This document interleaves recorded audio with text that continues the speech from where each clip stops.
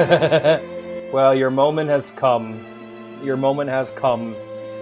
Hellman, welcome, my friend. How are you doing tonight, buddy? It's good to see you. That was a hell of a time we had on stream last night, wasn't it? 76 stream was great. I'm sad to say that that's going to be our last Fallout 76 stream for... oh no. For 2025. Next Thursday is Thanksgiving, meaning that I'm going to want to spend it with my girlfriend and my family. So instead, there won't be anything going on Thursday. Maybe a rerun. Maybe I'll throw up a rerun or something. I don't know. I tend not to do the reruns. You're alive. That's good to hear. But Friday, we're going to be doing the Brotherhood of Steel subathon, which I am very, very excited for. Played a bit of it, was actually kind of pleased by what I played. I'm kind of excited to play as the character I'm playing as, so it's going to be fun playing that kind of character. I hope Vea has a good time, you know, maybe she will, maybe she won't, but she doesn't know about the reputation she doesn't know about the reputation the Brotherhood of Steel has, and because I gave 76 a chance this year, I felt it was only fair to give the other worst Fallout game a chance. So... yeah, we'll be doing Fallout Brotherhood of Steel next week as a subathon, starting at 4 hours, going up to 24. But yes, today we're going to be working on more Fallout New Vegas, and for now, though, I'm going to light up a joint and have myself a cup of coffee. I just woke up, so maybe, just maybe, we'll actually get an 8-hour stream in tonight. Dies from No Tabletop Sim Gaming. Literally, hold on, I need to actually set up a meeting date for you and me. Because that's coming soon. Our... 1 minute.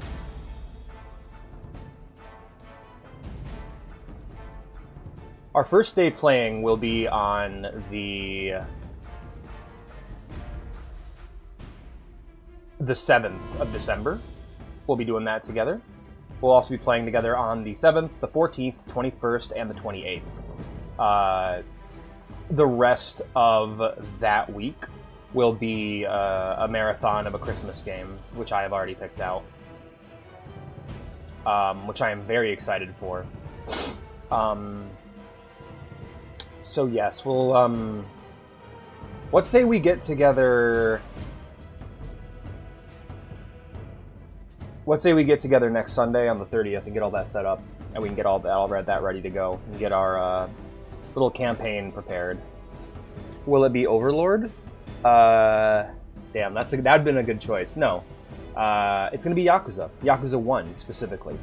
A game that I've been meaning to go back and replay for quite a few years now, and now I'm going to finally be getting around to it. That being said, Overlord, good fucking choice, and that is on the stream list, so do look forward to Overlord eventually. Overlord's cool. Sauron simulator, man.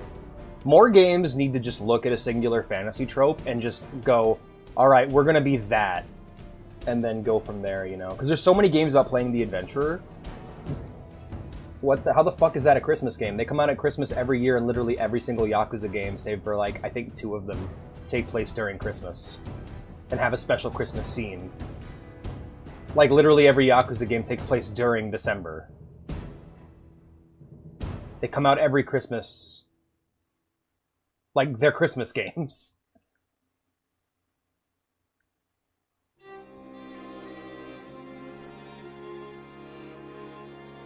Also, it's like, there are other games that are more Christmassy, but there aren't games of that caliber that are Christmassy.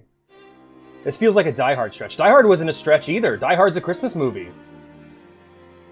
The entire thing is soaked with Christmas theming, be it music, be it the capitalistic motivations of the villains, and of many of the characters outside of John McClane himself. Who... It's funny, because if you look at, like, the heroes and villains of Die Hard, the heroes and villains have, like, the Christmas hero and villain motivation. John McClane is somebody who... he doesn't really believe in the spirit of the holidays, but he believes in what the holidays are supposed to be about. Time with family, loving one another, and that's his goal, to reconnect with his family and survive. Whereas the villains of Die Hard are all capitalists, be it his wife, be it his wife's friend they're working with, his ex-wife, all their co-workers. They're all very capitalistic and greedy. Even the main villains, they put on a front of some sort of greater cause.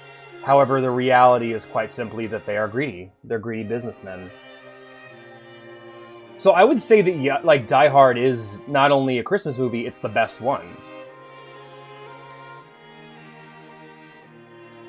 Because it manages to feel like one without a character ever like, shoving your face in it, you know? Yeah. It's really interesting to think of it that way. But Yakuza doesn't have as strong theming, it's just...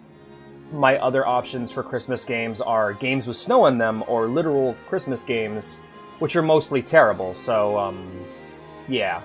And then there's, like, mods for games, so, like, I could play, like you said, Overlord, but that's just a single DLC, you know? As far as I know. But, yeah. Now, Home Alone's weak. Like, Home Alone's great by, like, Christmas movie standards, but, like, by movie standards, that movie's pretty weak. Its main theme is one that I wholly reject and hate. And it seems as though, by the standards of Home Alone 2, it is also a theme they wholly reject and hate. The main message of Home Alone is that you need to tolerate your shit family, even if they're shit. Fuck that. That's why I think Kevin's gonna grow up to be a psychopath, because that's how you create psychopaths. You force them to tolerate abuse. Now, he has a shitty, abusive family that deserves far worse than the robbers receive in that movie.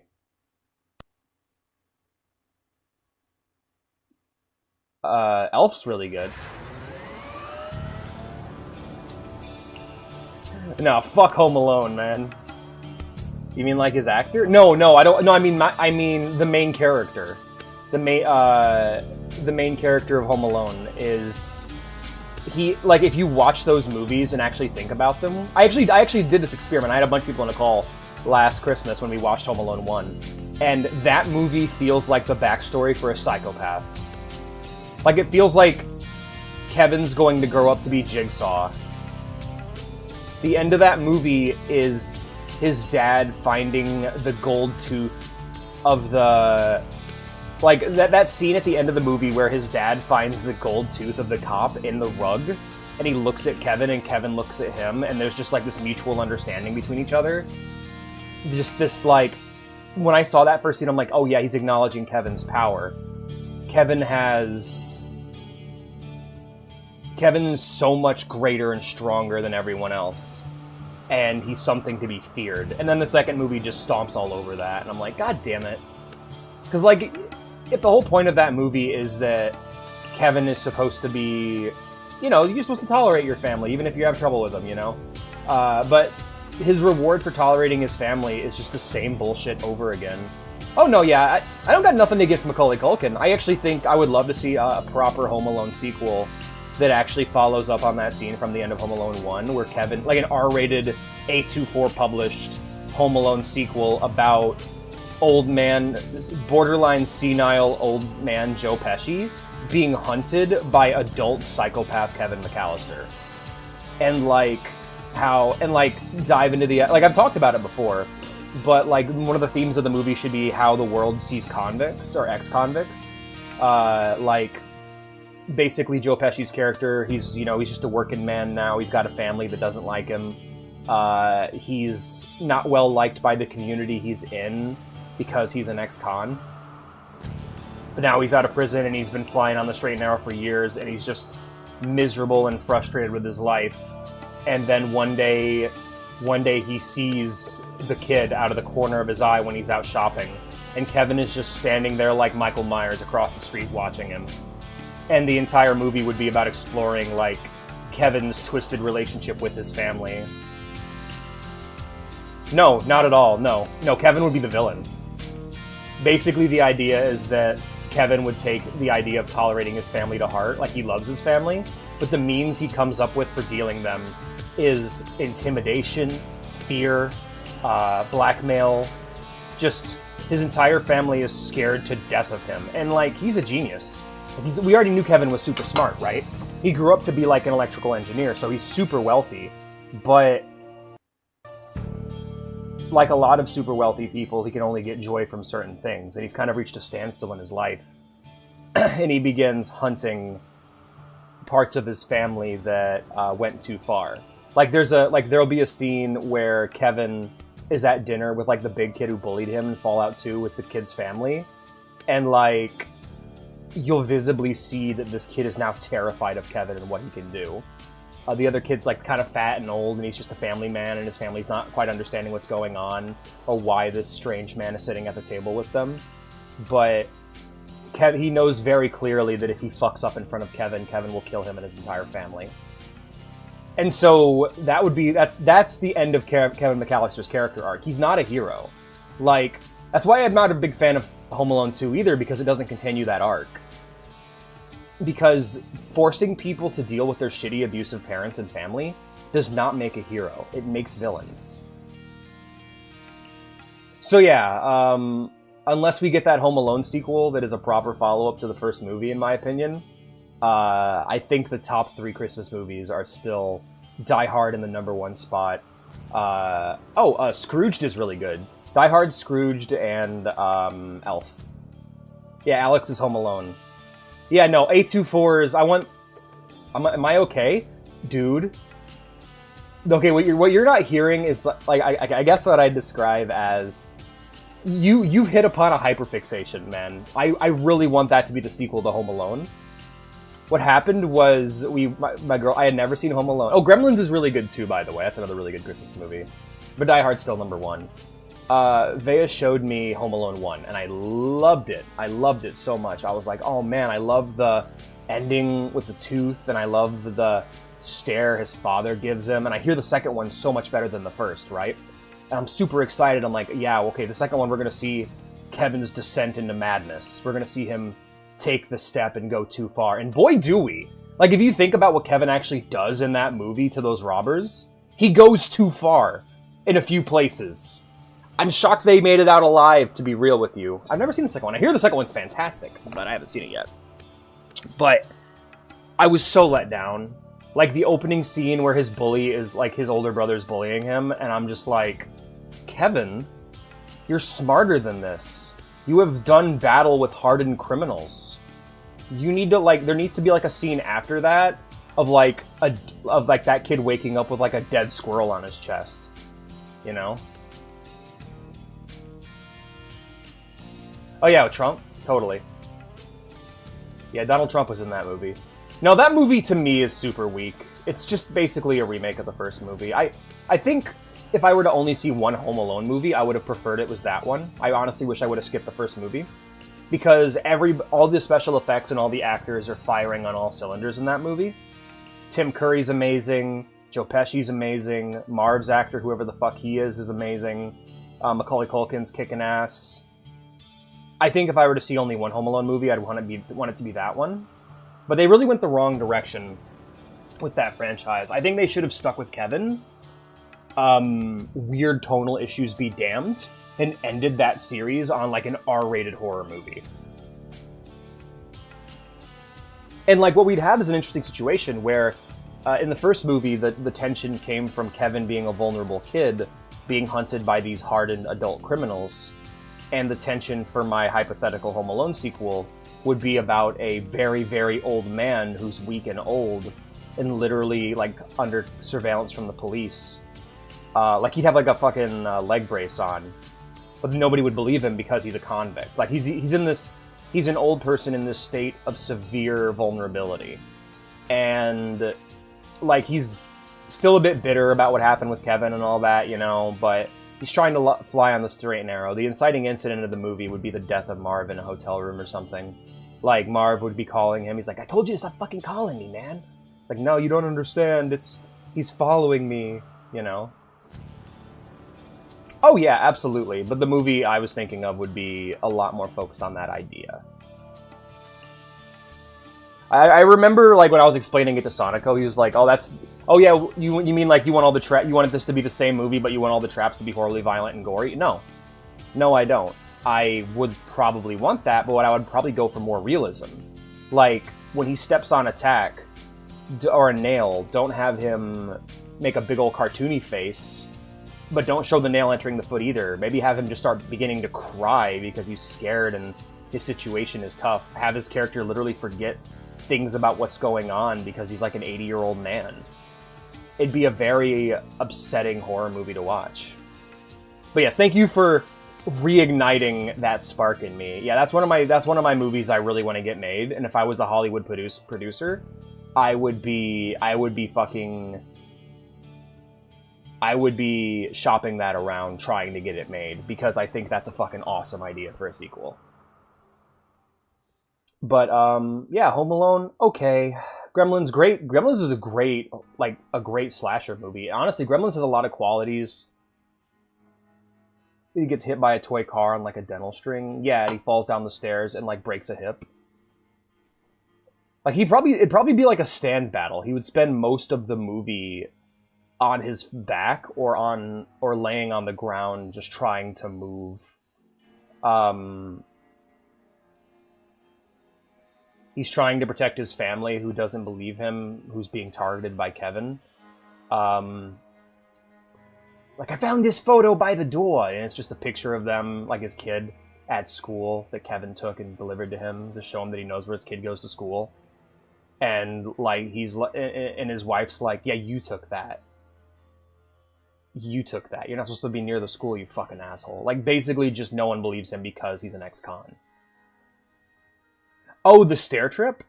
Yeah, that. Oh my god. That would kill him. That'd be death. Like, most of the traps in Home Alone 2 are fatal. Mm-hmm. Yeah, and Macaulay Culkin would really get to put out a great performance. Like, we'd see him around town being super charming. Like, he'd be Kevin, you know? But the idea of what that kid grows up to. Home Alone 2 is Joe Pesci reliving the first movie in a dream. I think it was in New York. Yeah. But yes, thank you for making me go over with a rant. Hey, it was a good rant. I think it was a good talk. No, the next Home Alone movie, if they ever make one, should be a genuine, like, R-rated slasher film starring Kevin. Basically Jigsaw, where he's like this hyper-skilled burglar who breaks into the house of these characters, and like maybe even have parts of Kevin's family like hear about the murder and know that it was Kevin who did it. And like try to reach out to Joe Pesci, and then he starts whacking his family one by one. And the end of the movie would, of course, be Joe Pesci's family going missing, and then he would show up at Kevin's house. And Kevin's, you know, he's an adult now. He's wealthy. He has a fucking mansion. And now he has to basically relive the worst day of his life as he breaks into this kid's house to try and kill him. But this time he's fighting for completely different reasons. He gets a call from his wife and kid, finds out they're okay, and that there was just like, oh yeah, there was some asshole kid put some nails in our tire. We got held up. We'll be home soon. And he just hangs up the phone because this isn't about his family anymore. This is about... Yeah, there'd be little traps. There'd be little traps throughout the house that are just there to fuck with him and not really hurt him. But now he's breaking into the house again. But yeah, during the call with his wife, he just hangs up on her, and she's like, "Oh, where are you right now?" It says the call says you're in, you know, the state at Kevin's house, and you know you're not supposed to leave the town, right? And then he just fucking hangs up on her, and it's just like, all right, the world has abandoned me. I am alone, but my family's safe. It's me and this little motherfucker. And the remainder of the movie would just be basically, for lack of a better word, a fucking stand battle between Joe Pesci and Kevin. Now, when I say stand battle, I don't mean literally a stand battle. I mean a battle of wits, a battle of the mind between a tired old man and a serial killer at his prime. In his prime. And that would be the end of the movie, is just the two of them facing off until finally one triumphs over the other. And the thing is, I don't know which would win. Like, I don't know what... Like, I would love to see Joe Pesci triumph. No. Yeah, no, not literally a stand battle. Because, like, to me, I'm taking this seriously. I'm thinking of this as an actual script I would submit. Is it? No. But it's one of those things where I talk about it openly, so I'm hoping that someone will take my idea and show it to Macaulay Culkin or whoever's in charge of Home Alone as a franchise now.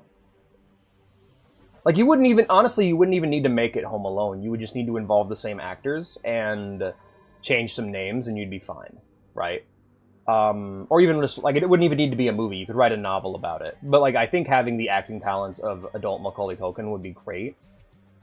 Like, the only actors you'd really need to bring back would be Joe Pesci and Macaulay Culkin. And maybe the actor who played Marv for a single line.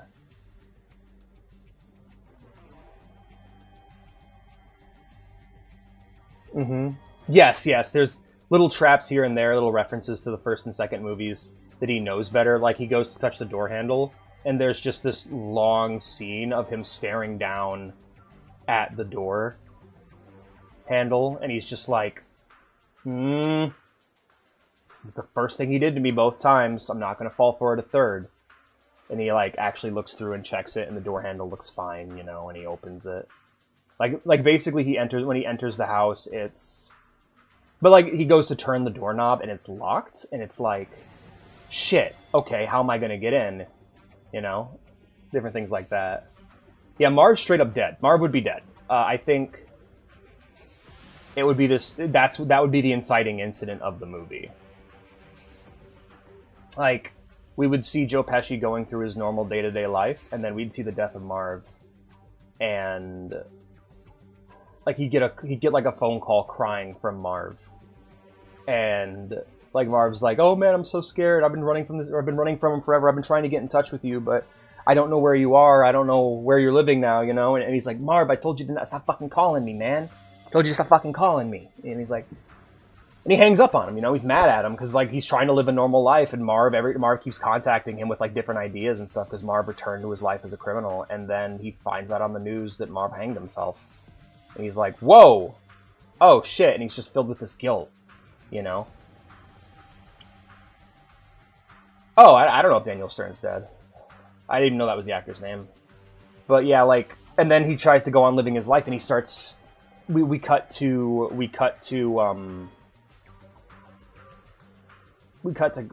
Kevin's life. We cut to the life of Kevin's family. People are, you know, it's Christmas dinner, they're all there. We see, but we see that the family's been kind of fractured. We don't see them all together. We see different households. Until finally we see the bully who picked on Kevin in the first movie. He hears a knock at the door. He looks through the peephole. And, you know, he's kind of like walking all swaggering, like, hey, football game's on the TV. We're having a good time. And then we just see him go pale and stand upright as we just see creepy-ass Macaulay Culkin standing there smiling at the peephole. And he's like, oh shit, I gotta compose myself. I gotta get my shit together. Because if I fuck up with this kid, he'll kill my entire family. Anyway, I'll be right back.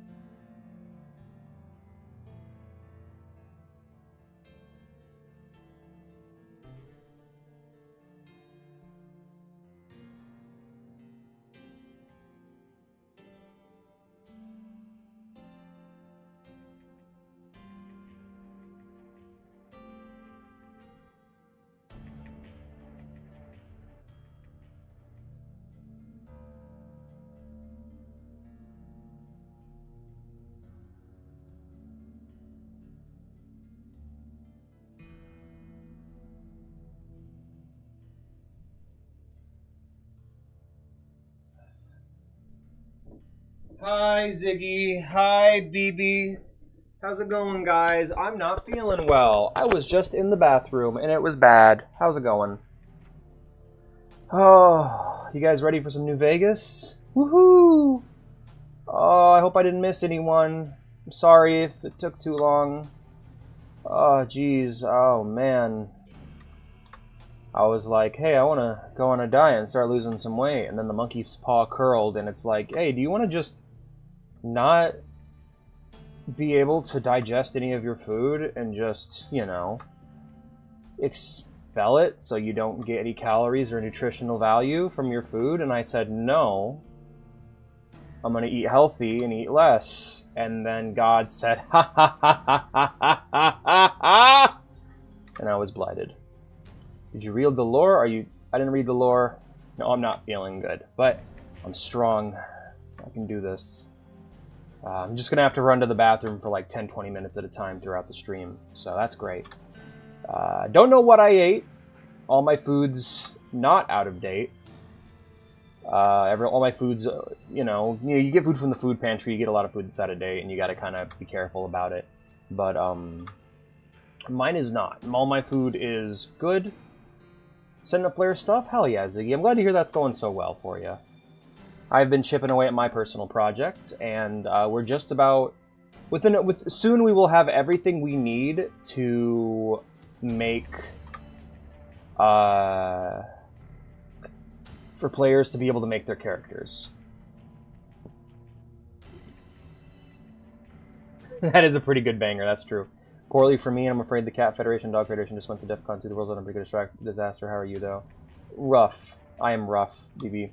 Also, BB, is this original lore you're writing, or are you framing world politics through the Cat and Dog Federation narrative? Because I'd hate to find out that the world's on the brink of nuclear war via your fanfiction. Could you imagine that's how you figure that out, just through someone's fanfic or a shitpost? You're just like, wait, what? What's happening?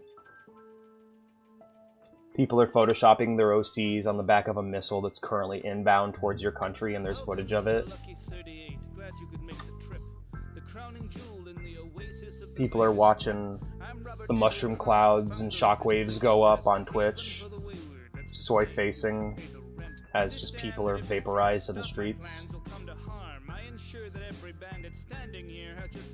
Man, I gotta say, I loved Fallout Month, but what Fallout Month has done it is now all the movies we have watched and all the Fallout lore I have explored has quadrupled my fear of nuclear annihilation, which, by the way, was one of my greatest fears to begin with. Ever since seeing Terminator 2 as a kid and seeing Sarah Connor reduced to a fucking skeleton clinging to a chain link fence.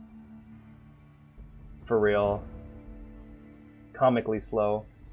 Did he show you what my trench werewolf? No, I don't think you did, but it's New Vegas time. I thought we'd start off this session differently than last. I actually want to talk to Veronica and Boone and see how they're doing. Just check in with them. Hey, Veronica. What's up? So, I had some questions I wanted to ask you. He was dead when I got there. No, not that. Tell me, what do you think of the NCR? I'm worried they'll be the death of the Brotherhood. They take what they want. We defend our interests to the death. Damn. But there's a handful of us and tens or hundreds of thousands of them. So it's not going to end well. Last time we clashed, we lost a lot of people. Retreated to our bunker. Now we're afraid to even move around during the day. So, the Brotherhood of Steel, you ever have that friend who's just like, I'm cutting all the toxic people out of my life, but they're the toxic asshole? So you just watch as they grow more and more lonely as time goes on. The Brotherhood of Steel, like the original Brotherhood of Steel from California, is that. They're basically going, we have a code, we follow it to the letter. Anyone who disagrees, there's the fucking door. And most everyone has left. Or they were cast out.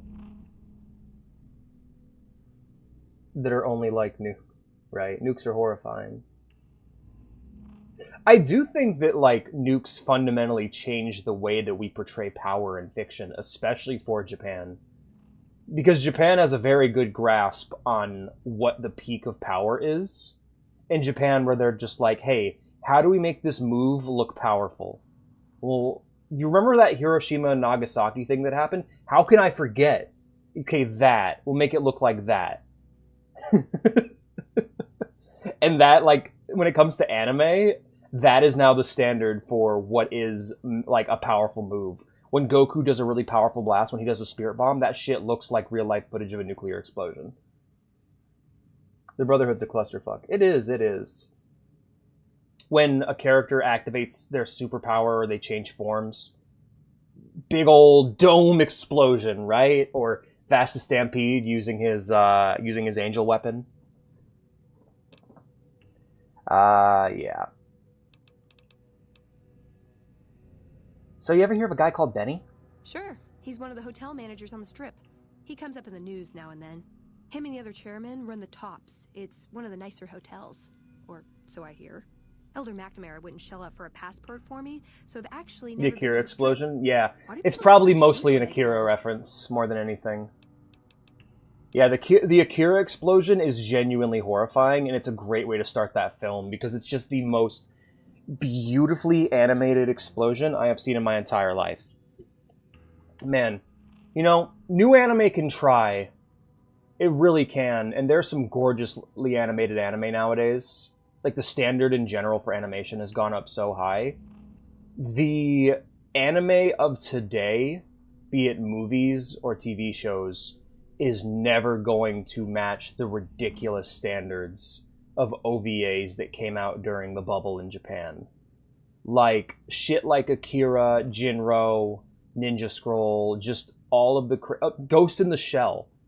Back before they had CG, showing animation of cyborgs being ripped apart, where literally every component is animated by hand on cells rather than with CG. Like, I love anime, don't get me wrong. Like, when I heard there was an Akira... Like, when I don't know if it's come out yet, but when I heard that it was announced as there was going to be a full Akira anime that covers the entire manga, I'm just like, that's gonna look like shit. It was gruesome, right? Hey, Blue, good to see you. Oh, God, yeah, if you want to see the difference, compare the Stardust Crusaders OVA fight with Dio to the... Okay, compare the Satoshi Kon Dio fight to the Stardust Crusaders Dio fight. And just, that fight is like, oh, wow, Dio looks so much better in the new one, but he moves so much worse. Everything's so stiff looking. And, like, the old fight was just this gorgeously animated, dead, silent fight. Also, Blue, it's great to see you. I need to talk to you about some Fallout stuff, so don't let me forget. Can you tell me when... I need you to get me a date for when your Discord's going to be back, by the way. Can you send that to me on Blue Sky? If you know it, that is. Alright, I gotta focus up. Tell me about the Brotherhood of Steel. It pays like ass, but it's hard to get other work with my skill set. Quite What literally. do you want to know? Jesus Christ. So this is what made New Vegas so expensive, is that the wiki is in the game. You just gotta talk to people. So what's their purpose? Good question. These days, it's hard to say. Once upon a time, it was about technology, controlling it so it couldn't destroy us again. Energy weapons and power armor are usually tops on our list, although I appreciate anything that's vintage. Hey, vintage. But that all seems so limited now. We haven't grown or adapted, and now we're stuck in a hole, not carrying out our mission. Feel that. How'd you get to be a member? More sexual favors than I can even count. I love Veronica. I am still tired from it. No, actually, you're born into it. My parents, their parents, so on. When you're young, you can choose to leave, but it's home, so most people don't. We don't take on new members, really. You can do the math on our long-term prospects based on that point. I keep hoping we'll change that. What do you do for them? I'm a procurement specialist. Like I said, it's basically grocery shopping, Boop. except sometimes the groceries are scavenged parts and arcane technology. Uh-huh. The elder who brought us to the Mojave, Father Elijah, usually had me looking for these old memory units, but he'd never tell me what they were for. Nowadays, I'm usually sent to do business with traders at places like the 188, but sometimes I think it's just to keep me out of everyone's Alright, hair. I got you. Damn, okay. Oh, I mean, anime in general, the animation's amazing. Like, I think we have really gone up in quality, especially because, like, we don't, like, filler is not that much of an issue anymore. Like, most anime that comes out, either the filler is so high quality that you can't tell, or it's something that doesn't even bother getting adapted. They don't even bother with it now. Especially with how it releases, you know. Like, it's easy to not have any filler for Attack on Titan when you just wait until there's more Attack on Titan to put out. Do you like being a member? I know sometimes I sound like I don't. I know, but oh god, I feel that, Hellman. Still rings true to me about our code. I've never had one, but I'm terrified of the day that I will. We're protecting inevitably. People, even if it's from themselves. It's a good cause. We just lose sight of the big picture sometimes. Treat all our practices with the same sacredness. So what's the Codex? The Codex of Infinite Wisdom? If it's in there, we have to abide it. If it's not, yeah, it's yeah. not important. Some people have, like, some people were so traumatized by Bleach and Naruto that they still have that mindset to this day and will automatically cut out all filler of anime they watch. Like, I saw people go, like, when Trigun Stampede got announced, they're just like, well, the original show was 75% filler anyway, so this one's gonna be better no matter what. And it's like, Trigun's filler makes that show. Like, Trigun is so superior to its manga version because of its filler. Ooh, Hellman, go take some time to calm down and get cozy, my friend. Go try and rest. I wish I had more to tell you when it comes to panic attacks, but I don't really know. You've been watching some Fallout lore? Hell yeah! What have you been watching it on? I always recommend The Storyteller on Shoddycast. That's my recommended Fallout lore series. I can't really think of anyone else. I honestly dislike a lot of the big ones, but as long as you're enjoying what you're watching and it's making you excited, I suppose it's fine. Also, we've decided that we're probably going to use Roll20 for VoIP. If that doesn't work, we're going to fall back on Zoom, and people who don't like Zoom are just going to have to get the fuck over it, because I don't know what their problem is. I've literally never had a problem with Zoom at all, so we'll see how it goes. Does the Brotherhood protect people from raiders or other threats? So does the Brotherhood protect people from raiders or other threats? No. We only protect people from themselves, and only in the sense that we don't let them have the really good pre-war toys. Damn. And sometimes it's more like we protect ourselves. Oh shit! Link that to me. Outlive them and become I have not seen that yet. Heirs. We've had people go rogue though and start helping people. One chapter had a small civil war over it. We take our isolationism seriously. There's quite a few anime I've seen that will extend fight scenes. Like Bleach does that in their anime, and I think that's what makes a lot of them superior.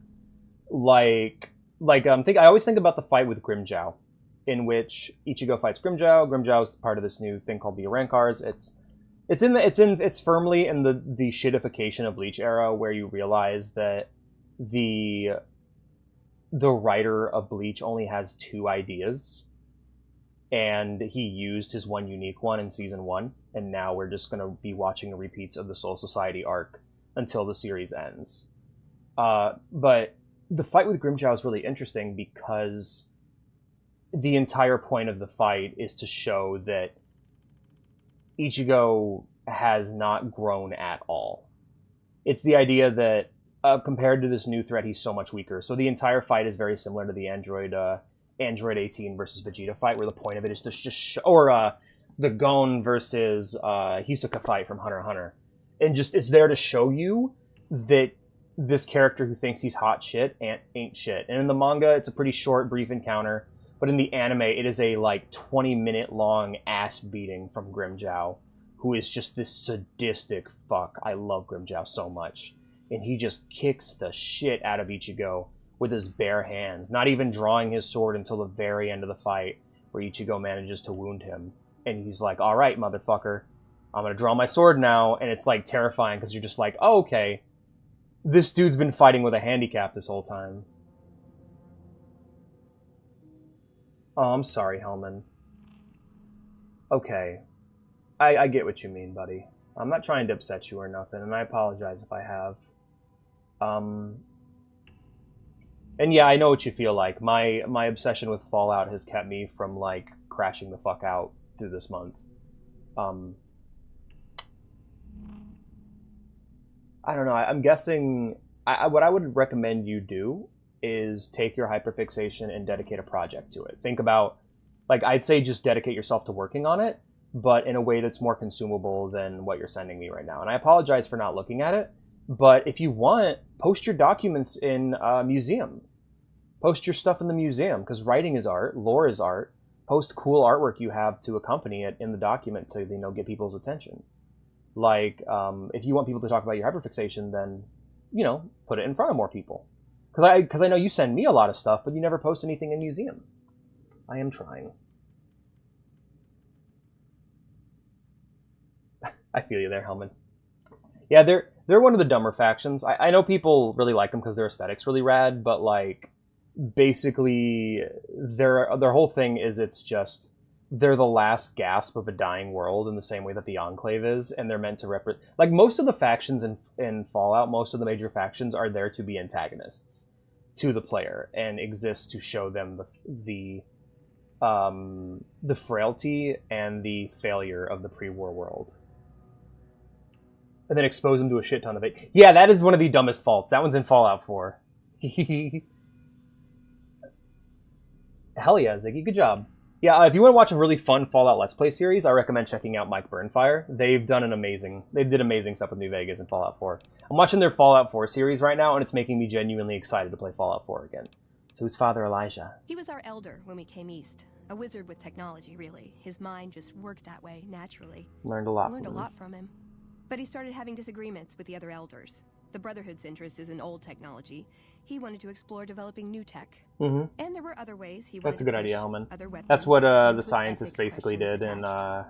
Rather than deal with him, they sent him the east. Fallout show.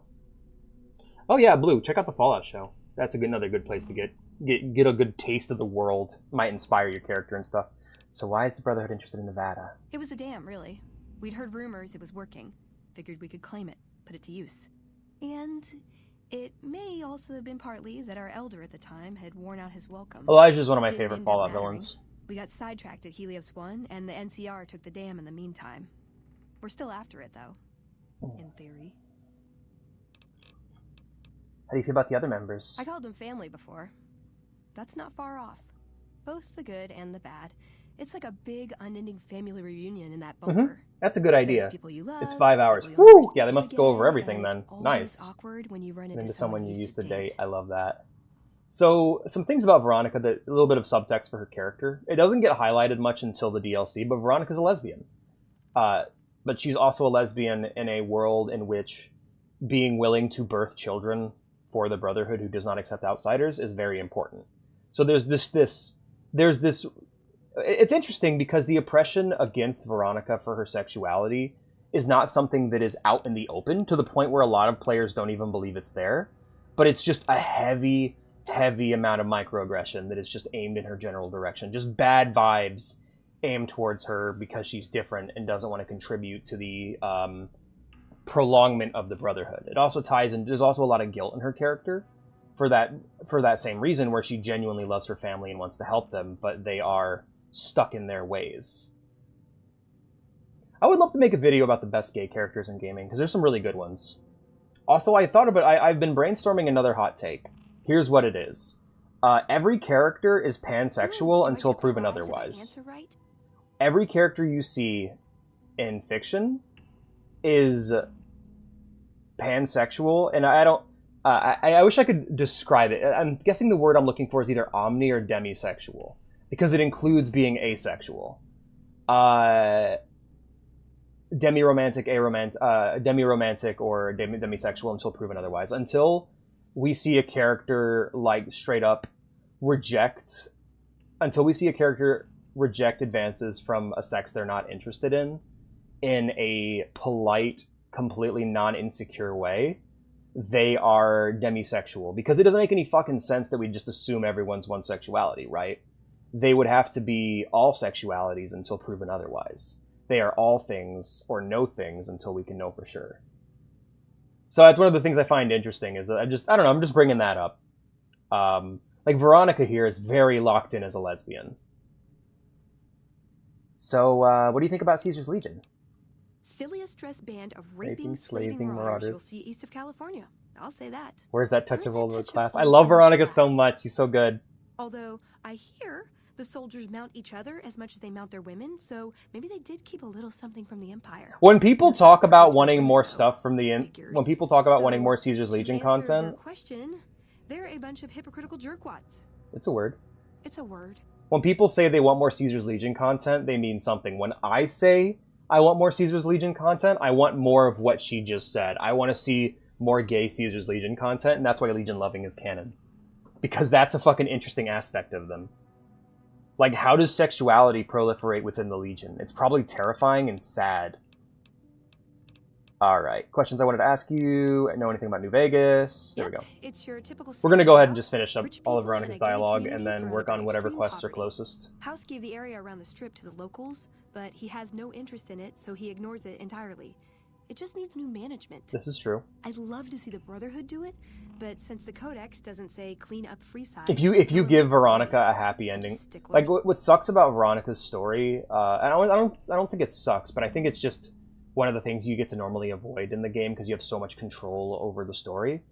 Veronica's endings are universally sad. But yeah, any more questions? Nope. Never mind. Questions I wanted to ask. I was young and I needed the money. All right. Tell me about yourself. I like long walks in the desert and candlelit metal workshops. Real. So how can I best use your skills, Veronica? I like punching things, but sometimes shooting things just has to do. So one of the other interesting things about Veronica is that you can't romance her. Even if you're a woman, you can't romance Veronica because she still has feelings for her girlfriend, which I think doesn't upset people in the way that Serana's non-romance in Skyrim upsets people, because you meet Veronica's girlfriend and she is the fucking coolest. She's one of the best characters in the game. She's such a bad bitch. I love her so much. I would commit real crimes for her. Like, I don't know, you think about like the kind of games people are playing to see badass lesbians or badass like sapphic relationships. You wouldn't normally recommend the fucking grimdark post-apocalyptic shooter RPG, but for real, like New Vegas has some of the best fucking gay characters I've ever seen. They're amazing. Became Emperor. That's great. I love that. That's a great idea, Hellman. I love that. She is awesome. Quan Chi? Yo, nice. Anything else? Yeah. I've been taking things apart and putting them back together since before I said my first word. You want to build something? Talk to me, and we can do it right there on the spot. Workbenches are for novices. Who knows? I might even be able to show you a Brotherhood trick or two. One of the genuine endgame goals for an unarmed character is to get Veronica a nice dress that she likes, because she'll teach you the fucking scribe counter, and it's one of the best hand-to-hand moves you can learn in the whole game. God, New Vegas is so fucking awesome, you guys. I love it. All right, and tell me about yourself. What are your goals? I want a dress. A dress? Yeah, a good one. Something elegant. There's a and very classy, specific you know? dress she wants. But still stylish. Something that's eye-catching and sexy, but also says, "Don't fuck with me." I keep Make me hoping feel I'll pretty, come I make you across kill some man old better, world designer yes. down when I'm scavenging, but it never happens. Maybe I should move back to California. Perhaps. Tell me something else about you. Can I make it up? Who was this Father Elijah to you? I would say he was my tutor, but that doesn't cover it.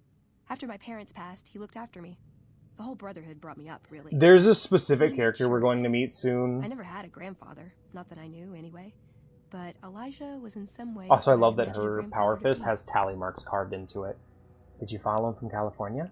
It was by his request, actually. He cleared it with the other elders. Somehow.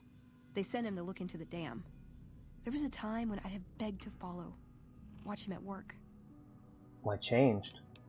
He did. For years, he fought with the council. Taught me to question our direction. Meanwhile, he'd become more out of touch than all of them. On our way east, he demanded we stop at Helios 1 to examine it. While we were there, we received word that the NCR had taken the dam. He was furious.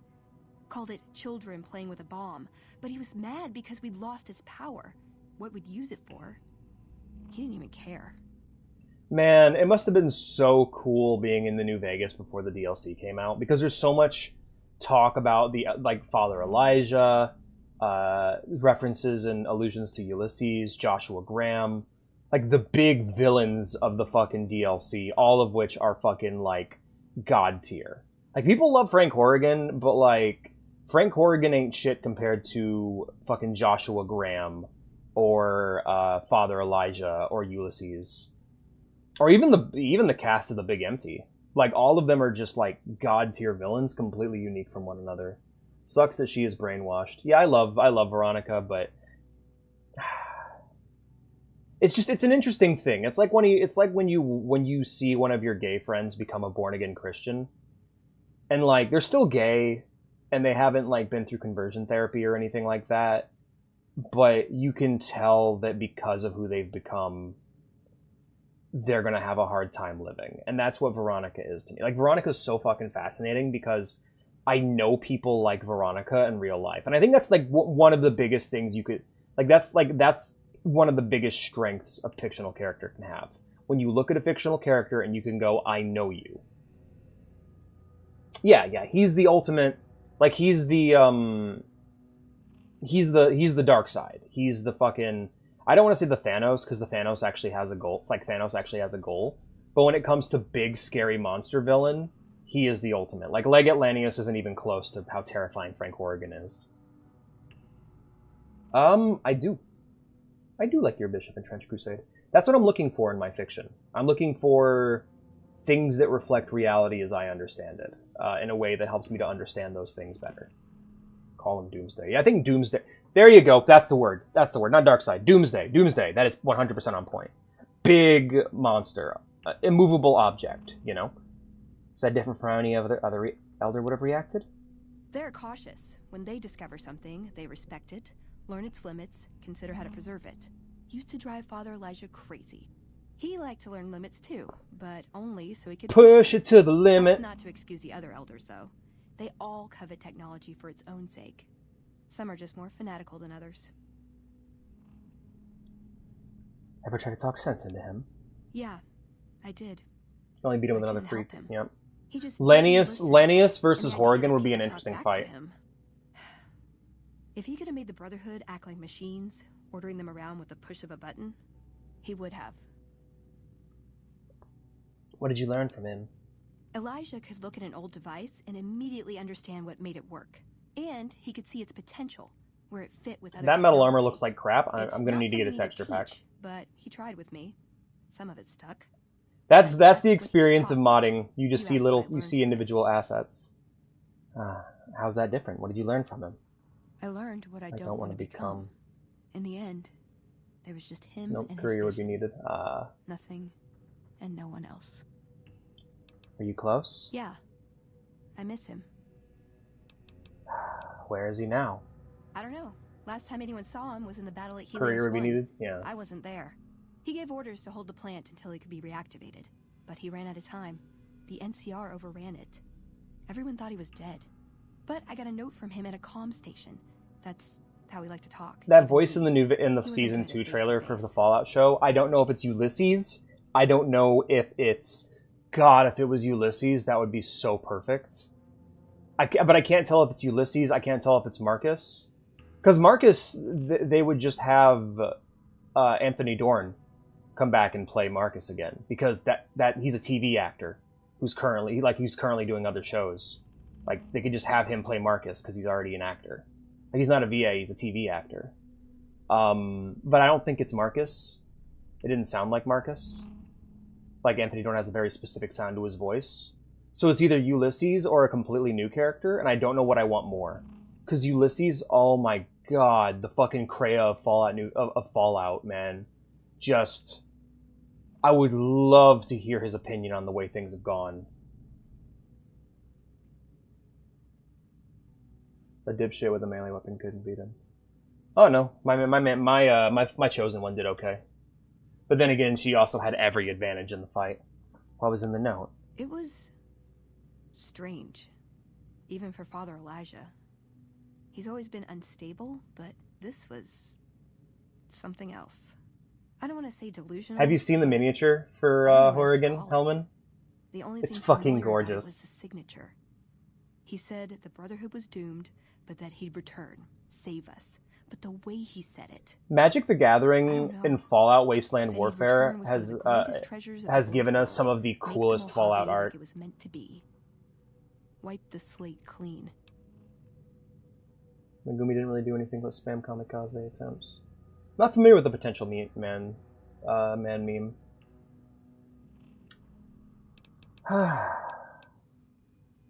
You have any other family in the Brotherhood? Just my parents, but they haven't been around for a long time. Dad was a paladin, Mom was a scribe. They died in the same battle, trying to hold off the NCR from... something. I don't remember what it was. Guess it seemed important at the time. I guess it died so fast I didn't even notice. Ever been in love? Ever been nosy? I was, once. We were pretty young, but I like to think it was love. You're damn right it was.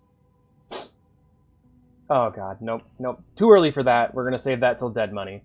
Me getting weirdly emotional over Veronica and her girlfriend. Fucking just... Whoo! Doomed lesbians, man. I'm weak to it. I am weak to doomed lesbians. Some members think that Like, obligates all if of there us. was a religion built can around guess doomed which camp lesbians, your I parents would be a belong man to. of faith. You didn't go with her. No. Couldn't bring myself to leave everyone else behind. Couldn't convince her to stay, either. I'd hoped love would be enough to influence her decision, but it wasn't. We were both too stubborn. I don't know where she is now, but I'm sure she's moved on. I still think about her, though. Once in a while. I think about her all the time. I would genuinely genocide half the fucking wasteland to get you two back together. That's how much I care. Alright, well now I gotta look up this meme you guys are talking about. Potential man meme. Whenever I see JJK, I see it as,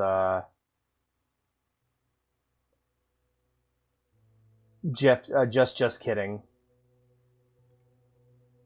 Meet Potential Man is an exploitable meme. Typically shows a character from television show or comic whose creators themselves perceive as an underachieving or overhyped by their fan bases. Common phrases and these memes include if and whens, but never is. Give me liberty, give me fire, give me X and I retire. Oh, Toshido Hitsugaya, Panakoto Fugo, and Rock Lee. Yeah, those are good picks. He's fighting above his pay grade. His opponents are too strong. He's too nice. He's just inexperienced. His Bankai will be unbeatable when it's completed. Okay, no, I legit get this. This is fucking...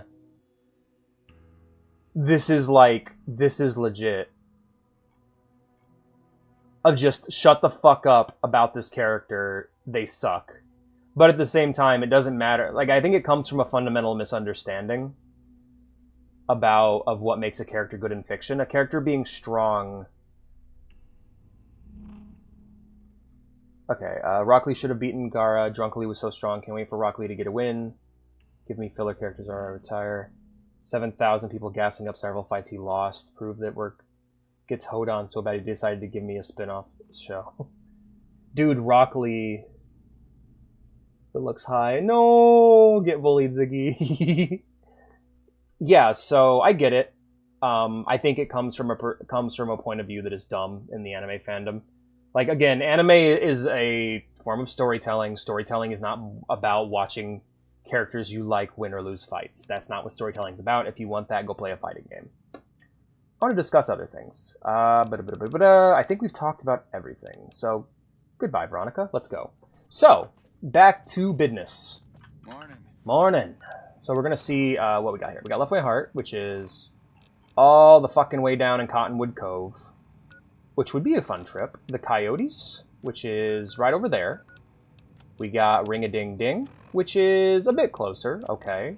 Cold Cold Heart, way the fuck over there, and I'm probably not even going to do that one. Heartache by the Number. That's for the Crimson Caravan, which is right up there. Okay, I'm either thinking this or Ring-a-Ding-Ding. I think I might do Heartache by the Number. Because I did name the stream Crazy Caravan, so let's go do some Crazy Caravan quests. There wasn't anything left to slander. Yeah. No, I really hate. I always gotta show. I always gotta show that fucking Stan Lee clip whenever people are. Okay, I have an alcohol withdrawal and my character's ah-gowing about it. Right. Let me get something to drink real quick. I may not have anything to drink, actually. Yeah. But I always think about that Stan Lee clip where he just goes, hey, who would win in a fight between X and Y? The answer, whoever the writer says. Because that's how it works. Because these people aren't real, and you shouldn't care so much about who wins or who loses in a fight. You should care more about the message of the story itself. If you are just here to watch people win fights, you're consuming art for the wrong reasons. I'm sorry. Like, if in real life there's no right... Like, if you want to see a world in which there's, like, people win or people lose based on how strong they are, go watch boxing. Go watch MMA. And watch as your soul leaves your body and pieces of shit win every time. You know? That's one of the things that bummed me out about MMA, was how much of these guys were just jock douchebags and weren't even, like, cool fighter guys. Like, I had grown up watching Dragon Ball and Bruce Lee movies, learning that real-life martial artists, the best real-life martial artists, are not humble and they're not cool. They're fucking pricks. And to be honest, so is Bruce Lee, apparently. Which is a bummer.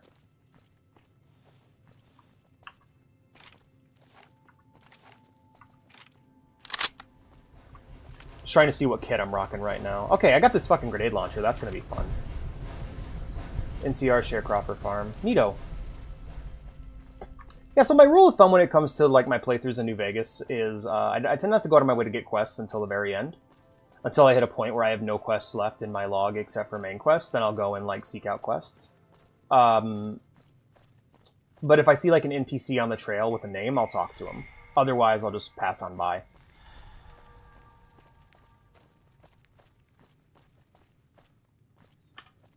Yeah, this is Becky. Becky's doing well. Becky, I'm thinking of swapping out Becky's helmet for just a pair of glasses. Like, glasses and a beret might be the way to go.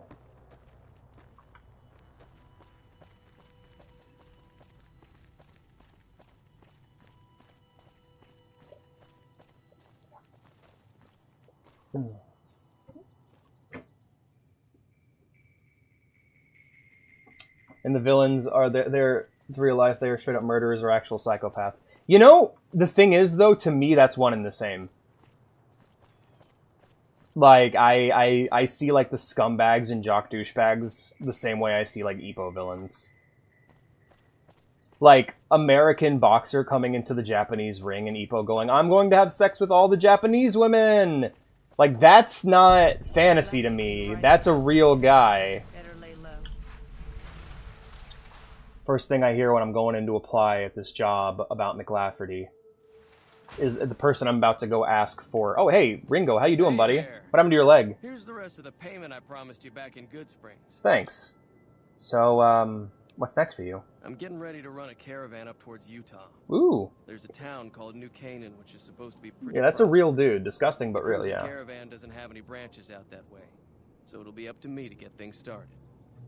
There's a really great line in a book I love called American Born Chinese. And there's this kid playing at the laundromat, and he's playing with his robot toy. And the old lady who runs the laundromat asks the kid, hey there, kid, what do you want to be when you grow up? And he goes, oh, I want to be a giant robot and go on and, fight crime.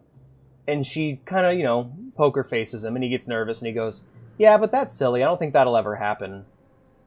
And she goes, you can be anything you want to be when you grow up, as long as you're willing to sell your soul. And then she keeps working. And he's just left with that. And I think that is one of the most honest things I have ever read in a book. And that is why athletes tend to be scumbags. Because, yeah, you can be the best soccer player in the world. You can be the best soccer player in the world as long as you're willing to push your body mind and soul to the point where you deprive yourself of so much joy and happiness and basic human decency of life that the only way to fill that hole in your heart is by having a terrifying statue made of yourself and of raping American women. Yeah, you can be the best basketball player in the world, but only if you're willing to burn your soul until you become Michael Jordan, who literally is a real-life anime villain, who is just completely dead inside when he's not winning at something, you know? Athletes tend to be fucking terrible people because when you completely shave yourself down to one aspect of yourself, you become a monster. When you take the complicated human being that you are and reduce... Basically, when you dump all of your skill points into one stat and let the rest of your body just... let the rest of your being just rot, you become a monster. I do not currently, Hellman. Thank you for asking. I'll, run some ideas by me and I'll let you know what I think. That'd be a fun goal, Blue.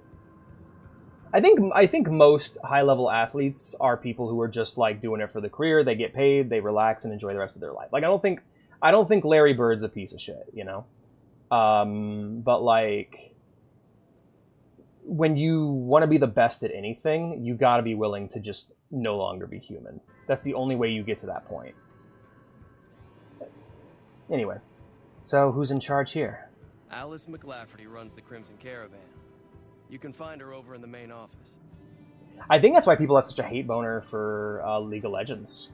Because League of Legends is a game that that game was built as a pipeline to get people into esports, and so many people got suckered by that they literally played that game every day, destroyed friendships, and burnt their souls away until there was literally nothing left. Hey, Blake. If you're looking to buy or sell, you've come to the right man. The Crimson Caravan Company has the widest selection in the wasteland. Sometimes being the best takes ego. Yes, of course. But that's literally all you're building. You build up... You're basically building up one part of yourself at the cost of everything else. And when you decide to do that, it's only a matter of sticking with it and hoping to God that whatever it is that makes a person the best, that you have that and other people don't. What do you have for sale? Can do. For me, that's not worth it, and that's why I never pushed any further than what I am now. That's why I thought better to make peace with the world, with myself, and try to change the world for the better that I live in, rather than destroying myself over something that I won't care about when I get old. Yeah, I need to stop spending money. Can you answer some questions for me, Blake? Maybe. What do you want to know? Where does the Crimson Caravan get its merchandise? Trade routes, my friend. Trade routes. Mm-hmm. Just about every major town in the wasteland has a Crimson Caravan branch in it. Yeah. I think it's a thing I apply to video games too. The joy of competing is not winning or raising. Basically, the goal of competition or games of any kind is to push yourself as far as you can without damaging yourself. Like, healthy competition in an online game is playing until you're matched up with people at your skill level, and playing until you win sometimes and you lose sometimes, but every win makes you happy, and every loss helps you learn something. Same thing goes for, like, single player games. You know, you overcome a challenge, you feel good about yourself, you know from your experiences that you're able to accomplish more, and it helps build up your person and make you feel better about yourself. I think that's why people enjoy single player games that are really difficult, because it doesn't bring in comparison or anything. And then you get the people who get broken by it and go, yeah, well, I can beat Dark Souls with a Guitar Hero controller. And it's like, all right, well, you got a problem that's completely outside of the game, and I wish you luck on solving that, my friend, because sure you can. I have no interest in playing the game that way. Do your caravans ever have trouble from bandits? Out here, we usually split our caravans into smaller bands. That way, we don't lose everything if they get hit. It's not very efficient, though. But don't bet yourself on competition. Once things get civilized. Don't sell your soul, ever. So where are you from, Blake? A little place in the NCR called Oak Creek. Used to be a farming town until it got taken over by Yeah, ranchers. yeah, you're like... I didn't want to herd Brahmin for a living, so I signed on with the Crimson I Caravan. remember losing basketball games in high school, in elementary school. I was in basketball in 5th grade, and the reason I quit is I didn't like how my team behaved when they lost.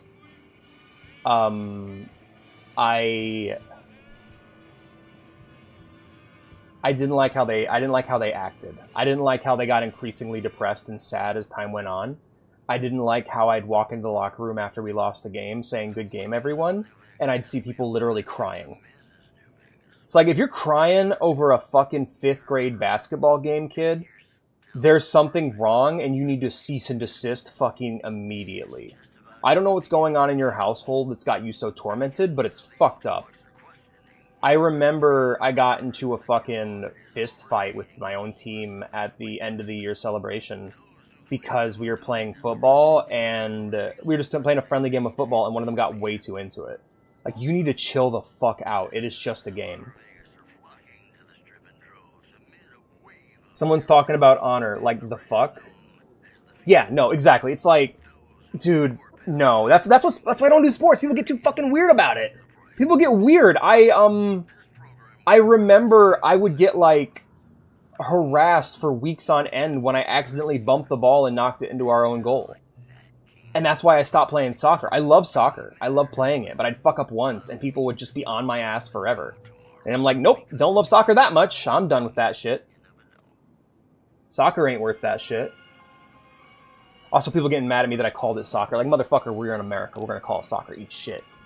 That's all. Let's talk about something else. Sorry, you got me thinking about competition and shit. I'm getting heated. But yeah, no, I don't like the way competition made people behave. It was, like, creepy. Creepy shit. Don't like it. Yeah. Hello.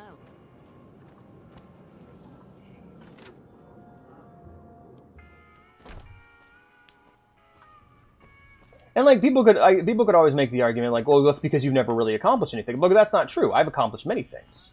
I have watched, played, done many things that people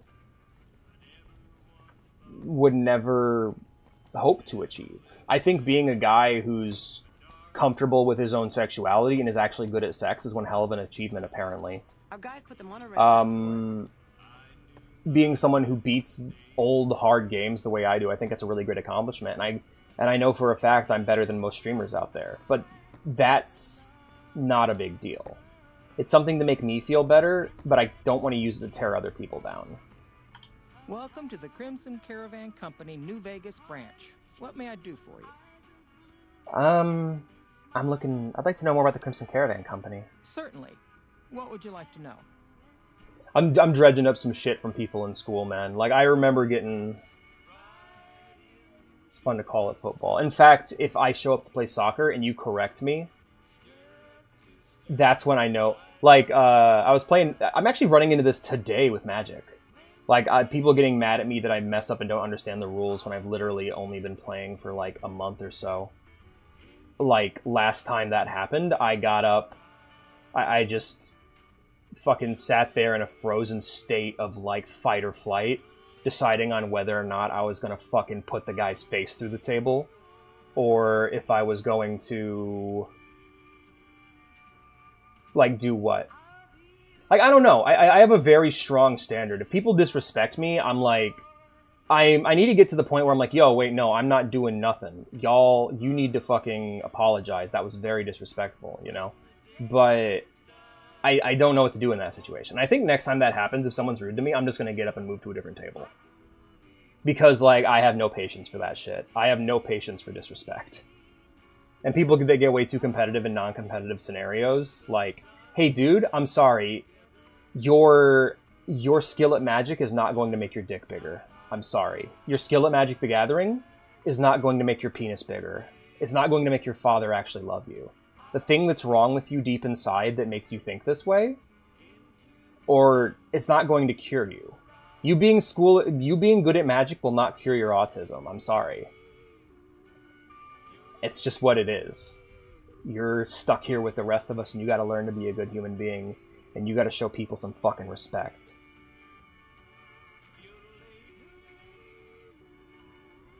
fucking venting over this shit. Yeah, no, that guy fucking pissed me off, man. I hope I don't run into him again. I don't even remember his face or his name.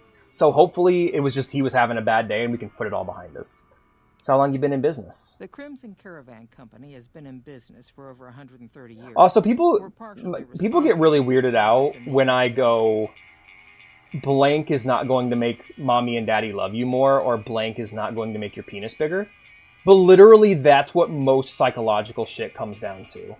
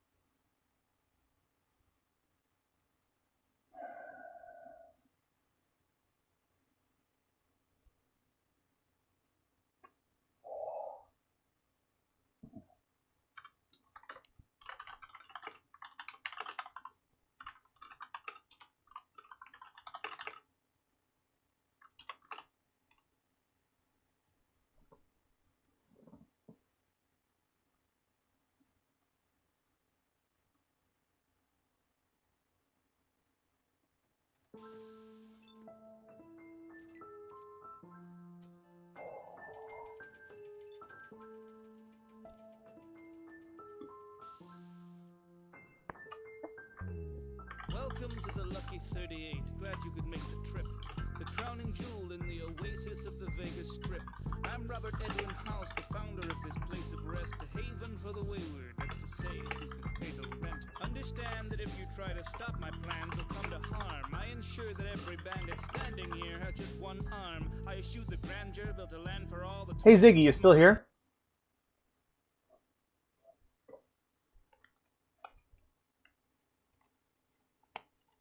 I'm just gonna put some things out here. Stream's over, by the way. I just had a... Yeah, that was a hit to my fucking soul. And I'm not fucking pleased with it. Here's what's up. If you don't like me discussing a topic, voice your discomfort. You fucking coward.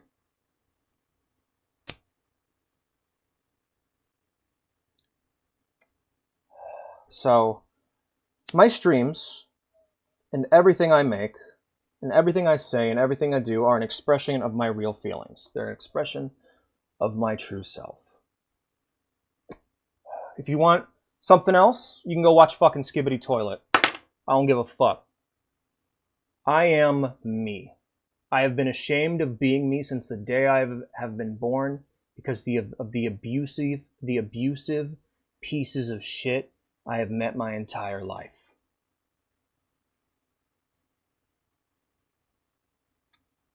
And I am fucking sick of people telling me to shut up. I am fucking sick of people telling me not to be me. I've been abused. I have been mistreated. I have been hurt since the day I have been fucking born. And I don't got a fucking sign on me that says kick me. I'm not calling myself trans. I'm not here announcing that I'm bisexual. I'm not out here announcing that I'm part of a minority or announcing my mental health. So people just hurt me for no reason. People have been coming at me my entire fucking life. This constant fucking complaining, as you call it, is the bearing of my soul, you disrespective sack of shit. So yeah, you can head out and you can get the fuck out of my Discord, you can get the fuck out of my chat, and you can get the fuck out of my life.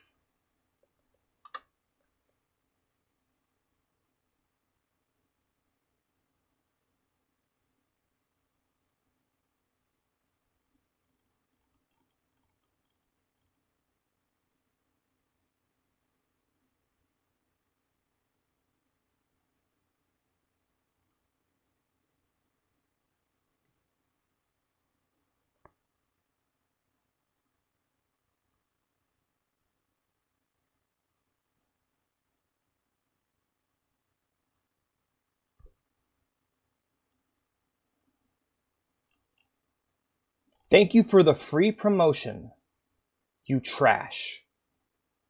Thank you for the art. Anything you've sent me is mine now. And believe me, if you were here in person, I would take a lot more from you.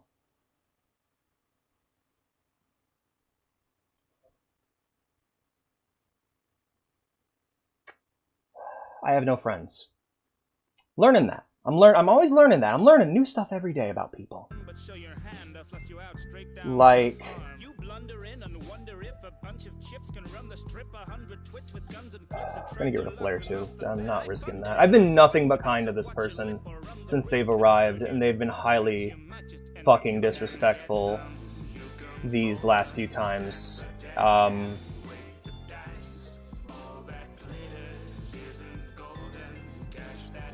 Oh, you can just look for yourself. Calm down. Another thing I've been hearing since I was a little kid.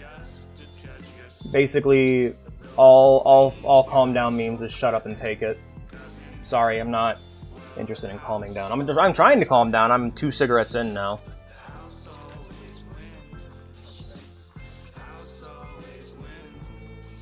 And by the way, if what I'm saying upsets you or scares you, look deep inside yourself and ask yourself if you're loyal. And if you're not, then you should probably leave, because if you're disloyal towards me, if you hate me for any reason, if you want to hurt me. Basically, Ziggy said something extremely disrespectful. Accused me of complaining when I was voicing and venting.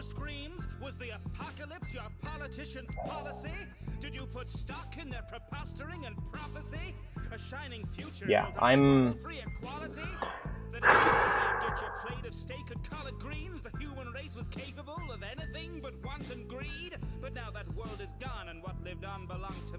I'm turning this. This is a tonal whiplash. I'm changing songs.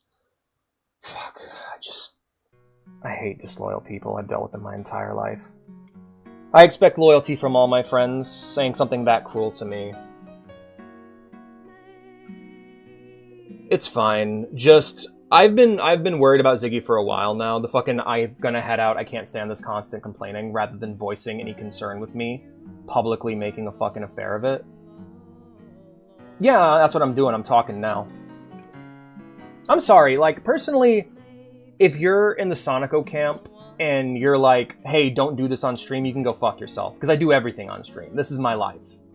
This is the way I interact with my friends. The only way I feel safe doing it.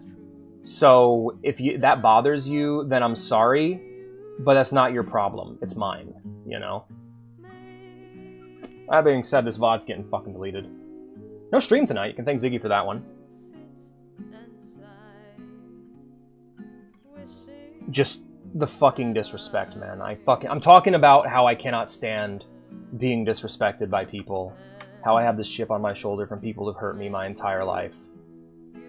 And fucking complaining. Jesus Christ. Like, you wouldn't go into the fucking vent channel and accuse them of complaining. Well, why you bitching? You know? Fuck them.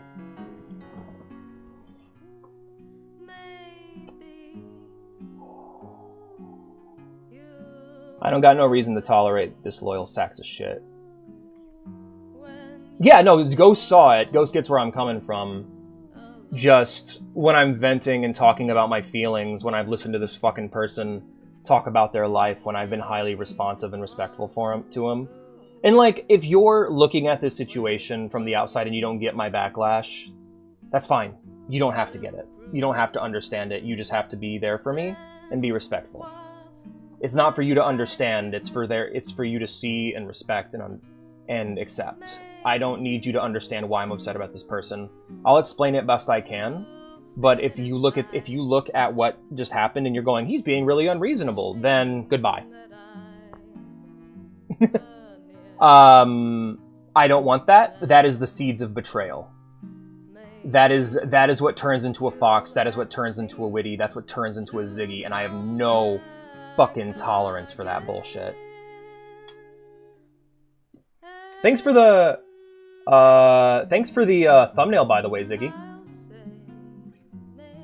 Yeah, any art that, like, that's the other thing too, is it's just like, I'm taking my pound of flesh, I'm taking my payment. That shit's mine now. I don't give a fuck. I will literally go and remove their credits. And it's like, that's mean. And I'm like, is that more or less mean than me punching them in the fucking face and feeding them their teeth? Because that's what I would do if they were here in person. I would beat their fucking ass for saying something like that. But so, if you really think about it, I'm being quite reasonable.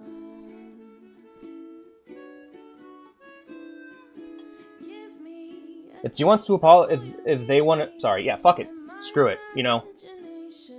Trans rights are human rights, but my enemies are not human. If she wants to apologize, she can do it through one of you. Or someone else, I don't give a fuck. But they're never coming back into the community, they're never coming back into the server.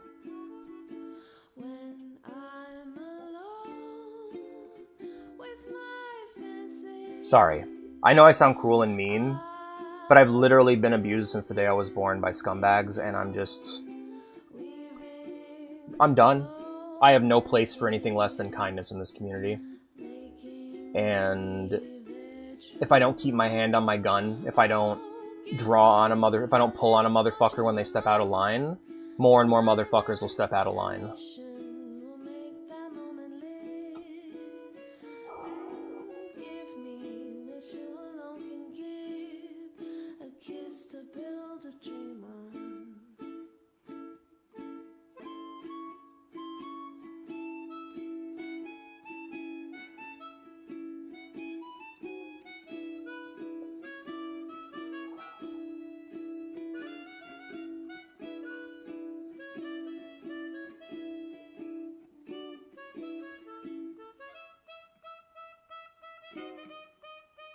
Because I've tried. You know, I've tried to adapt to everybody. I've tried to make people comfortable. Oh, I plan on having dinner with the girlfriend. The highlight of the Thanksgiving dinner is going to be Cornish hens, which are small little chickens. One per person, so one for each of us. They're delicious, and they're cheap, and they're yummy. And they take up a lot less room and are a lot easier to cook than a turkey. We're gonna have the other Thanksgiving fixings, so stuffing, mashed potatoes and gravy. You should try it, it's really good. The dessert is going to be special tarts made from the Adventure Time cookbook I bought Vea for her birthday last year.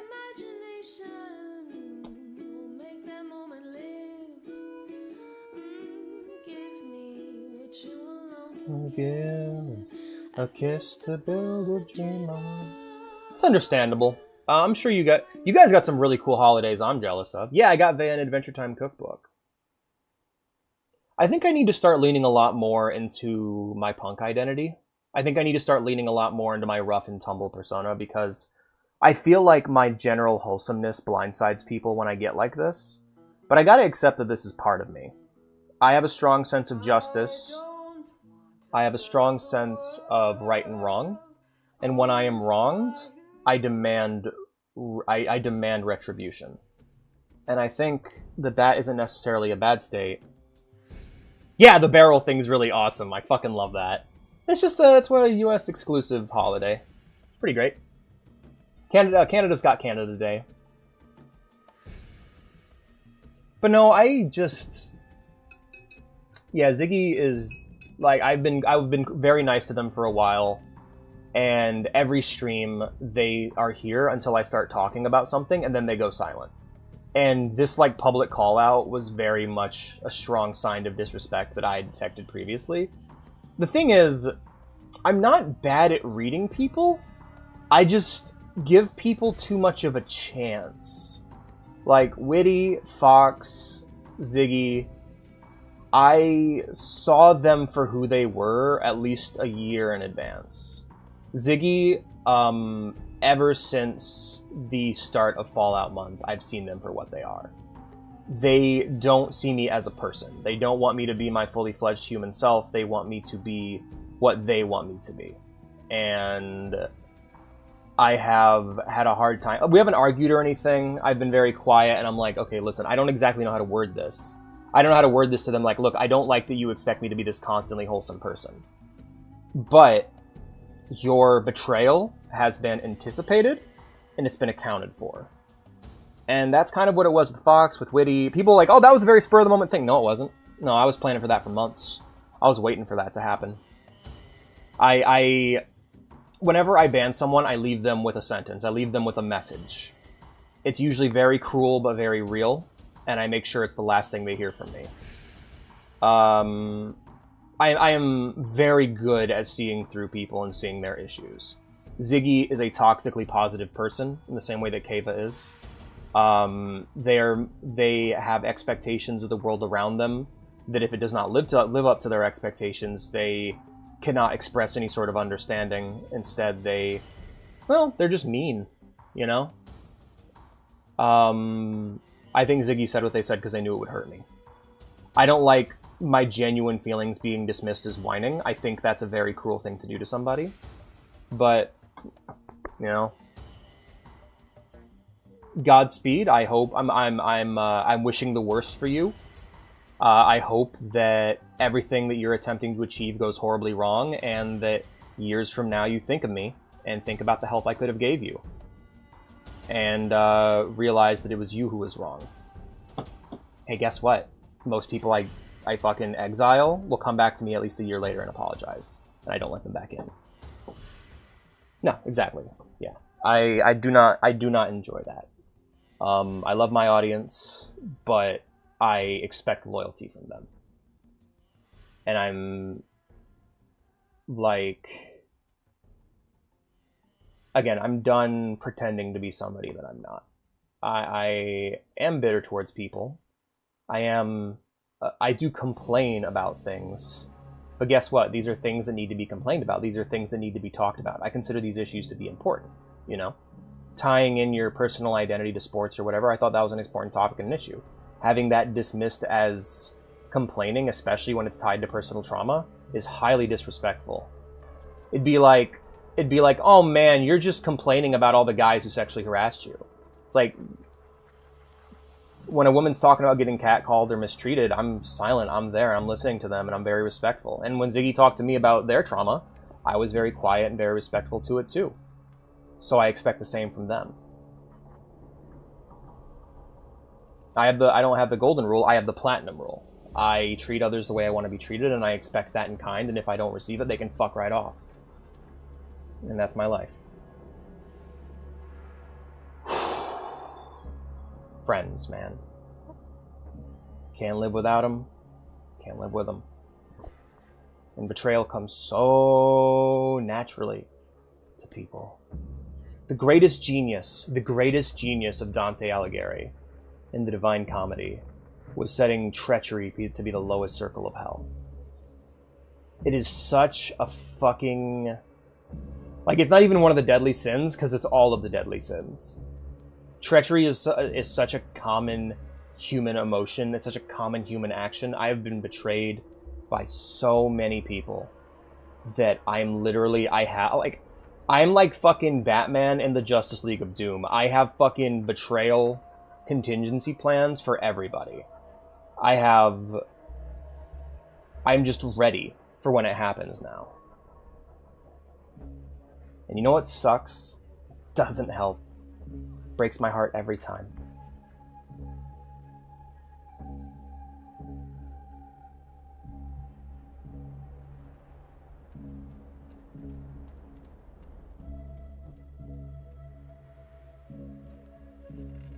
Let's play some video games.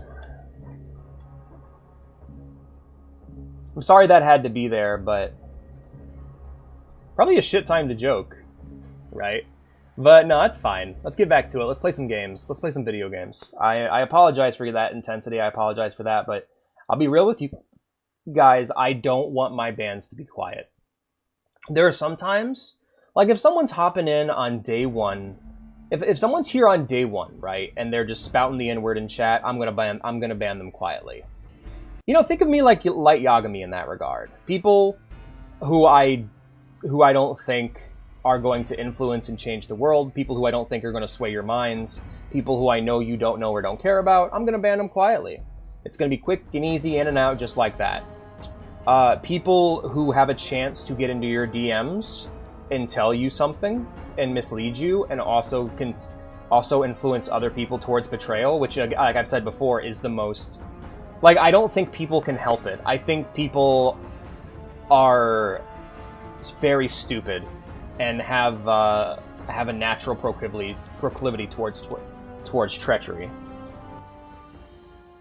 Hopefully my contingency plan is cooler than Aquaman's, right? That's fair. Hey, that's fair, Mothboy. I mean, that's fair, Blue. Mercy. Ruthlessness is mercy upon ourselves. Like, oh man. No, but it's a thing of people who are public figures. I need to call them out publicly. I need to make a spectacle of it because I cannot have them in your DMs turning you against me. I need you to know what the truth is. The truth needs to be out there ASAP. My truth needs to be spoken loudly and clearly and immediately. And if that's something that you have a problem with, then I believe you're on the wrong side. And I don't think I can trust you.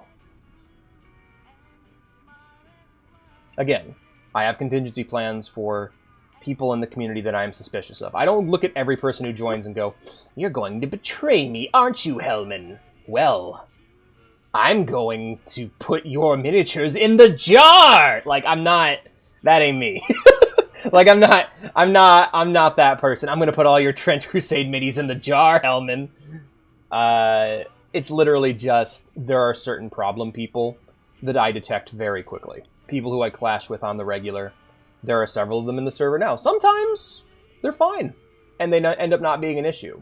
Sometimes they become an issue, and then stop being an issue, and then become an issue later, like Fox. Not the Cumdra! Like, no, I'll be real with you, everyone in chat right now is a homie. Everyone I see in chat right now is a homie.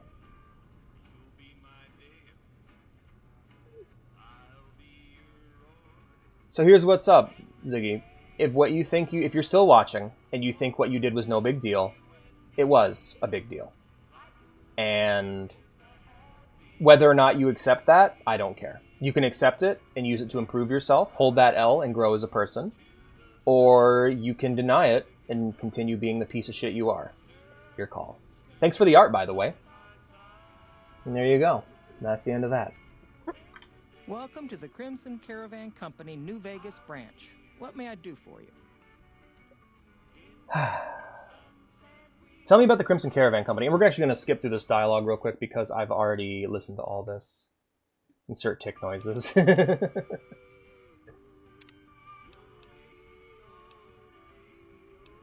Well, the There we go. gunrunners continue to dominate the weapons market, and the Mormon traders from New Canaan control the majority of the northern routes.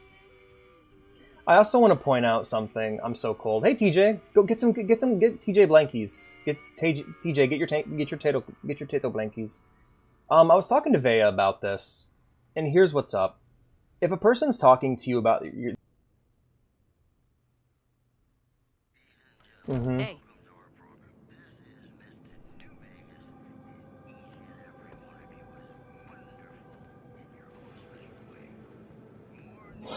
Yeah, sometimes you just want to be Leon Kennedy. Yeah, Ziggy, while I was venting about some trauma I experienced, they basically accused me of whining and then left. And that was the last straw, because they had alluded to that sort of thing before and done that sort of thing before, so I kicked them the fuck out. And then ranted about how I felt about it, and then, now here we are, back at the game. It kind of broke my heart, not gonna lie, but I'm recovering. I'm still a little bit shaky, not gonna lie. Alright. Alright, as in...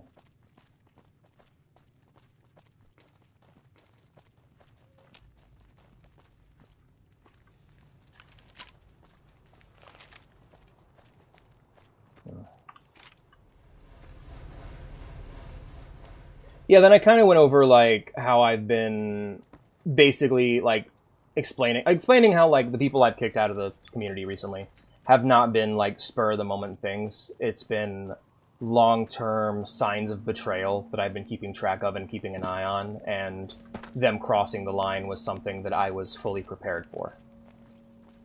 As in, welp, I don't know what to say. Fair enough, fair enough.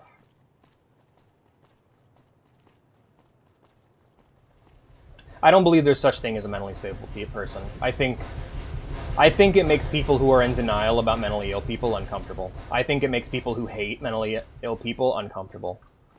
It's like scaring the straights. That's the way I see it.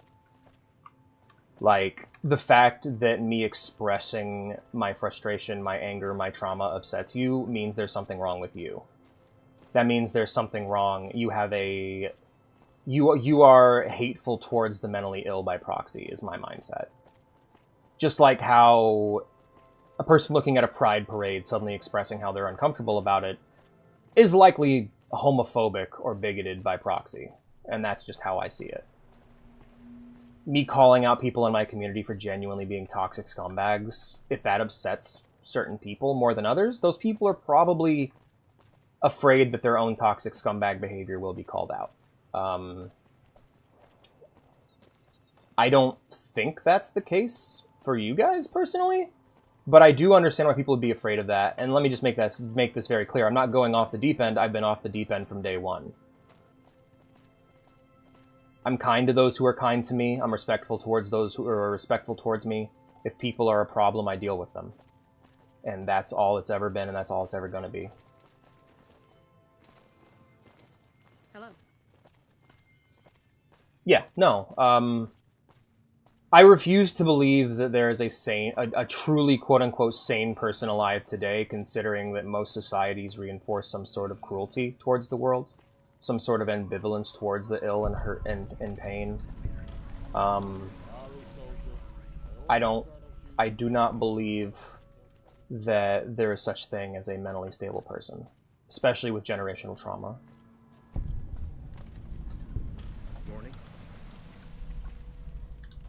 Right, if you're looking at me like, oh no, he's going to ban me next because he's just going to fly off the handle at something I said, and it's like, well, no, that's not how that works. I don't just fly off the handle at the random things people say. I might call you out. I might express hurt or pain. But that's just the consequences of your actions. I'm not going to ban you for saying something that irritates me. You guys say things that irritate me literally every day. I don't mind. I'll put aside my own pride, my own ego to be like, yeah, I get it. Hello.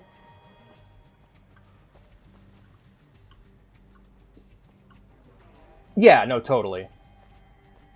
Patrolling the Mojave. And the reason that there's a public call out is so that any allies to them in the community know and are able to, basically, it allows me to, it's basically, I think of it like throwing a grenade into a room and seeing the rest of my enemies flee out of cover. Yeah.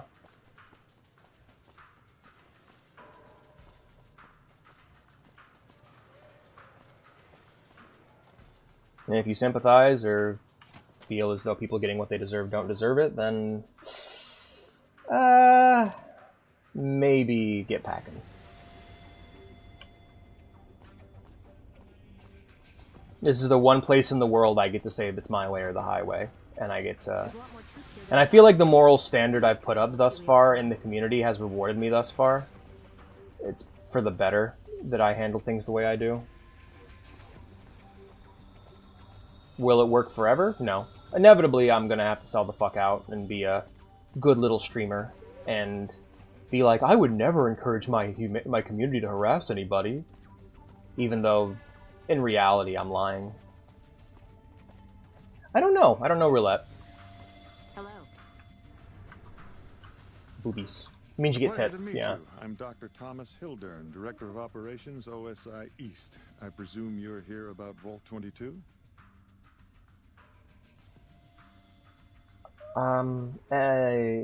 Actually, I have an invoice for you from Alice McLafferty. From Alice? I'll see that Boobies. she's paid right away. Crimson Caravan runs a tight operation. Even out here in the waste, wouldn't do to keep them waiting. Was there anything else? Or were you just here about the invoice? You mentioned Vault 22. I might be willing to help. Wonderful. Straight to it then. Have you signed the release forms? No? Doesn't matter. We'll keep that to ourselves. Yes. Vault 22. Where to begin? I'm listening. Imagine, if you will, the wasteland in bloom. Vast fields of corn that grow and produce their bounty in the space of a month.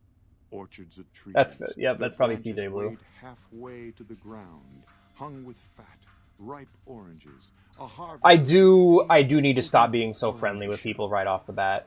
And all this, requiring no more than I'm learning the hard way that I need to start being a bit more casual with people because, human farmers.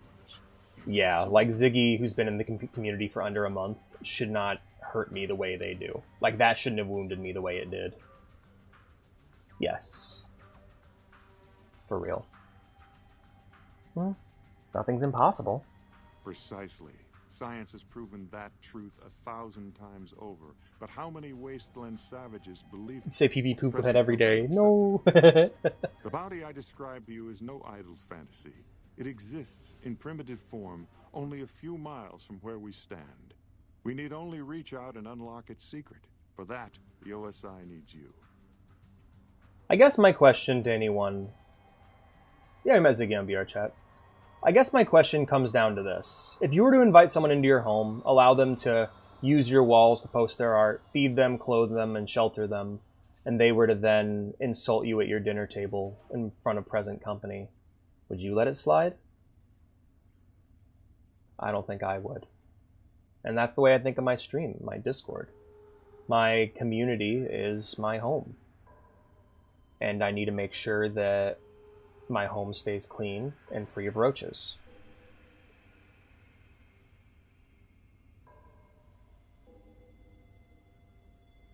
Yeah.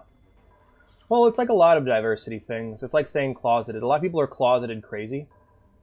And it breaks out sometimes. You know, you meet there's a guy at work who's the quietest, nicest guy in the world, but when he gets angry, I can hear him like ranting and snarling to himself like an animal. Like, I'm afraid the dude is literally going to hurt somebody.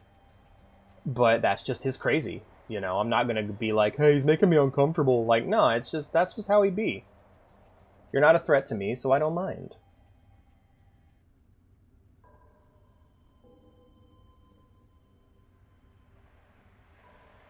Tell me more. Good. I thought I sensed the kindred soul in you. I think your coworker might be a werewolf. I think my coworker might be a werewolf. Yeah. Vault 22 unlock the secrets of vegetative growth. Plants are spilling from their gate. No one tends them. No one waters them. Yet they multiply and spread in all directions. Find the reason for this miraculous growth, and be your truest self. I will see that you are generously compensated. Be your truest self and try to be kind to others, but don't let people.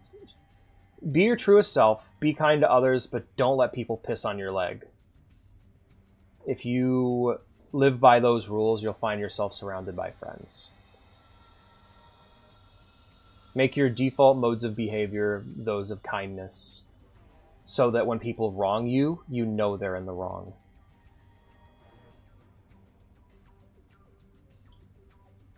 Alright, I'll do it. Good. No need to check in with the NCR authorities. I can Bring a authorize silver your ring. payment from OSL accounts. Vaults typically contain a server Greet the world with open arms. where they would have backed up their And then sometimes realize that ruthlessness is... I think ruthlessness is mercy upon yourself isn't even a bad lesson. Sometimes you gotta combo a motherfucker. Sometimes you gotta put someone in their place. What if you were into water sports? I don't know. Oh, for the piss on your leg thing. Yeah, I don't know. Then you're like, haha, joke's on you, that was my fetish, and then you can uppercut them. And you're like, you're my piss slave now. I have other questions. What do you think of the NCR chances against the To Legion? be frank, I have no idea. I leave the fighting to Colonel Shu, and I expect Oh, him to leave piss. the science to me. Too many Oh, people you were have talking opinions on about things they piss, know like nothing pissing. about. Okay. The more ignorant they are, the more opinions they have. Water sports, a mercy upon myself. Okay, no, that's terrible. Goodbye. Alrighty. Delivery complete, Veronica. Did Dr. Hildern... Boone? This really isn't any of my business, but... Did he I give you a don't job? like piss slave. Oh, it's a shame because that's your new name. No, I'm kidding. Aw, poor TJ. Yeah, he asked me to get some data from Vault 22. I shouldn't say anything. I know that. But you're not the first Oh, you person like who swimming, went huh? to the vault. You know you're swimming in fish pee, right? One after another. Poseidon sweat. None of them came back. Then about a week ago, there was a Triton scientist, jizz. Keely. This is terrible. She's unusual. Not the sort of person you'd expect, but she's an absolute genius. And he didn't mention her? Not even her name? Or any of the other mercs?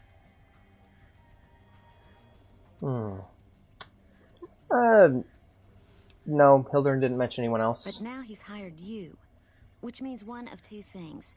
Either he heard back from Keely, and she failed, or he's given up on her. Listen, I make a fair wage, but I'm not rich, not by any means. Maybe my kind of money wouldn't appeal to your average merc, but I'm willing to pay you if you'll find Keely and make sure she's safe. Isn't right leaving her out there. No idea if she's alive or dead. Alright, I'll look for her. I had a good feeling about you. Seafoam! No. I mean, Well, Seafoam original... Okay, well, Aphrodite was born from the Seafoam from Hades' severed balls... no, not Hades. Fucking... One sec. Who the fuck is Uranus? Uranus... Roman... God. Was it Uranus? Okay, yeah. So Uranus was Aphrodite was born from the sea foam bubbling from Uranus' severed testicles that fell into the sea.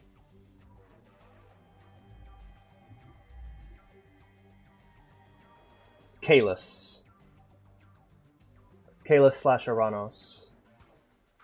Silver Bullet is cool, but what about a sword or silver knuckles?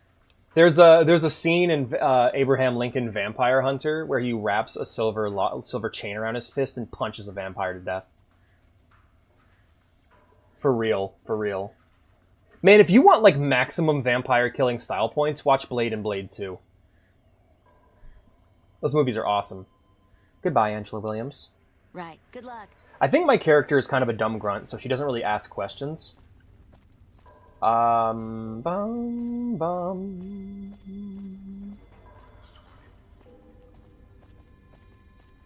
Ruthlessness is mercy upon the elf.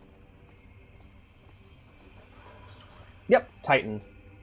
Absolutely. You know, we're not doing every Even quest. stupid NCR is investing in new research. We're getting left in the dust. I feel you, friend. What are you gonna do? Ruthlessness is mercy upon the elf. The elf. Oh boy, I'm so excited for the Iliad. Just in general, I'm excited to read it. read it. Oh no, actually, I've actually read it. No, I haven't. I read it in Edith Hamilton's Mythology. I had it summarized in that book. I never actually fully read it though. Also, the ground flashing black like that. That happens.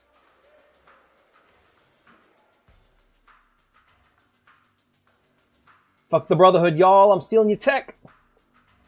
Hell yeah, steal their tech. Yeah, you'd be a brother. Would you? Okay, here's the question: would you? Okay, if you were to be a part of the Brotherhood, what part would you be? Would you be Chicago Brotherhood from Tactics, East Coast Brotherhood from 3-4, and the Fallout show, or would you be New Vegas Brotherhood if you had to choose one, or would you be part of the Outcasts? Because the Outcasts are just mean. They're like original Brotherhood, but on the East Coast.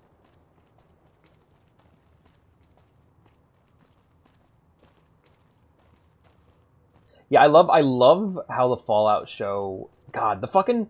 People complained about the Brotherhood in Fallout 3, but, like, I feel like the Fallout... What the hell? Is that Malcolm Holmes? Is it taking him this long to find me? Malcolm! Hello there. I'm almost in Freeside. How the fuck did it take you so long to find me? Did you get stuck on a tree? Malcolm Holmes. Hey, Malcolm. Don't suppose you'd care to trade. I'm missing a few essentials and... screw this. Lying just ain't in my nature. I'll tell it to you straight. I've been following you for a good bit now. Yeah, for like 3 streams. Go on. Go on. It started off innocently enough. I was traveling, as I often do, and happened Equal to gender observe you hookers. picking That's up one of fair. those blue star caps. You didn't show any reaction to it, so I figured you didn't know what you'd gotten your hands on. I've learned at this point. Why didn't you say anything then and there? I had to make sure of your disposition. There's a lot of jumpy folks out there that'll shoot a man as soon as talk to him. Now that we're conversing, though, I can tell you what I know about those caps. I don't care. There's an old Oh. wasteland legend that says somewhere out there is a fabulous treasure. But I from love the before progress of the East Coast Those caps Brotherhood with the blue from, star on them, like, tell Boy those Scouts are the key to that fascist treasure. military They're called Sunsets, to Sarsaparilla stars. for lack of a better word, a feeder guild in which they basically are now like a little cult that just feeds outsiders into the meat grinder as squires. What kind of treasure are we talking about? No one knows. Money, weapons, water. It is, or maybe was, something of value, and that's enough to get people motivated. Yeah, the fact they don't accept ghouls in the Brotherhood in the show is strange to me, but I guess that's just how they be. Thanks for the info, but I'll be No going problem. now. If you do end up trying to collect... I've already killed Alan Marks, I think. Since the birth of Marks. Didn't somebody say birthmarks? So they eat people? No, basically the idea is their rank system works off the idea that it's kind of like the knights are the only people that matter. The knights and the paladins are the only people that really matter, and everyone else is cannon fodder to the Brotherhood in the show. So it's kind of like the relationship between the Space Marines and the Imperial Guard. Like, pretty much the Squire exists to be a meat shield for the Knight. And they're, like, completely dehumanized by the Brotherhood. Anyways, I gotta get something to drink. My throat is super dry.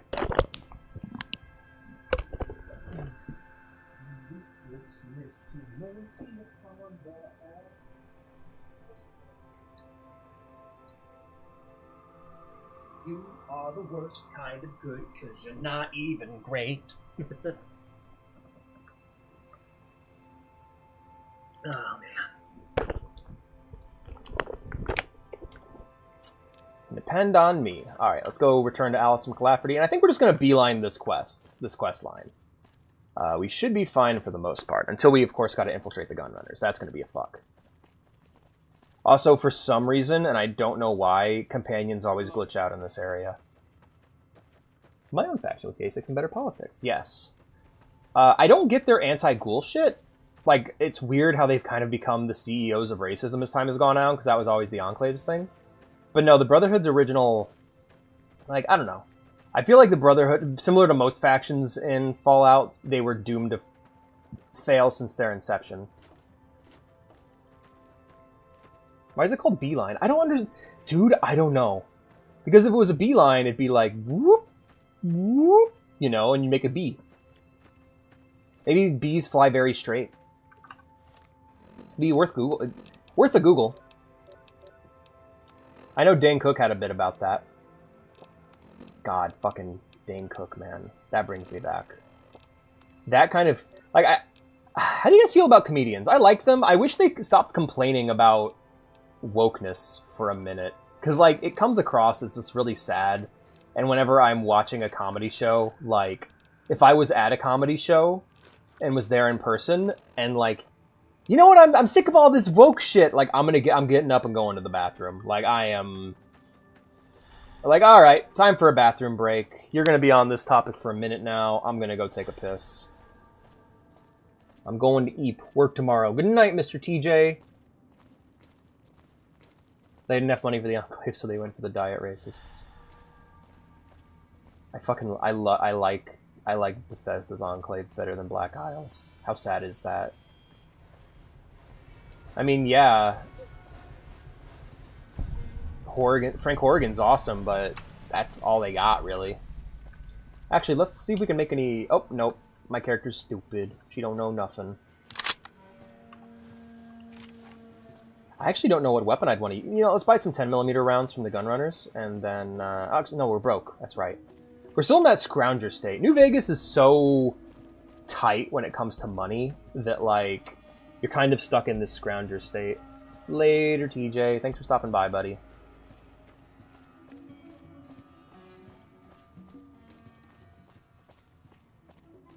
I'm gonna have to go into the...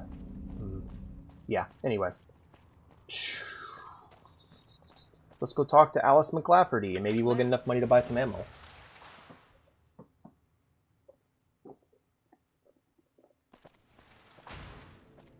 I mean, you should have thought this when you could have avoided all this if you just killed my son.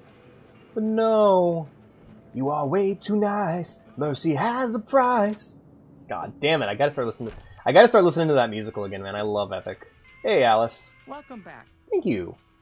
I delivered that thing you want me to deliver. Well, you've proven yourself reliable so Hi, far. Obi. How you doing, man? Interested in more important jobs. What other work do you have available? As much as I like to handle matters personally, I can't be everywhere at once. Damn you. There is a negotiation Damn you, with a Blue. smaller trading outfit that I'd like resolved as quickly as possible. There's also the matter of Henry Jameson, an employee whose services I'd rather do without. His family connections make it difficult, however.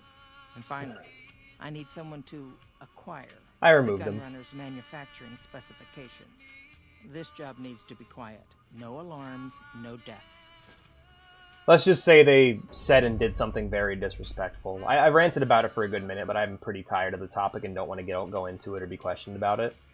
Let's just say I've been concerned about their loyalties for a while now, and they stepped out of line, and I got rid of them.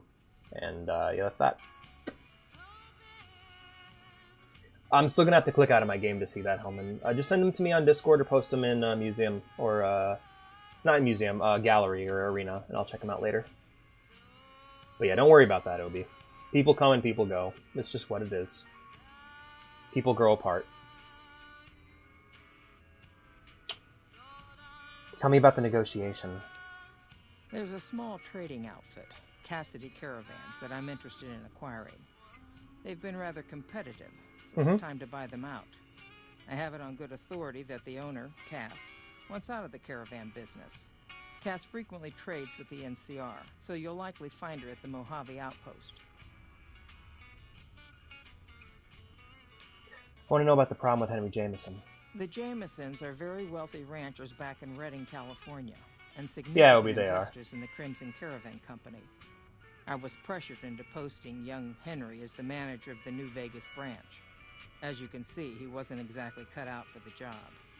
He was much more interested in gambling and prostitutes, and because of his family, I can't simply fire him. Henry needs to be convinced to quit, one way or another. I won't have a useless employee on the company payroll. What's the Gunrunner job about? The quality of the Gunrunner's armaments is due to their manufacturing process. They craft all weapons on site. I want to know the secrets of their manufacturing process, which means you'll Oof. need to find some way to get inside their heavily guarded factory. Hmm. I would greatly prefer that you perform this job undetected and without killing anyone, Good plan. if it can be helped. I'll see what I can do. Thank you. Was there something else? Goodbye. So I have 3 jobs to do for Alice now, and we'll go through and do all of them. Except for the cast one. We're probably going to take a break. Actually, let's see the range on these jobs, and we'll go with whatever's closest. So that one's right there, and there. So that one's really close. Do I have a stealth boy to do the gunrunner's job with? I do. I have 6 stealth boys. Damn, I am rolling in stealth boys. Knows what she's doing, that's for sure. Now that I've cooled off a bit, yeah, I need to handle getting rid of people differently. As mad as I get, I think that I gotta start handling it better. And I'm gonna have to edit that shit out of the stream when I'm done. But I do think that I think me standing up for myself is fine.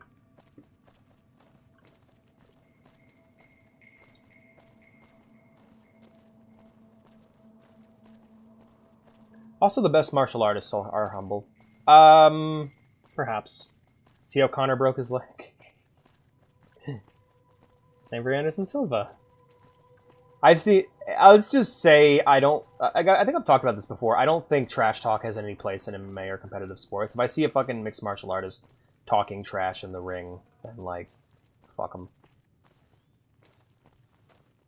But, yeah, that's a whole other thing.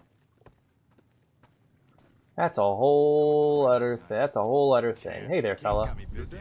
That's a quest called If It Wasn't for Betsy, and I can't do it right now because I don't have the skill. There's a lot of quests in that in New Vegas where if you do them too early in the game, you'll be locked out and forced into a bad ending, which I always found to be a bummer. Freeside's a dangerous place, my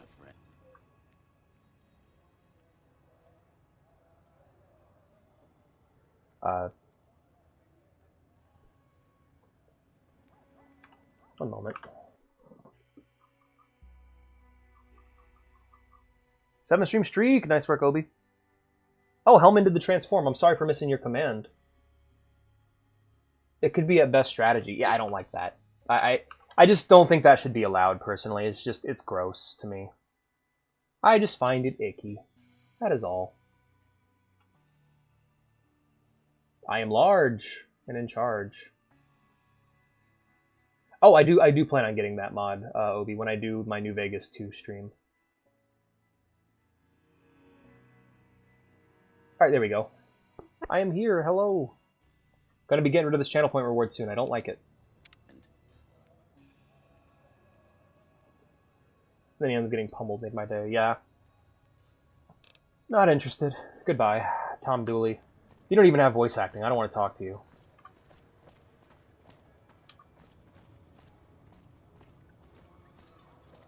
Alrighty. Righto. We'll just go where our quests take us. Gotta go talk to Henry Jameson. We got stuff we're not even allowed to sell, people. Only at Mick and Ralph's.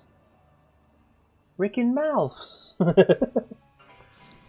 Most of the New Vegas mods I've seen are very silly, which is crazy because most of the Fallout 4 mods I see are genuinely higher quality than Fallout 4, which is fucking nuts.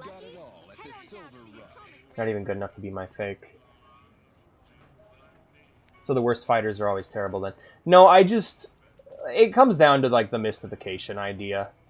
I think that good sportsmanship is an important part of being an athlete, but for me personally, it ties into the narrative of sporting, the narrative of sports and the narrative of competition in general. I don't want to cheer for a scumbag, I'm sorry. That's just not what I'm into. If you're somebody who wants to cheer for heroes, sports are just not for you because the best athletes are usually trash people. Most athletes that I'm a fan of are typically underdogs or, like, flawed in such a way that makes them interesting. Like, Michael Jordan being a complete scumbag and also being the best ties heavily into why I like him as a athlete, because it's just a good example. It's a good example of, like, what athletes actually are, usually. Shove off. You're making my luck turn bad. I'm here to talk about ending your employment with the Crimson Caravan Company. Fuck no.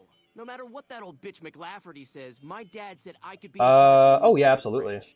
Besides, I got into a little money trouble with the Omertas. If I quit the Crimson Caravan, how am I supposed to get the money to gamble?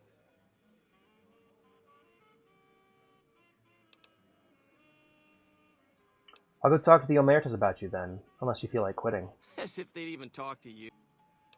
Maybe we can make a deal. What do you want from the Crimson Caravan in exchange for quitting? I want my debt with the Omertas paid off. And I want one of those severance package things. A lot of the best athletes in MMA get humbled pretty quickly. Yeah, I don't know. To be fair, OB, I haven't been keeping up with MMA. I'm just going off of my childhood. I'm thinking of, like, the people I really liked in MMA and how a lot of them were very humble and a lot of them got rid of. I just don't...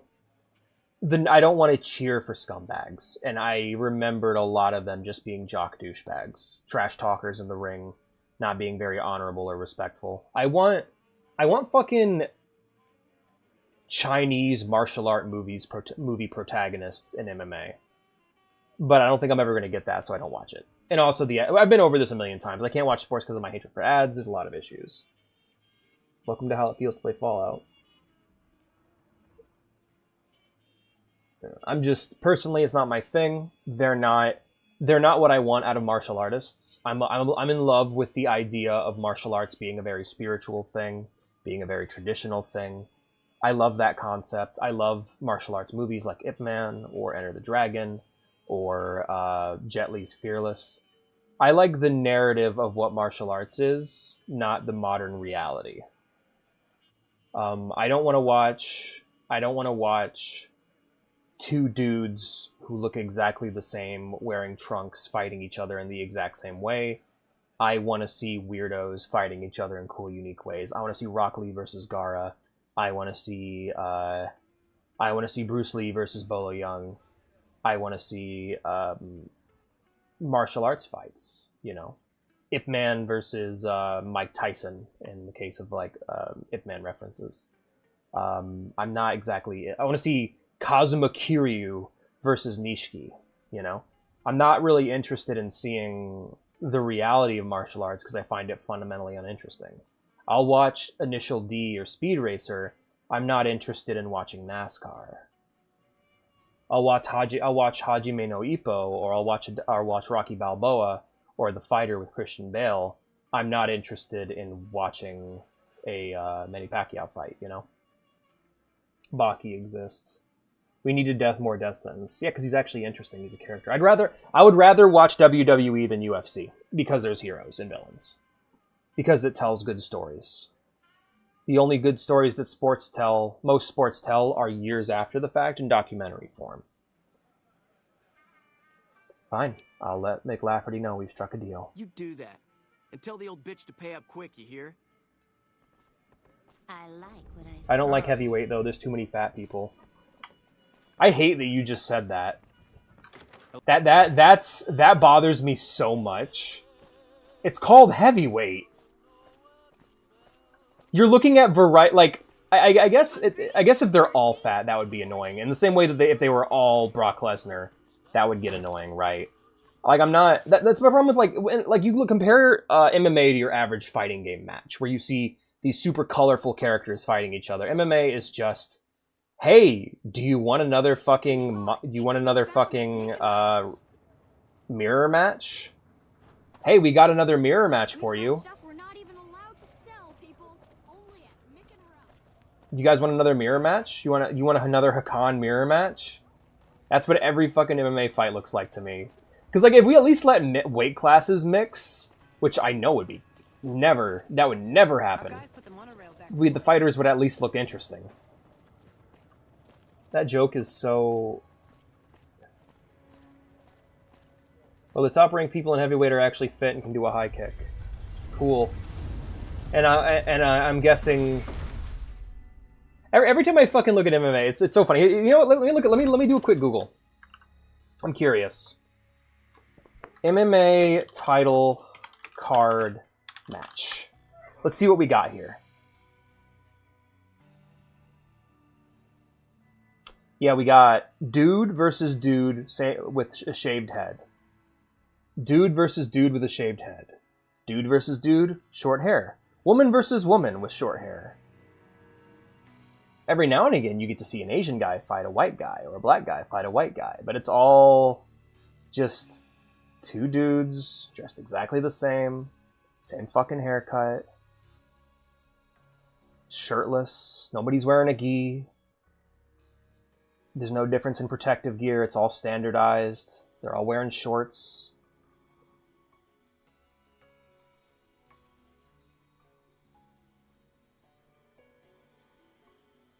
Okay, that guy with the shaved head's my favorite fighter.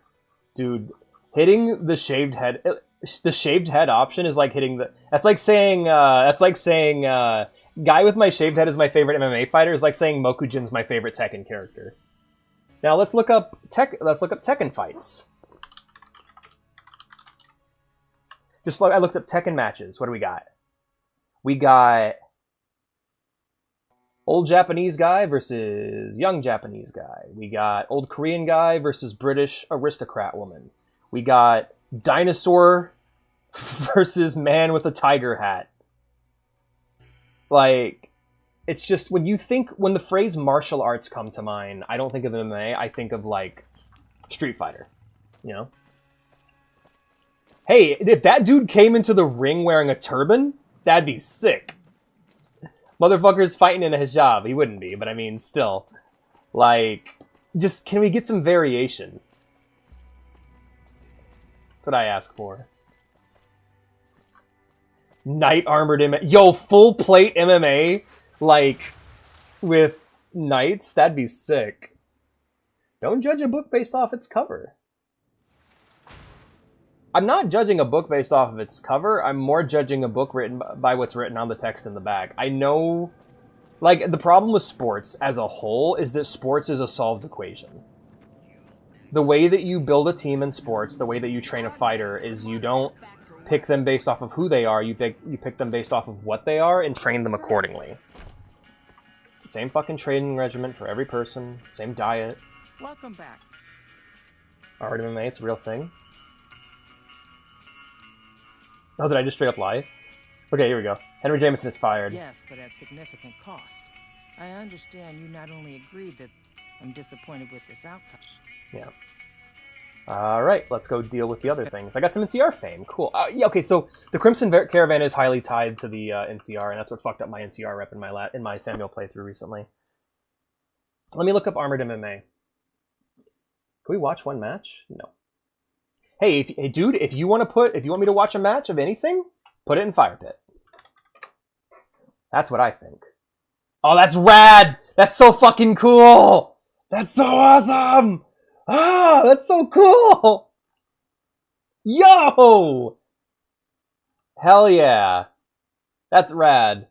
Okay, put that shit in Fire Pit, please. I'd like to watch a match. Oh, hell yeah, I'd be down for that. Just you get one punch MMA. Evening. Sponsored by, and like all the images would be of Saitama, you know? You start off in perfect range and you get to throw one punch. And the amount of physical damage you do to your opponent is what decides the victory. And every time we land a punch, you reset back to your corners. Every time two punches are thrown, you reset back to your corners and you start again. Now the corners are tiny, but whoever has the hardest punch wins. And so the champion would just be Saitama. If you were from where I was from, you would see why the shaved head guy is my favorite fighter. But that's everyone. I guess you know who my three favorite MMA fighters were? My 4 favorite MMA fighters were? They were Tank Abbott, Tito Ortiz, Randy Couture, and fucking Chuck Liddell, and only one of them had a basic shaved head. Tank Abbott was bald and had a full beard and was fat. Tito Ortiz had dyed his hair in multicolored and was like tanned and was an asshole. And then Chuck Liddell had a fucking mohawk and fought in a really weird way because he had he had a muscular disorder. So when he moved, he had to drag his back leg, and he actually had a really karate influenced style. So he fought super unique. Those were all fat guys. No, they weren't. Those dudes were built. If I remember correctly, I might be wrong. They believe bald people have gold in their skulls. Only one way to find out. Fetch me hammer. Hello. Hello, Isaac. I don't handle buying and selling for the gun runners. Talk to the robot in the kiosk near our factory. Thank you for the hydrate, Hellman.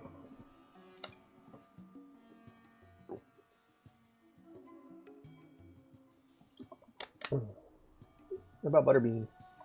I don't remember who Butterbean is. I kind of fell off after that. So you work for the gun runners? For around 5 years now. I handle the supply end of things, raw materials and stuff. Who are the gun runners? Makers of the finest high-grade weapons and ammunition in the wasteland. Fetch me their Get your hands on a piece of souls! sweet, deadly hardware. There's a good chance that it came from one of our factories. Any chance I could get a tour of the Gunrunner factory? None whatsoever. Everything inside the fence is off limits, and the guards have strict orders to shoot. Oh, okay. A lot of our high-end weaponry comes from pre-war military schematics. If our competition got a hold of them, it'd be bad for business. Who's in charge of the Gunrunners? Out here, we don't have bosses. Me, the gunsmiths, and the Wow, guards that's all know surprisingly what we're progressive. supposed to be doing. Working for the Gunrunners is a sweet job. None of us would dare screw it up. I don't want to play here in the Caravan. I'm good. Can we replace that with Tragic the Gathering, please? Alright, my friends. Veronica? You can't help but notice that the Brotherhood barely exists to these people out here. We're like an urban myth. No real presence. Fair enough. We just don't. I gotta go open up a window. It's really hot in this Used house. to be that all you needed to get your way was a suit of power To the armor power and a armor laser rifle. Yep. Now, world's changed. people are armed and organized. They're not afraid. But we still stick to our old approach because it's all we know.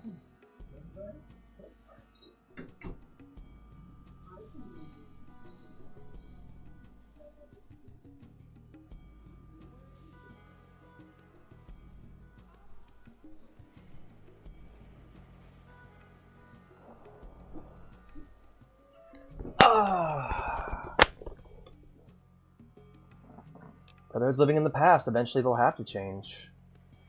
I think you're right. We're getting desperate.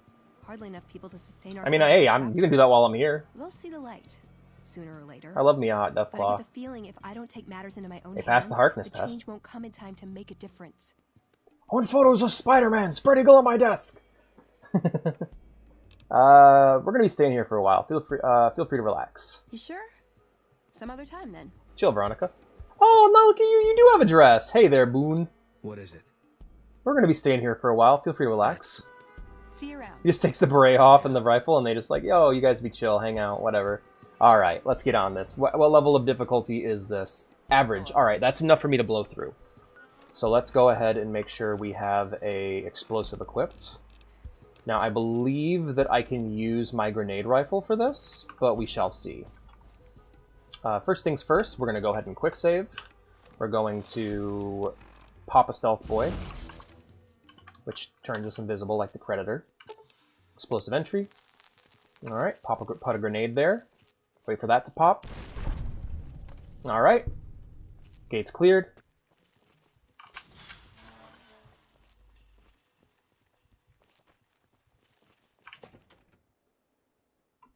A desert untouched by man. That might be a fun video for me to watch. Because I'm sure there's a bunch of shit I missed, and I actually need a refresher too. Because I feel like I could use the inspiration.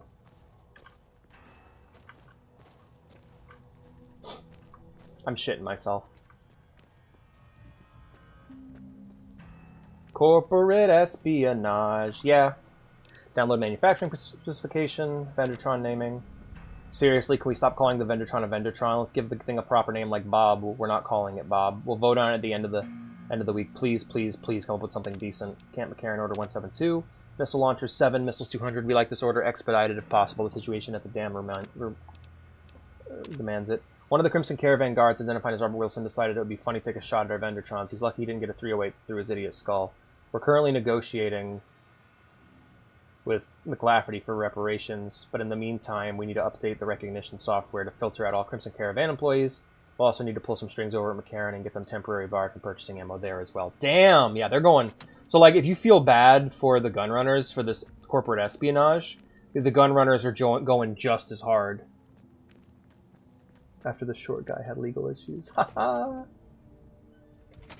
Giant Desert says people who live there are way further forward than us. Oh, interesting. Huh. Hey. Oh shit, no, Boone! Boone, no! Can't punch through. Well, there you go. Because he's not a real fighter. You're not a real lawyer. Because he's not a real fighter. He's just doing it for clout. He's a clout boxer. Can I help you? Wait, you're not my friend. Goodbye. Hey, Veronica. You know, our training is top-notch, our technology gives You look us an great, by the advantage, way. but when it all comes down to it, we're losing because we shun the outside world. We always make enemies, never allies. We refuse to recruit outsiders or see the value in their simpler technologies. Why don't you do something about it? I don't know. I'm still thinking about what kind of role we could take on that would give us Liara best the chance cat, of what are you survival. doing, baby? But What's I wrong? think things are starting to come together. I know the odds aren't good, but I gotta try. I can't lose them. Let's get going. Alright, I'm gonna have to move you guys further because you're just gonna fucking open fire on these dudes when I escape. So we'll bring you all the way over here. And what is it? When you relax, just keep your armor on just in case. Relax. There you go. So I think I like the way you guys look better in your normal armor. When you relax, keep your armor on. We're staying here for a while. Feel free to relax. All right. Later, Veronica. You guys chill over here. I'm going in.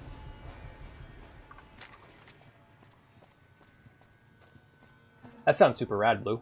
That'd be a cool origin for your characters. Reminder to OB and Blue, I need you to both make 2 characters. So feel free to connect them. By the way, connect their stories. You're only going to be playing as one at a time, but you can connect who they are as people.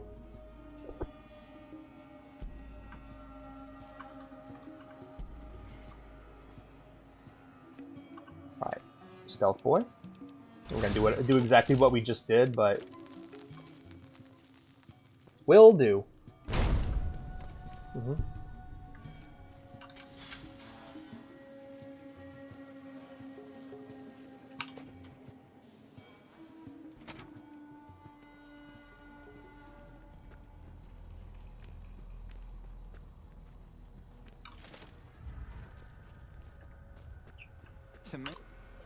Download. Read this. Read this. Read this. Get out. Gun runner weapons is high, so don't expect them to stay in stock for very long.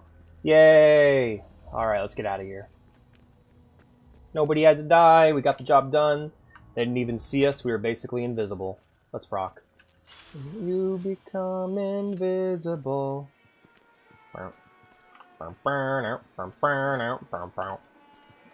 Hey there, Veronica. How's it going, girl? Let's go. What's up? Let's go. Get going. Alright. Boomin'! Boomin'! Boom! What is it? Let's go. Let's get going.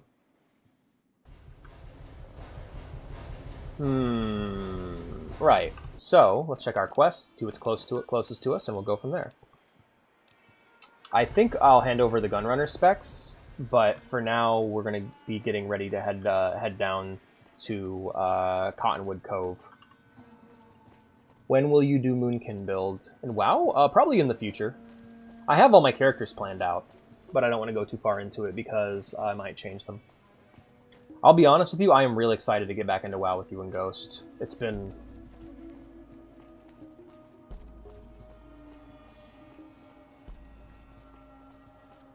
Got washed like laundry. Yeah. Yeah, totally. I don't plan on doing a hardcore run at all, personally. I want to try... there was a Let's Play idea I had for playing World of Warcraft Classic Hardcore until I become Zod the Immortal. Where I would just, you know, do a playthrough of the game as Liara the cat. No, not as Liara the cat, but Liara keeps scratching me! Liara, baby! Oh, you brought your ball, finally. Good, now I can play with you. Go get it. It hit the wall and rolled right back to me. But not close enough for me to reach. Sorry, Liara. Dad's a fuck-up. But yeah, I would love to give it a try. dun, dun, na, na, na, na, na, na, na. Oh, look at all these backpacks. Cute. Da, da, da, da, da, da, da, da, da, da, da, da, da, da.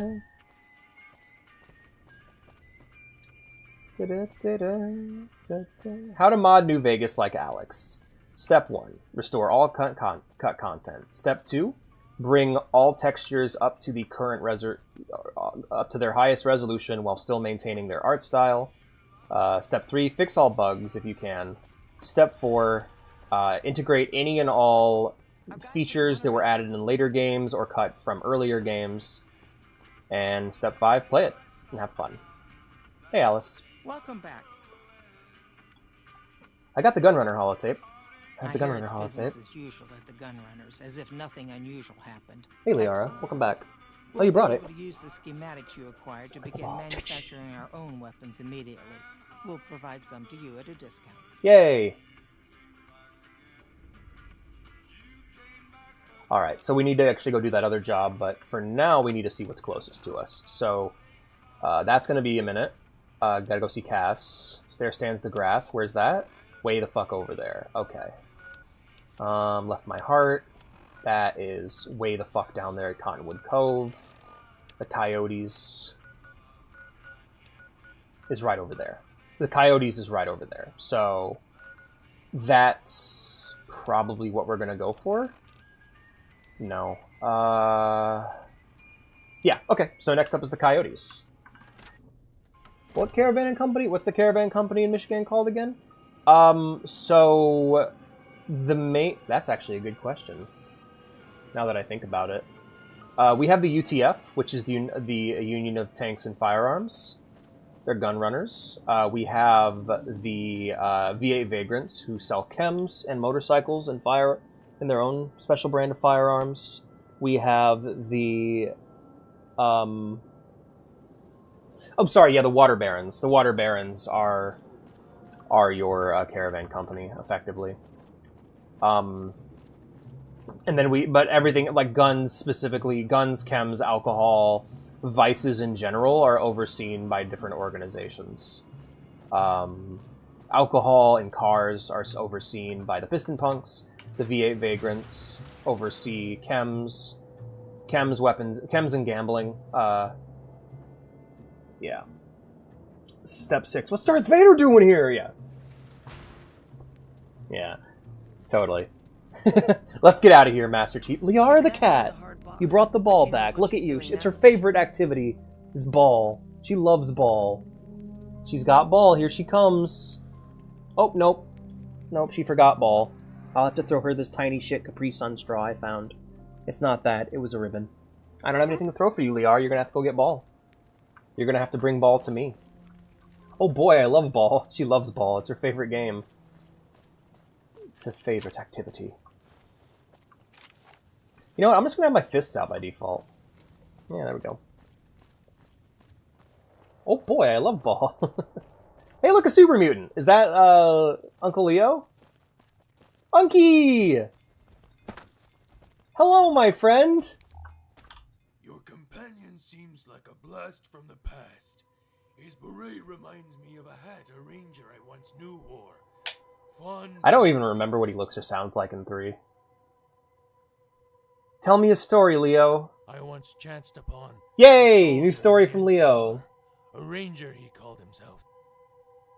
He was on a mission, he said, to scout out the remains of a caravan that was raised. He told me this story, didn't he?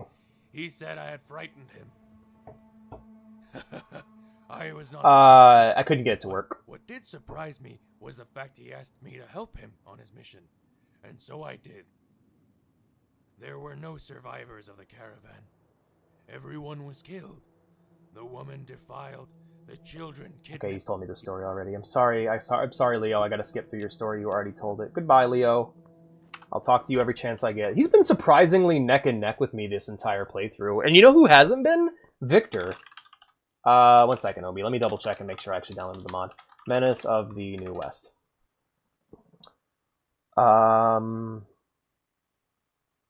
Yeah, I went ahead and got it, but it wasn't working properly. I'll try again, I guess. I think my problem is I have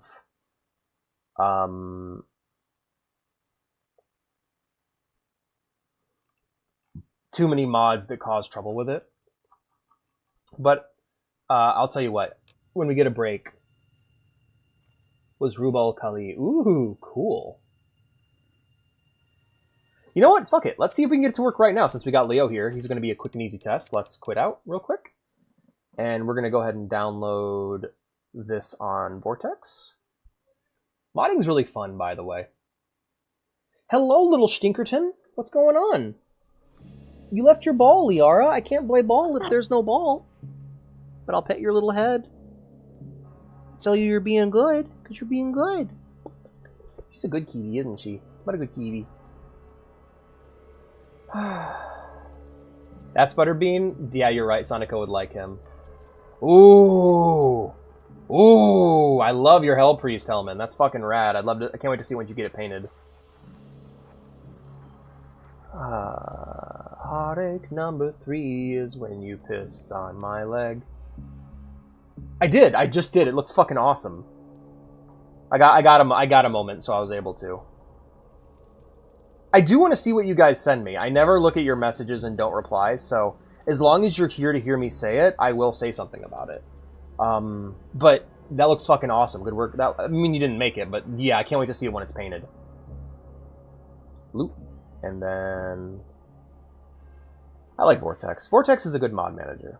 It's the one I would recommend for Fallout New Vegas. You like the werewolf? Let me take a look.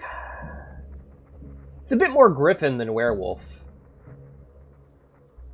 It's a bit more Chimera. Yeah, it's a bit more Chimera than werewolf. Ditch the wings. Ditch the wings and it would look like a lion. When I think of a werewolf, I think more of the were than the wolf. I think of the more... Like, when I think of a werewolf, I think less of the wolf itself and more of the distorted humanity. I like the idea that you can look and see a human that's been stretched and distorted and turned into a wolf. So, I like it, but I don't like it as a werewolf model. I'd use it for, like, a chimera. In fact, just calling it a chimera as part of your army might be a cool trick. Cool idea. Alright, I'm downloading Menace of the New West right now. And I will also be downloading the classic Super Mutant retexture. God, they look dumb as hell, but I like them.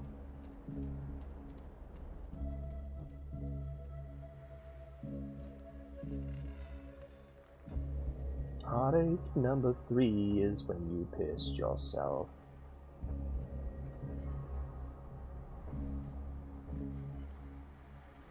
Is it a chimera?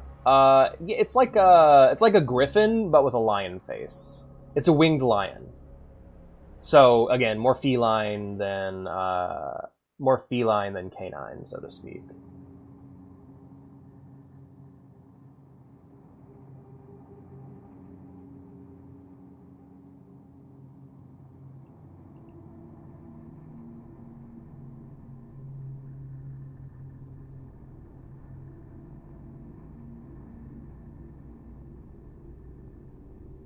Their god's a big cat demon. Oh, honestly, yeah. As a unit in your army, awesome. As a werewolf, new. But if you're literally going to substitute a unit called werewolf and literally just call it something else, then fine. Also, 16 viewers. Hello, everyone. Thank you for being here, friends. It's awesome to have you all here. I hope you're having a good time. I hope you're not too bored. If you haven't spoken up in chat, feel free to do so. I apologize for the both chats being on follow only. I've been trying to avoid dealing with bots. So if you want to yap, feel free to leave a follow, and if you don't like what you see by the end, feel free to unfollow. I won't be hurt. Liara the cat, did you bring your ball? No. Well, then you must bring your ball, silly. Liara's my kitty. She's so stinky. She's a ball herself, that's why she loves ball. She feels kinship with the ball because she is also round. She's a little Garfield. Are you a little Garfield?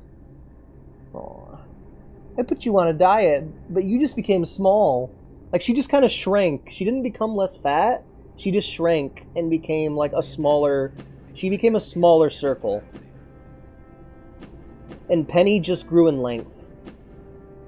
Cats are weird creatures, you know? I love them. I is one. We're weird creatures, aren't we, girl? Hello, guys. Let's go and take a look at the file conflicts here. Show. Okay, Menace to the New West, we're going to go ahead and set that as after, because I want to have, I want to make sure that I have unique models, and they still show up in the load order. Meant to be more of a siege beast. Ah, okay, I got you. I saw a review for Fallout Nevada earlier that I might watch. I don't know. Just did not enjoy that mod. I'll tell you what.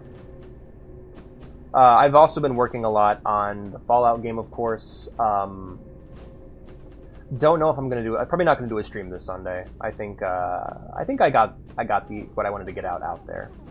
So I've just been working. Right now, I've been working on the. I've actually split the documents into 4 now. We have the Fallout rules. We have Fallout Great Lakes. We have the Fallout Monster Manual, and then we have the Fallout Arsenal. And the Arsenal is what I'm working on right now. And the Arsenal is like all your items and stuff. Food, drinks, everything, you know. Alright, so after that I use Loot, the load order optimization tool, to sort my load order and make sure everything looks nice. And from what I can tell, everything does look nice. Looks good. We're going to go ahead and deploy our mods again to see if there's any conflicts. I can make a character, I just need the Google Doc. Yes, my issue right now, you guys can make characters, but you wouldn't be able to gear them up yet. I'll link you a Hellman's character creator document that you can make a copy of for yourself. In fact, what I'll probably do is make a copy of it and just send it to you, and then you can use that to make your character. Or not Hellman, sorry, Vintage. Vintage's character creation document. More, and then we're going to take a look here. What do we got? Alright, it says there's file conflicts, but I can't do anything with it, so I think we're fine. Let's go ahead and close out of Vortex, close out of Loot. We're going to go ahead and launch Fallout New Vegas and see how it goes.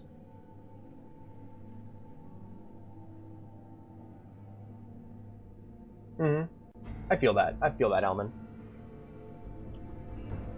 I'm actually a lot more interested in seeing like video games and stuff about Trench Crusade than I am in actually playing Trench Crusade. But then again, if they get to the point where they're just like, hey, here's one of them box sets that has 2 sides that you can play with, I'll throw that on a wish list. I don't see no problem in that. All right, I'll be right back. I got to alt tab real quick and turn off the music. There we go.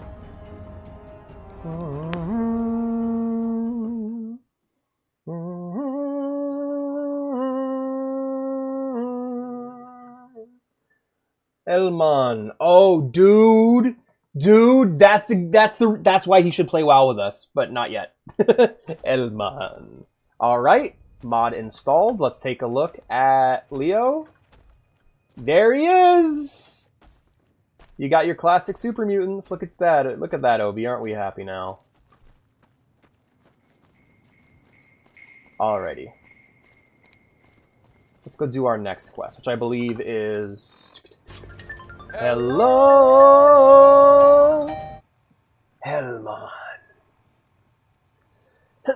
The gay troll. Yo, all the lights just came on. That's fucking awesome. I love that. I had a modding issue recently where I had 2 lucky 38s for some reason. That's so good, though. Hey, what's up, though? Yo, I'm back! Hey, Jingle, good to see you, buddy. Should have gotten the... I did, Obi. It's never... I'm never good enough for you, am I? It's not enough. Few solid textures left, but it's not enough. Few mods that I really stressed, but it's not enough. Try to install Menace of the West, but it's not enough.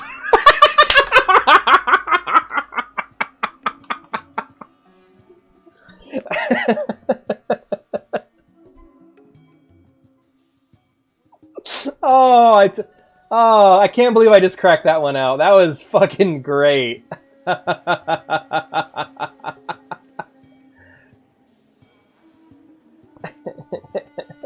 Hey, Jingle. How's it going? But I rolled out about at 5 p.m. just in time for video games. Hell yeah. Also, nice rhyme, bro. I'm pretty, not gonna lie, I'm pretty proud of myself right now. That was fun. Wait, huh? Clips I've created. Okay, here we are. There it is. Obi. It's never. I'm never good enough for you, am I? It's not enough. Few solid textures left, but it's not enough. Few mods that I really stressed, but it's not enough. Try to install Menace of the West, but it's not enough. Oh shit! I get why they do that now. That was fun. That was fun. Man, this stream bounced back so fucking hard. I'm so happy. Let's go this way. Yeah, I've been what was my day? I woke up, played some Fallout 3, struggling in that early game, decided to tackle Anchorage so I can get some power armor and a decent energy weapon. Still struggling, by the way. Anchorage is rough when you are an energy weapons character, because they give you one Gauss rifle with like 4 shots, and you gotta make sure every shot counts.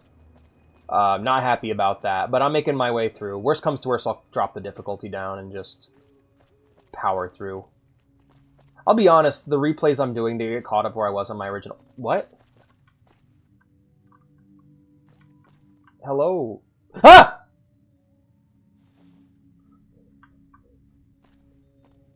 Creepy. Isaac's a cryptid.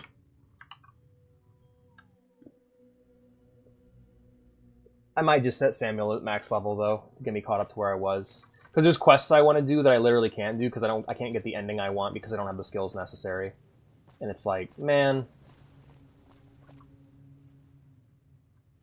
Oh god, yeah. It's like that's why I recommend doing doing all the DLC at max level because, like, do you want to do all the DLC right before you hit the dam? Because you're going to have at least enough skill points spread around to where you'll be able to get through them. Because the New Vegas DLC tries to go for unique gameplay. Hey, you didn't spawn in my Samuel playthrough. With something, stranger? Oh, you had a name, so... Who are you? Name's Crandon, stranger. I keep an eye out for trouble around here. Oh, I love. I think because Dead Money's highs are so high, a lot of people love it, and I love it too. I love Dead Money. With character expression. Absolutely, yeah, no, it's like, you can't, if you're, like, wanting to do a very specific role in the game, then yeah, I get you there. Totally. I understand. I had the same problem with Fallout Nevada. It's a bit too crunchy for my liking. He's cute.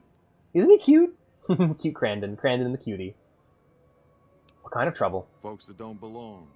Murderers, rapists, extortionists, and everything in between. Damn.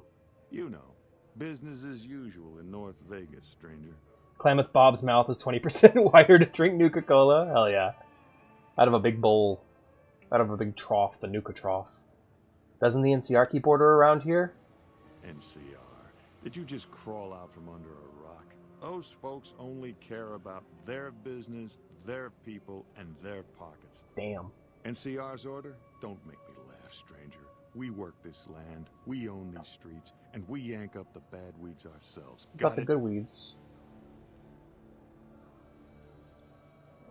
His mouth is huge. Fair enough. Tell me about North Vegas. We've been here for a few years, just looking for a place we can call our own. Life's harsh, but still, it beats the hell out of the desert. We've got numbers, we've got food, and we've got trade. Greaser That's progress, Bob. stranger. The original Greaser Bobs. So what is there to do here? Keep your nose to the ground, stranger, that's what. Mind your own business and let us mind our own. Are we clear? Crystal. If you got a mind to loot the old H&H Tools factory, don't even bother. That place is sealed tighter than a rad scorpion's bunghole. Bunghole. Every salvager who tries gets blown up, flattened, or gutted by traps. Then he starts to stink up the town, and we're the ones to clean up the mess. My character's like, I see, marks it on my map. Tell me more about your role here. Jules, myself, and a few others patrol the streets and sewers. Any punks come up out of the rest of the city, we give them the runoff. Need a hand with any trouble? You want to help us out? What makes you think we want you around here, huh? Damn, I'm sorry, Hellman. You need someone with real firepower, and mine is yours for a small fee. Honesty's a good trait, stranger, but I don't deal with mercenaries unless I'm damn sure they can be trusted. You want to help us out? I'm a friend, you can trust me. Really? You'll forgive me if I ask you to bet.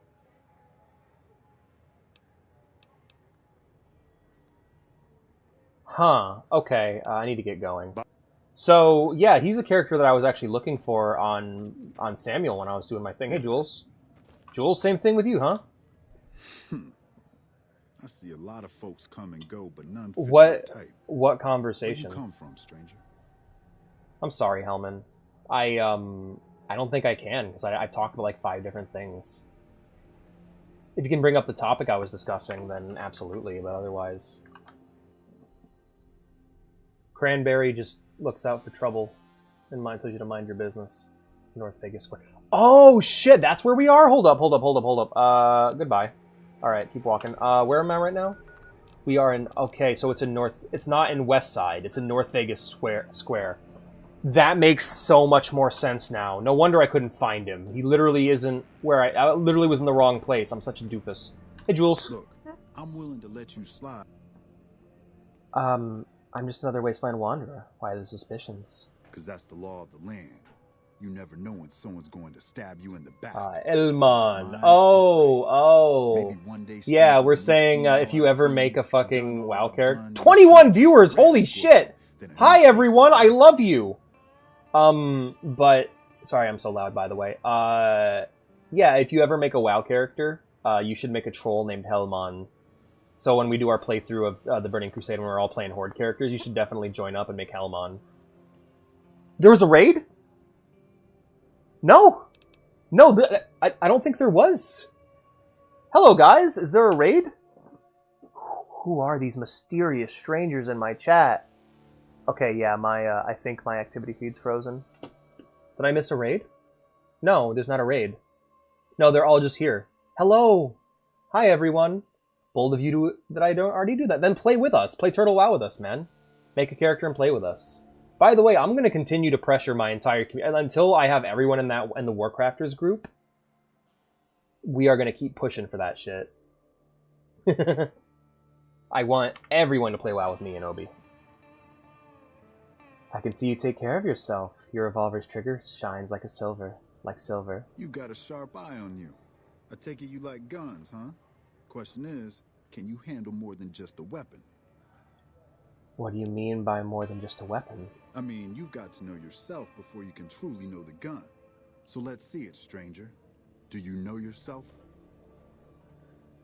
Of course I know who I am. Who doesn't? You don't get it yet, stranger.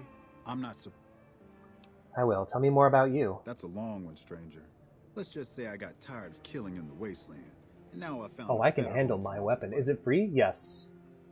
As long as you have a computer, Hellman, you can join us. I will get you the link you need. It's completely free. So what do you do here? Outer Vegas ain't exactly a safe place. Oh, I can handle my weapon. Yours too. Oh yeah, this character is extremely flirty. I make sure any dangers to the people of North Vegas stay outside our barrier, stranger. Day and night, I stand watch. Tell me about North Vegas. We're independent folks here. Merchants, gamblers, Yours NCR too. whores, all of them trade with us, and we... hey, can you, Obi, can you send Hellman a Turtle WoW link? Thanks. NCR horse? You heard me. We don't like those stiff-backed, clean-hand little pussies. New Vegas belongs to the people. The NCR is just a corrupt and bloated monster, no better than any other. She's biting her tongue right now. We make this land wealthy, and we ain't giving it up. So what's the deal with the fiends? They're a bunch of lunatics, so pumped full of chems they don't give a damn about life anymore. Fiends rape, kill, and maim for the hell of it. Vault 3's fiend territory. Yeah. I'll ask you what kind of role are you most interested in? Tanking, doing damage, or healing? Because we got all 3 roles filled, and you can pick whatever you want. Other questions? I don't play a game of Caravan. I'm out of here. A game of Caravan. Hello.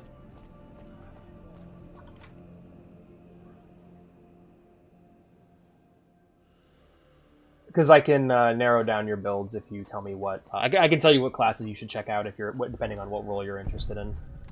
Hey, there's the H&H Tools Factory. No, we should stay focused until I'm stronger. Because, like... Yeah.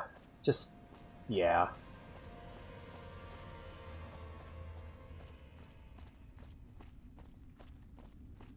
I'll look at those lights. Isn't that so pretty? I love it. So awesome. Ret Pally. Hey, you know what? If you like RuneScape, Ret Paladin's great, because that's the click class. That's the click, sit back, and the class plays itself class. If you want to play, if you like RuneScape, Ret Paladin is the class for you.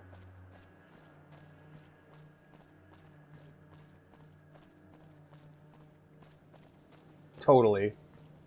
But yes, hello 21 viewers. I love you all. Thank you for being here. It's crazy to see this many people watching. That's gotta be a bug.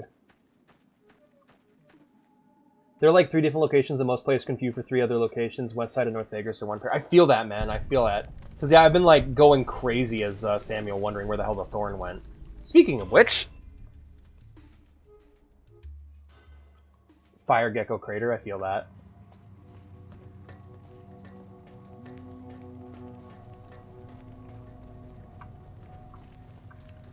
Here we have the horny character. And the key to one of the best shotguns in the game. Hey, Red Lucy. I'd remember if I had seen you here before. I'm sure of it. What do you want? What is this place? The clamor of our bloodthirsty What is this crowds place? reaches every corner of the wasteland. But I'll pretend that your ignorance doesn't offend me, stranger. Red Lucy, it This really is the doesn't. Thorn. Nobody cares. Here's where the strong make a name for themselves. And the weak... They are, aren't they? I love the steel, though, because I just like the... I want to eat the steel. It looks so yummy. If you have what it takes, be one of the contenders. 19 viewers! No! I fell off! Demands respect. Break the rules or offend me in any way, and I'll gut you open for all to see. Doing. Fish! Thank you so much for the raid, my friend. How are we doing? Good to see you. Gamer Girl Bathwater, welcome, my friend. I would like to encourage all of you to give Fish VT a follow. There's the raid. I am prophetic. You are Jingle. You see the future. Go ahead and give Fish VT a follow. The fantastic YouTuber that fantastic streamer that also has a love for Bethesda games like I do. So give him a shot. Yo! No, the yo is for subscription. I moved in and my ISP at the new place didn't want me doing things. I remember. I heard about that. I actually need to get my notifications working properly. Because I used to actually get like a ding or like a yo whenever a raid happened. But that's a bummer. Who do you go through for your internet, BT? Or BT. Fish. Tell me more about the Thorn. What do you want to know? What are the rules? The rules are simple. My creatures fight for our pleasure. You can bet on a contender and earn double if you choose the victor. But you can get a bigger share if you risk your skin in the Thorn. Win a fight, and I'll give you a meaty cut of the earnings. I won't tolerate anyone that interferes with the fights.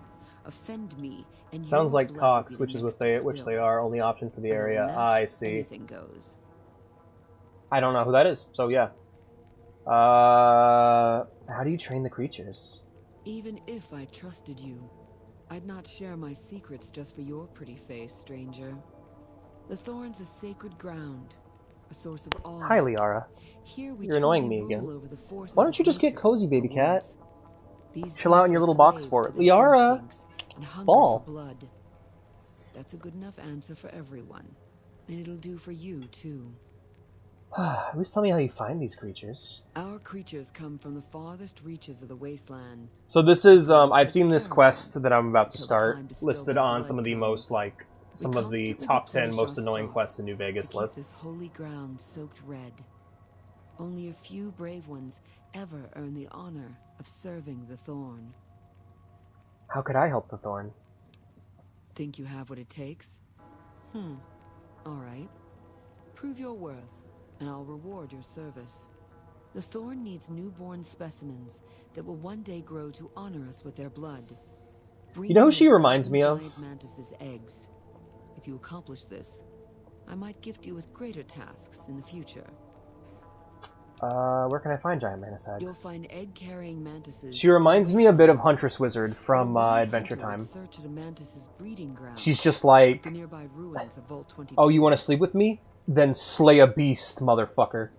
Go prove that you're a hunter. Go prove that you're a warrior, you know? I love that shit. Oh, I'm sorry, Liara. I just committed a foul in the great game of ball. No! It's her favorite game and I keep fucking it up. Liara, I'm so sorry.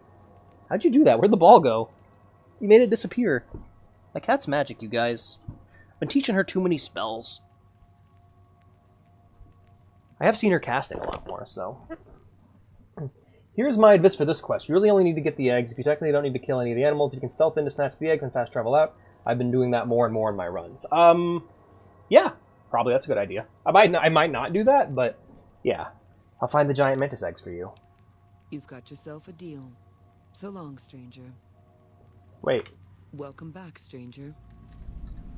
Questions about Westside. Ask and you might get an answer. Is Westside part of New Vegas? New Vegas has many faces, stranger. Despite everything, it shall never be whole. You know what? Actually, we're going to go ahead and skip through this. I don't want to ask her about Westside. I'm trying to decide what I want this playthrough to be, and the answer is I kind of want it to be more focused. I want it to be more focused on the acquisition of stuff I need to optimize my character and quests that are specifically unique to this character. Anyway, back to what I was doing. Maybe after I deal with this problem, we can go get those eggs. They're trying. I don't think they'll succeed, though. But it's the only version of WoW I'm willing to play. So, it's like saying Henderson. Soccer, but you can slap the ball. Damn. Bro just invented polo.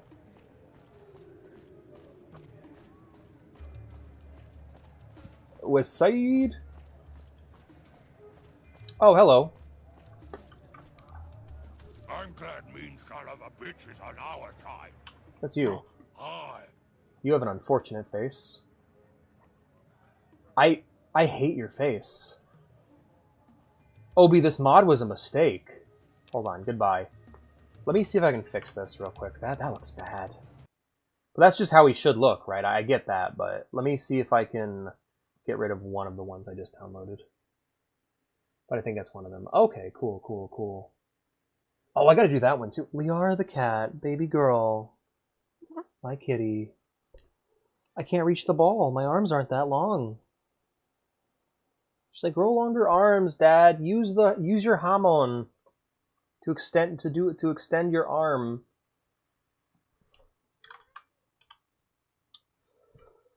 Let's just do classic super mutant style. Trying to find out which the one I just downloaded. Let's check my downloads real quick. Process downloaded today. Okay.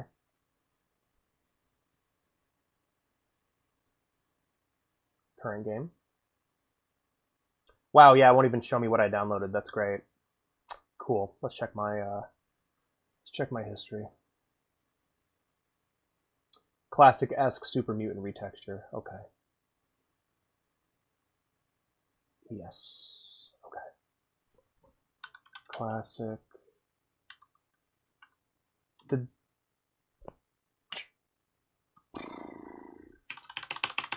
I guess it didn't download? That's weird. Alright, let's just uninstall Menace and see what happens. The zoom punch. Yeah, I need to use the zoom punch, but it's too far. Alright, let's go ahead and pop back over to the game.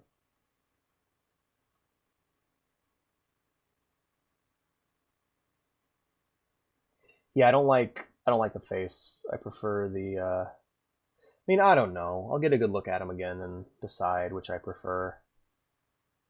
You know, I can just Google it. Fuck it. Mean son of a bitch.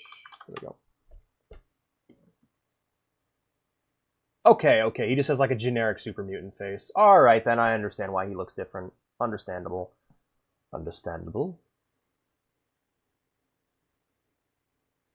Oh yeah, music.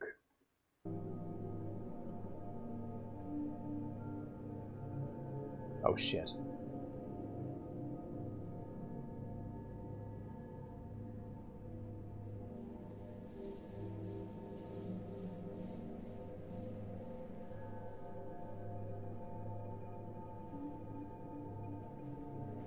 Okay.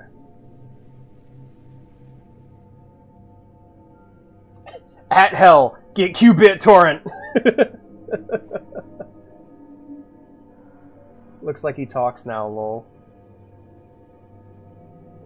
Alright, back to it. Sorry about that. The cat tried to alt-tab Vegas, rip. Well, like, I think I fixed it with the... I got the one tweak mod that helps. So, I don't know. No. Meow. Meow. Meow. Meow, meow. In fact, alt-tabbing during the menus, during these loading screens isn't even a bad idea. At least it shouldn't be. But yeah, Hellman, make a... I gotta remember what fucking server I wanted. I think the post that Obi linked you to is one that will tell you what server to make your character on and everything. Alright. Here's my nade launcher. Alright, let's talk to Mean Sanaba bitch again. Hello. Yeah, he looks like he sounds now. What's a super mutant like you doing in a place like this? I wash my bone with Sibe.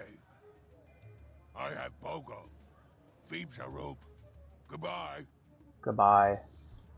Poor guy. Alright then, good talk. Oh, shit! I've never seen that before. That's new. Yeah, if you hold the button, it'll do it. That's crazy. Oh, I want that power fist. Let's talk. When I talk to a girl, I start the conversation, and I didn't start no conversation with you. Oh, you're a gem, St. James. Some people have gone missing, and they were last seen dealing with you. I don't know a thing about no missing refugees from that We do era, Nordinar. Go cry to somebody else. It's just fat. Yeah, it looks natty. Absolutely. But you know more than me. Yeah, Gotta know more than me. I must have heard rumors, and fuck you. You got nothing on me and Dermot. Girl character. I like how classic mutants look. I'm just not used to it. Evening. I got nothing you need. If it's... What do you do around here? Me and my partner St. James work salvage around West Side. That's all. Why is your partner called St. James? Because it's his name. He may be high-strung, but he's all right. Hauls his half a scrap, which is all I need. Goodbye. Yeah. Una? Un. There we go. Un. He's here to correct your Spanish. Dermot's just humble. He's got plenty of AS. AS. Hello. Hey, pretty Sarah. Welcome to the casa.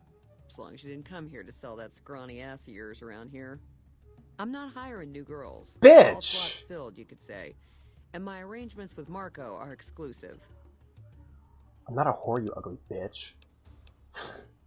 Wow, you sure know how to make a girl feel welcome. Just needed to make the situation clear is all. Scrawny?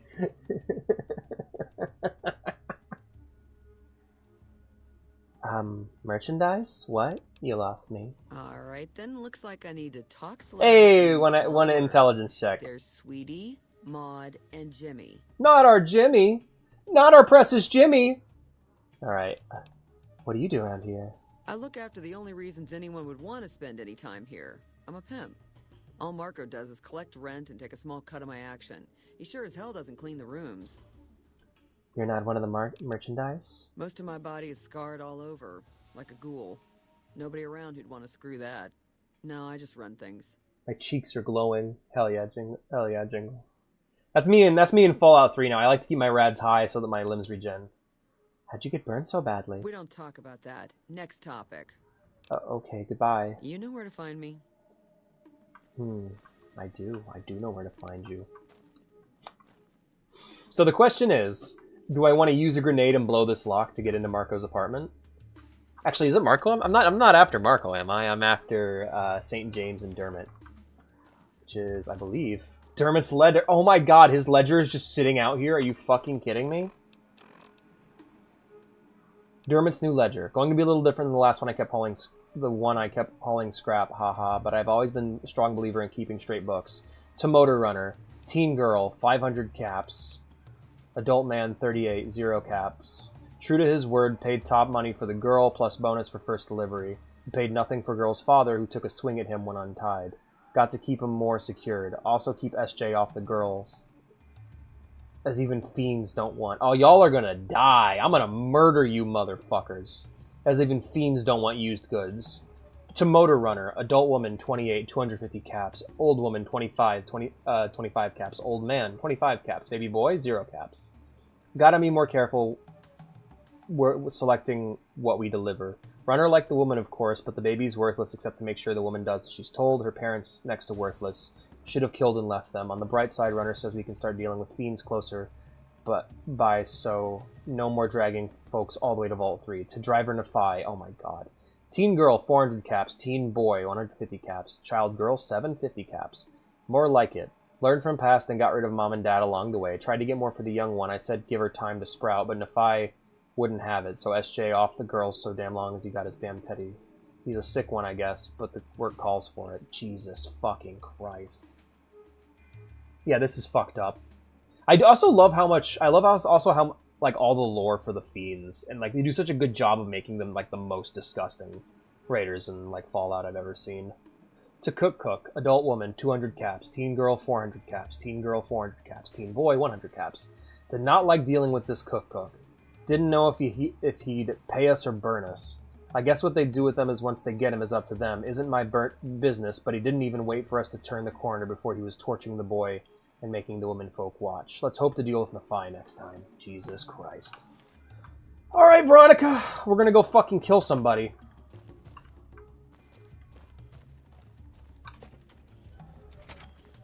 It's the Ep Fiend. Oh, I just read that. I just got it. Sorry, I'm such a fucking dork. I just realized that was the Ep Fiend list. Alright, I'm gonna make sure I'm well fed before I hand out this ass beating. Alright, I'm thirsty. I'm a little sleepy. But let's fix both by drinking some Nuka-Cola. There we go. I'm a lot less sleepy now and a little bit less thirsty. Let's drink some dirty water if I have any. Boop. And another one. Boop. Alright, let's check our food. 95, looking good. A buffalo gourd seed, so a cram and a gourd seed should definitely put me where I need to be. Yes. And I'm going hands-on with these boys. Hey. I said fuck off. Okay. Nope, can't do that. We gotta go through this again? Tell me about Dermot, your partner. What do you even... Dermot knows... What do you do around here? Goodbye. Yep, so, I need more. The literal ledger with their name saying they sold children into slavery is not enough. Let's head up top. I offer flip-flops, you offer tax breaks. I'm a UN pussy, you're a Herman monster. What the fuck are you talking about, Obi? St. James's apartment. Can I pick this? No, I can't. Maybe Veronica can pick it. Hey, Veronica. Give this a shot, girl. See if you're able to get in. I don't think she'll be able to. If not, I'll have Boone do it. Anytime, Veronica. Anytime, girl. Anytime now.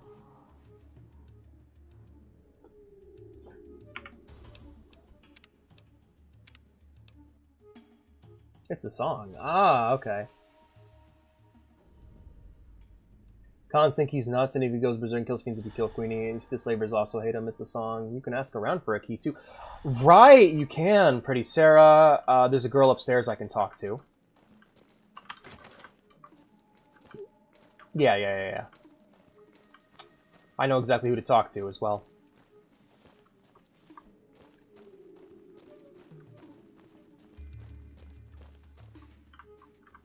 It's gonna be awesome to get his power fist. Pardon me, Boone. No, not Maud. The other one. No, not Jimmy. Not our precious Jimmy. Robbing them blind, and he gets to be allured.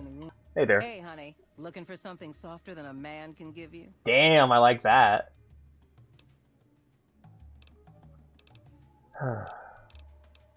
You work for Pretty Sarah? I bring in the customers, and she makes sure no one gets rough. Hell yeah. Sarah's good people. Hell yeah, Jingle. Good enough, anyway. That's what's cool about the game, is you can solve things differently.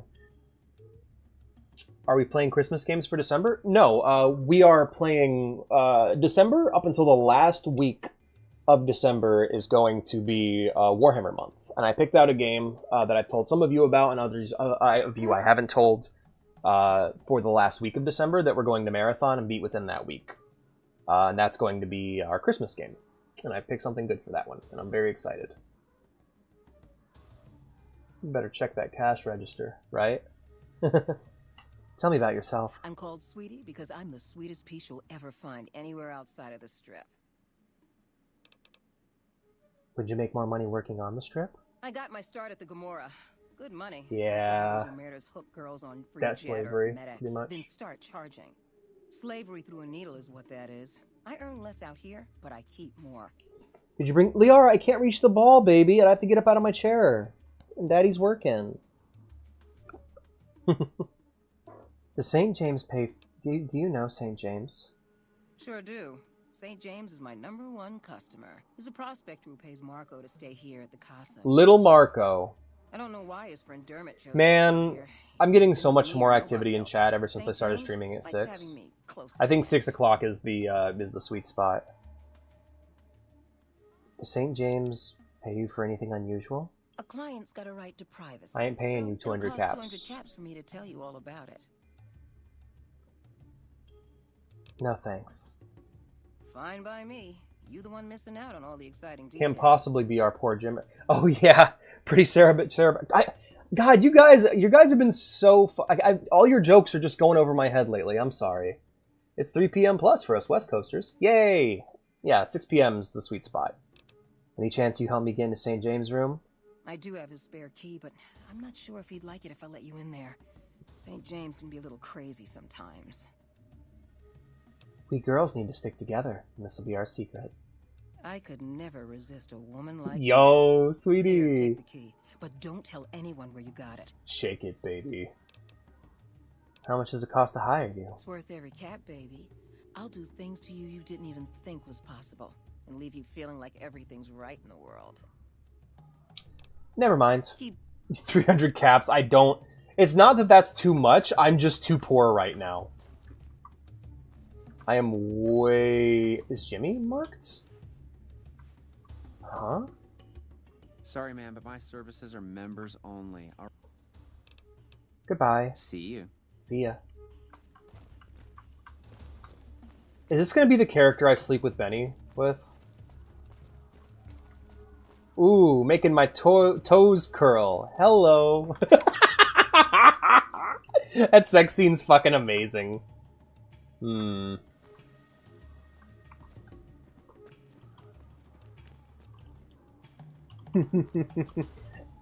Hello.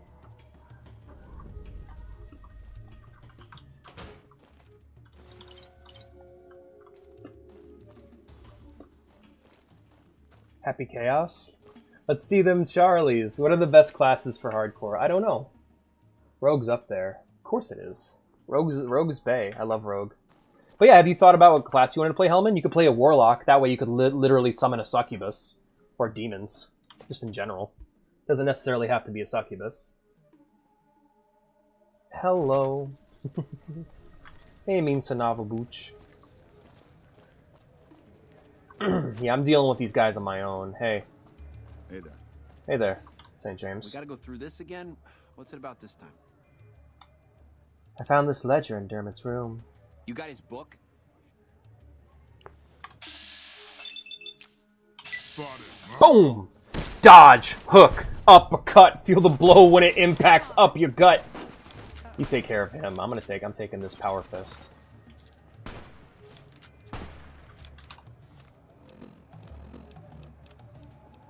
.24 DPS is 46. DPS is 38. Yeah, but I want it. Why is the Spike Knuckles better than the Power Fist? That feels wrong. Alright, once again. Asshole. Veronica, can you take care of that problem, please? Here we are. All mine. Who's this douchebag? Not you.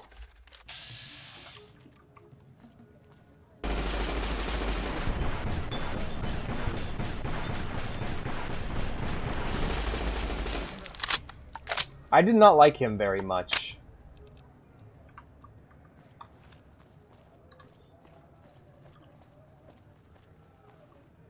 On hardcore, I thought you were talking about the guy of Guilty Gear. Yeah, yeah, Happy Chaos. Acronyms are fun, aren't they? Alright, that job's done. Let's, oh, hello there. Let's see what quest is next. Let's see what this one sends us. Yeah, that one sends us all the way back to Aerotech Office Park. This one's going to lead us to Vault 22, so that's quick. That'll be quick and easy to get to, so we'll just head to Vault 22 next. The Shaman's always nerfed. Damn, for real. Yeah, I like the idea my character defaults to her fists, because she's just a tough girl like that. I mean, hell, if it were up to me, I'd be going through every dungeon shotgun in the hand. It's so great for crawling, like, shotgun dungeon crawling is so good. Would you do ultra hardcore? I don't know. I'm actually waiting for Hellman to... I'm waiting to hear back from Hellman about what class he wants to play. I'm just curious. I'll add him to the WoW group if he once he makes a character, and he'll be able to join us in DC during those streams. If he's comfortable, of course.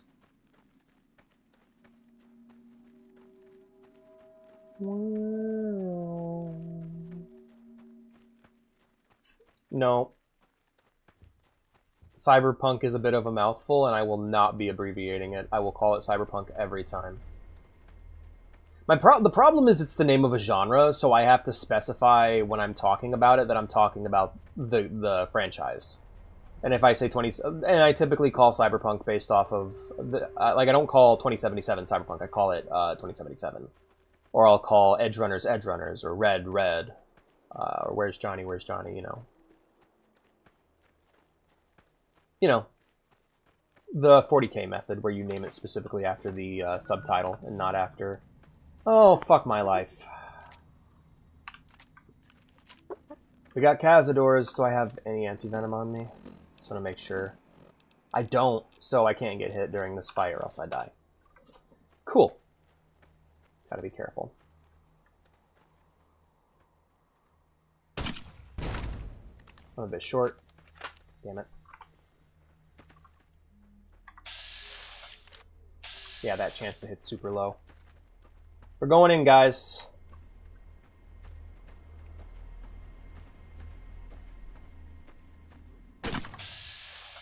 God, you were so fast. Maybe the grenade launcher wasn't the right weapon to choose for this job.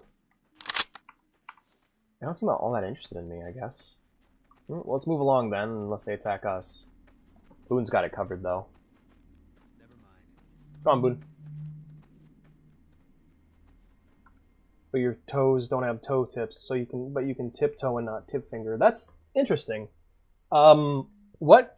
You didn't answer my initial question though, Hellman. What are you most interested in when it comes to WoW? Like, I want to try and help you find your class and narrow it down for you.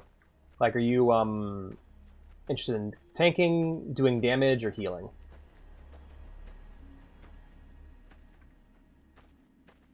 Stay out. The plants kill. Damn.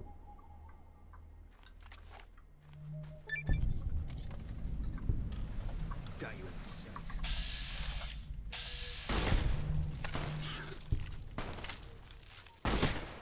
You motherfucker. I'm tired of getting crippled. This sucks.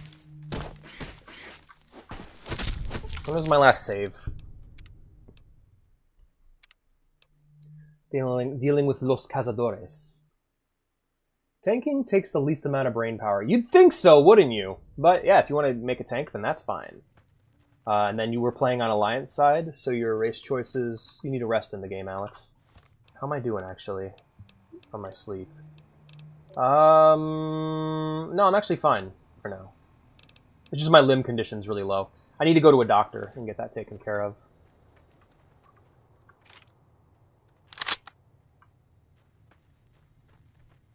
Los Cazadores Hermanos.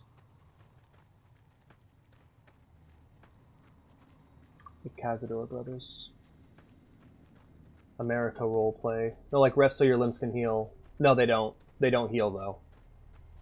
And hardcore. Thought we were all going to be Horde. For the Burning Crusade, yes, but for what we're currently playing, we're all Alliance. That's for the next expansion. Don't worry about that for now. We're all Alliance. So make something cool and sexy. Make something fun, you know? You can be whatever you want to be.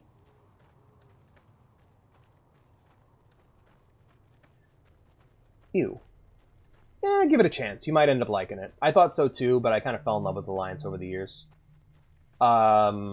Your options are human, dwarf, gnome. What was the other one? Human, dwarf, gnome, night elf, and high elf. Alliance is stinky. Well, you should still play with us because we're not stinky and we'd like to have someone to play with.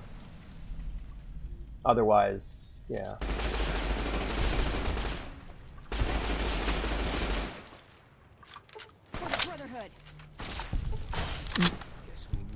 I guess I would recommend, if you want something like kind of cool and fun and monstrous, I'd recommend either the High Elves, or I'd recommend, there's a Mantis Egg, or I'd recommend playing as the Dwarves. The Dwarves have a really awesome starting zone, and you get to hang out with Stug, which is Ghost's character.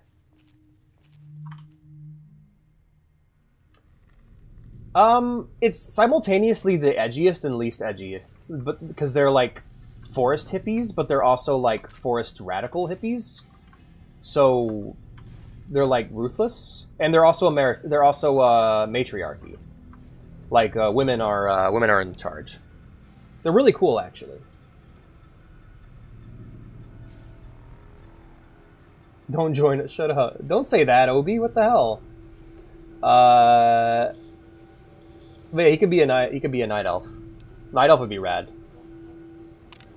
I've established a temporary, because yeah, with night elves, they are radical. Think of them as like they're closer to, think of them as the wood elves from Warhammer 40k.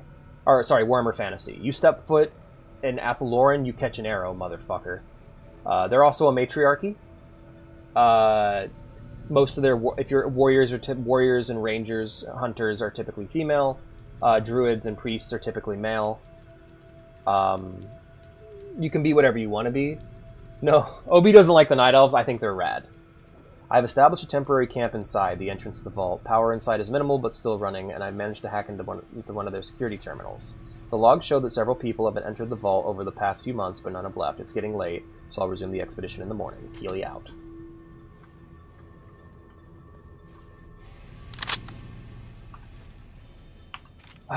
Yeah, let's run the play. Let's run 10 mil for now. I love this little pistol. Do we have a rogue yet? We have one, but we could always use more rogues. Rogues are awesome. TJ's a rogue, but you could also be a rogue if you wanted. Or you could be a hunter. That way you can get cool pets and stuff. And then bow and arrow, long-range bow and arrow, pets, cool shit like that. We have, TJ's our rogue. We have one rogue. We don't have a hunter. We don't have a warlock. We don't have a...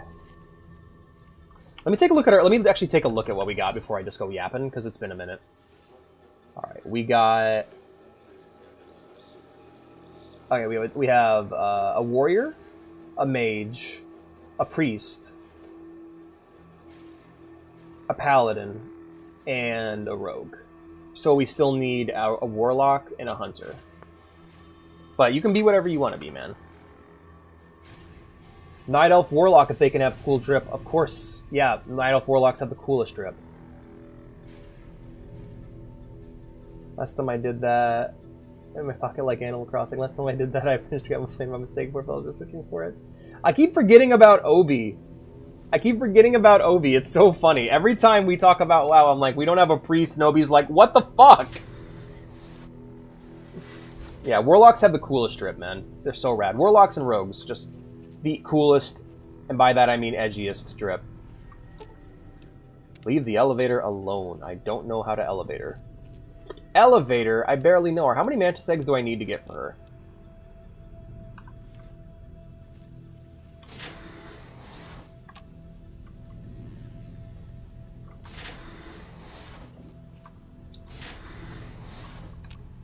Oh, hi there. Greetings. I do not believe we have met before. I have the singular... Oh, wait, can they not? Oh, shit. Who can be Locks, then? Humans can be Locks? Gnomes can be locks. I don't know if high elves or night elves can be locks. You're right. Wait, what the fuck was Ziggy then? Ziggy was a druid. Right. Okay, yeah, sorry. Only humans and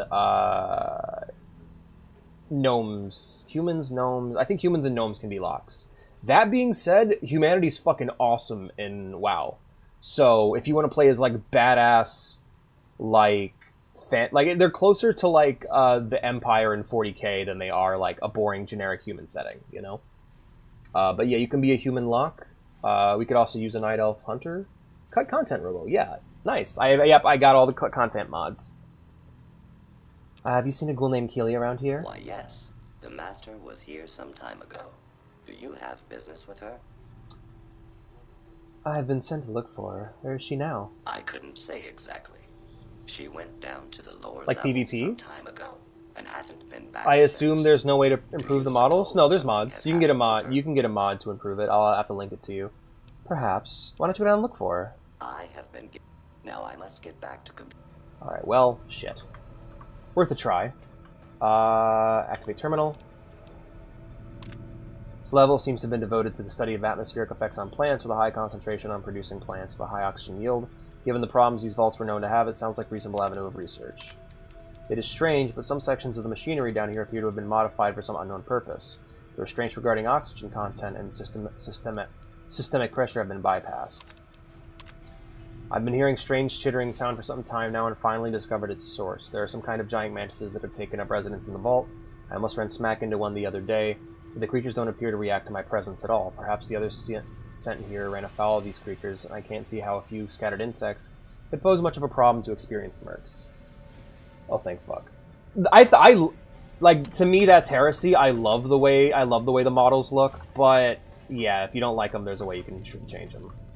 Hey, Mantis. It's been barricaded. Hello. Terminal. Check inventory. Nitrogen canisters for piping. Okay. Alrighty, Ghost. Have a good one, man. It's been great seeing you. It's been great having you here. Move along, please. Taking your grenades. Be your idol.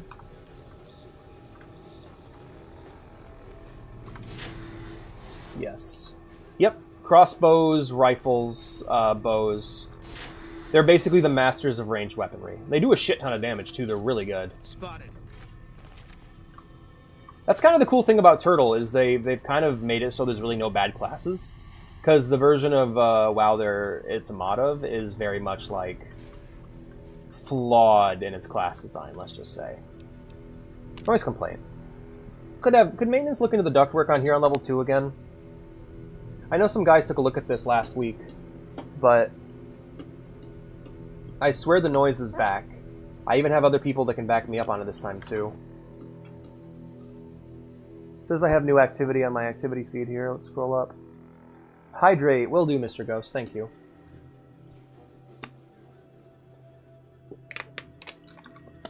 Oh, shit. Well, bet Night Elf Hunter dibs. He hates women in his base. Not JK. You could, yeah, I mean, hey. A hunter male would be interesting, because then you could, like, kind of get the Drizzt Sword and thing going. Let me check the... I'd have to look into it. Let me see if I can get you that mod to improve the face, to improve the models.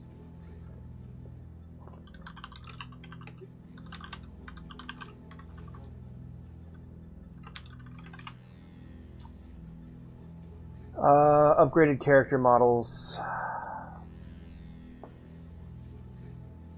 Turtle WoW, updated character models. Here we are.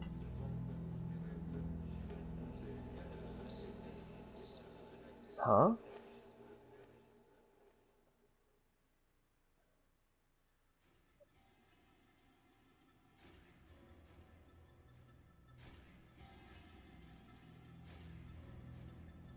Let me see if I can get the mod for you. Total HD patch, new release.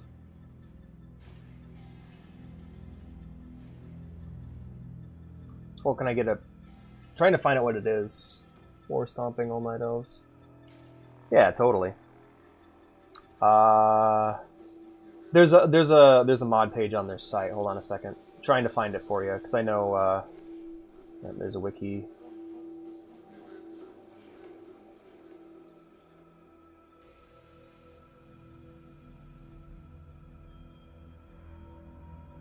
Okay, here is...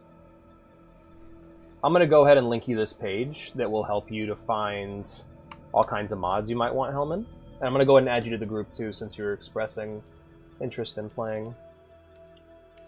By the way, this invite to play WoW with us is open to everyone. The version we play is completely free, and I'll get you set up, so let me know if you are interested. The more friends we have to play with us, the better.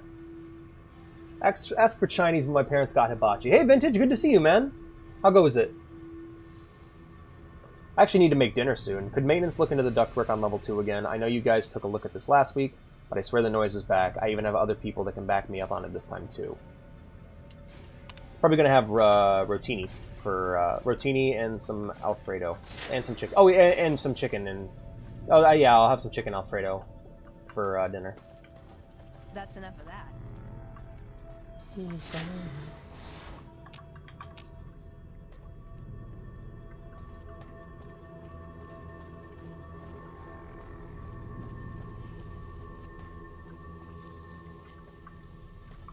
Alright, next floor, I suppose. Elevator, stairs.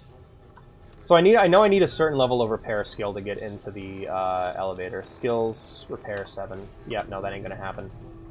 Stairs, entrance hall.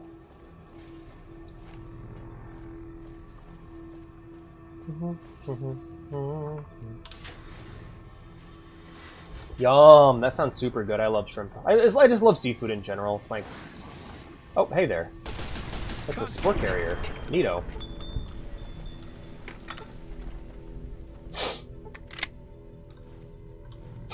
Don't know what. Wait, what am I gonna do with that spore carrier sap? Why did I pick that up? I keep doing that. I keep picking up shit I don't need.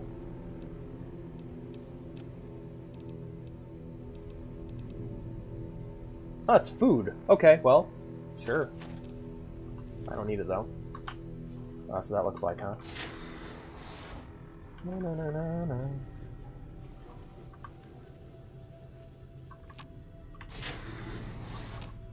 I think the most underrated version of you're telling me a shrimp is so you're telling me a gingerbread this man.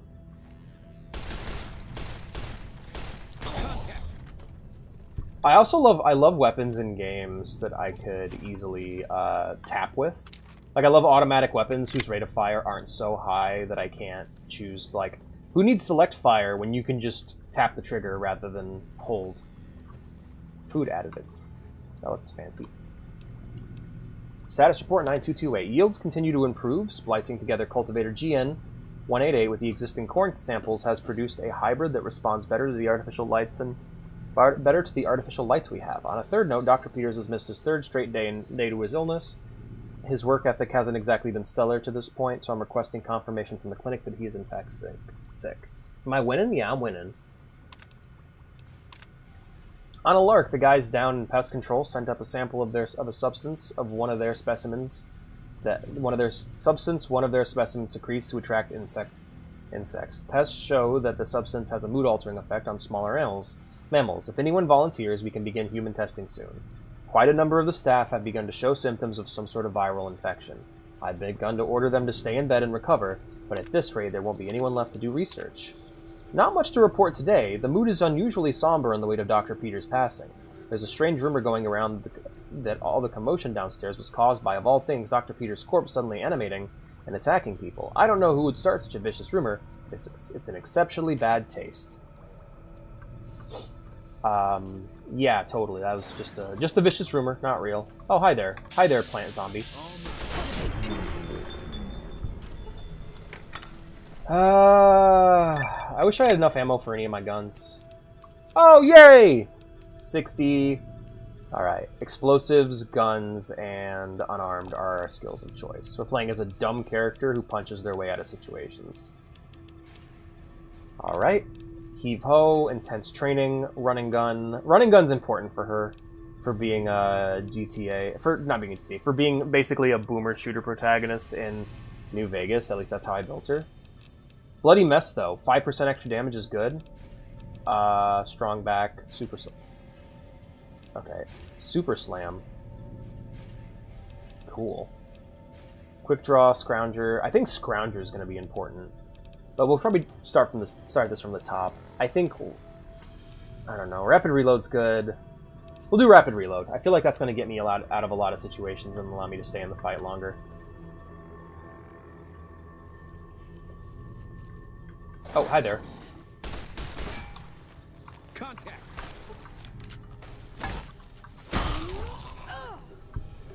Good fight. From Atlanta to Japan, every land throw down. Company. We throw down. Yeah, that's kind of where I'm at right now. What time is it? Because I'm taking a break at 10 o'clock. Don't know what I'm going to throw on in the meantime.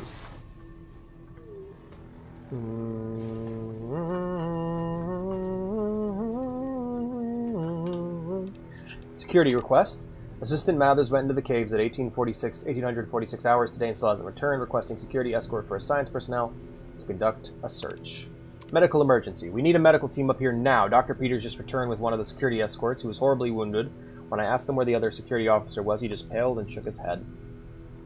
In the meantime, Dr. Bailey has ordered that the door to the caves be sealed until further investigation can take place. Help. Is anyone down here? Security is trying to hold off. Well, I don't know what they're trying to hold off. Please send security up at once. With Dr. Bailey watching over his sick wife and daughter and their quarters down in the common area, I'm officially in charge of the level, and I'm requesting security at once. And let's activate the terminal. Disengage lock. Access denied. Contact admin for clearance. I don't have the key.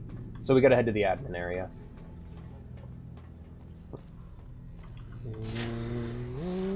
Gone for now. Yeah, isn't it nuts? Fallout 4, the latest mainline Fallout game, is 10 years old. Isn't that just nutty? I finally found some of the body of the scientists that lived here. They've appeared to be overgrown with some form of lichen. They blend in so well with the other growth that I walked right by several of them without even noticing them. I've taken the proper precautions, but the lichen doesn't seem to be contagious, at least to ghouls. This level appears to be where they perform most of the research NCR is interested in. I've been able to collect a little, but the vast majority of the data from the research done here is inaccessible. I'll have to find the main backup and download from there.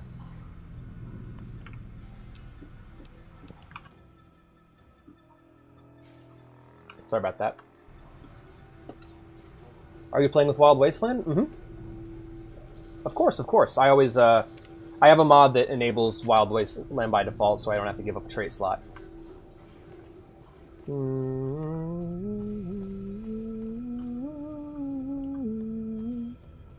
For real. Yeah, I'm worried about Bethesda, you guys. I don't like everything. Like, I'd like them to get a single win. I'd like them to get a single W, because they're one of the developers. I think they're a rare quality. They're super unique, and there's no one else like them. Like, there's people who try, of course, but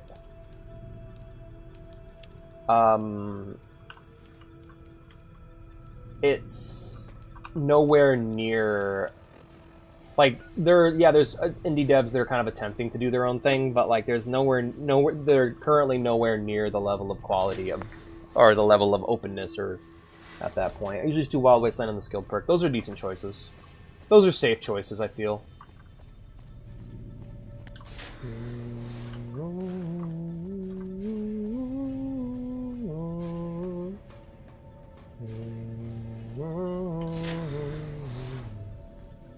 You know what, let's search this floor first before we go moving down. Hey... What do I hear typing? Hi there. Don't have the repair necessary. Stretch!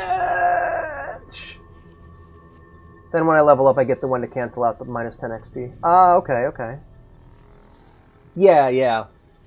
I think they are eventually going to get outplayed, though, as more and more. Because, like, basically, Bethesda currently has the market cornered on open-world immersive sims. Like, there are open-world RPGs that are better, but when it comes to, like, open-world immersive sims specifically, They've got that market cornered. CD Projekt, I think Cyberpunk's a good step in that direction, but it's nowhere close to the level of quality of Bethesda. Like, yes, the combat feels meatier, yes, the graphics are better, but in terms of cohesive game design, it's the chittering bug sounds. Oh. But in terms of cohesive game design, I feel like most Bethesda games are superior to CD Projekt, specifically to Cyberpunk. That being said, if they're going to improve, they're going to definitely destroy Bethesda at their own game. They went with Skyrim and they haven't stopped. Actually, Rockstar, they're not really immersive sims. They're just like sandboxy games. Specifically, the idea of taking a game like, because that was the foundation of Bethesda, the Bethesda style game was, what if we took System Shock, or what if we took Ultima Underworld and put it in an open world? Then you get Daggerfall and Arena. What if we took System Shock and put it in an open world? Then you get Terminator Future Shock, Skynet, and then eventually Fallout 3, and then Starfield, you know? RDR2 is close. What should I name my Tauren Warrior for RP? I don't know. And 6 is apparently getting into it. Yeah, we'll see, because RDR2, I think its quest design, I think specifically its quest design disqualifies it from immersive sim status. Like, specifically, its main quests are so fucking restrictive that I don't think it could qualify. I think it has immersive sim elements, but let's take for Cyberpunk, for instance, when you're given an objective and you get to decide how you go about it, usually. Vault 22 Expedition Entry 8. I guess no one will miss this ridiculous trivia game. The questions weren't even that hard. It looks like this is where most of the people were when they died. The medical reports I found suggested that some of them are succumbed to some kind of airborne infection. I'm going to see if I can convert some of the grow lamps into UV spectrometers to test the air for contaminants. After numerous attempts, I found a range that highlights the particles in the air that I believe killed everyone in the vault. Preliminary tests show them to be spores of some kind. I've set up spectrometers on several of the levels now, and the concentration appears to increase in the lower levels. At this point, I'm concerned that the plants here may constitute a danger to the people of the NCR. Yes, absolutely. This could spread and be horribly lethal. Yeah, that's got to be part of the soundtrack, because I'm moving my head and it's not responding. Like, the audio is not, that's specifically part of the soundtrack. Yeah, I'm never taking this uniform off. I'm staying in NCR uniform because my character's an NCR character. Cave fungus. Yum.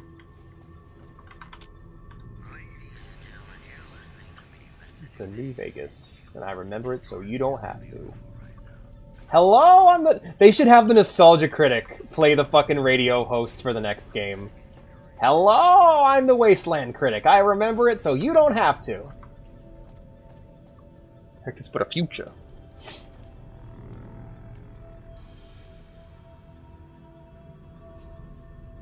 Yeah, the shooting feels really good in Cyberpunk. I won't deny that. The stealth is also pretty good. The hacking's fantastic. Yeah, I think I would describe Cyberpunk as a shattered diamond, where every aspect of the game is firing on all cylinders and is really high quality, but it just doesn't. It's like a diamond that you're desperately trying to put back together, but you just can't find the pieces. There's no cohesion to the game design. I was talking to John, the game store guy, who is like my only friend at the game store. All right, so we can unlock the crew quarters, unlock data backup, and unlock cabin access. Error override engaged in door site. Okay, so we're gonna have to find a way into one of these things. Oh, 50 caps. Hell yeah. My Johnny. Meow meow meow meow. Meow meow meow meow. Meow meow.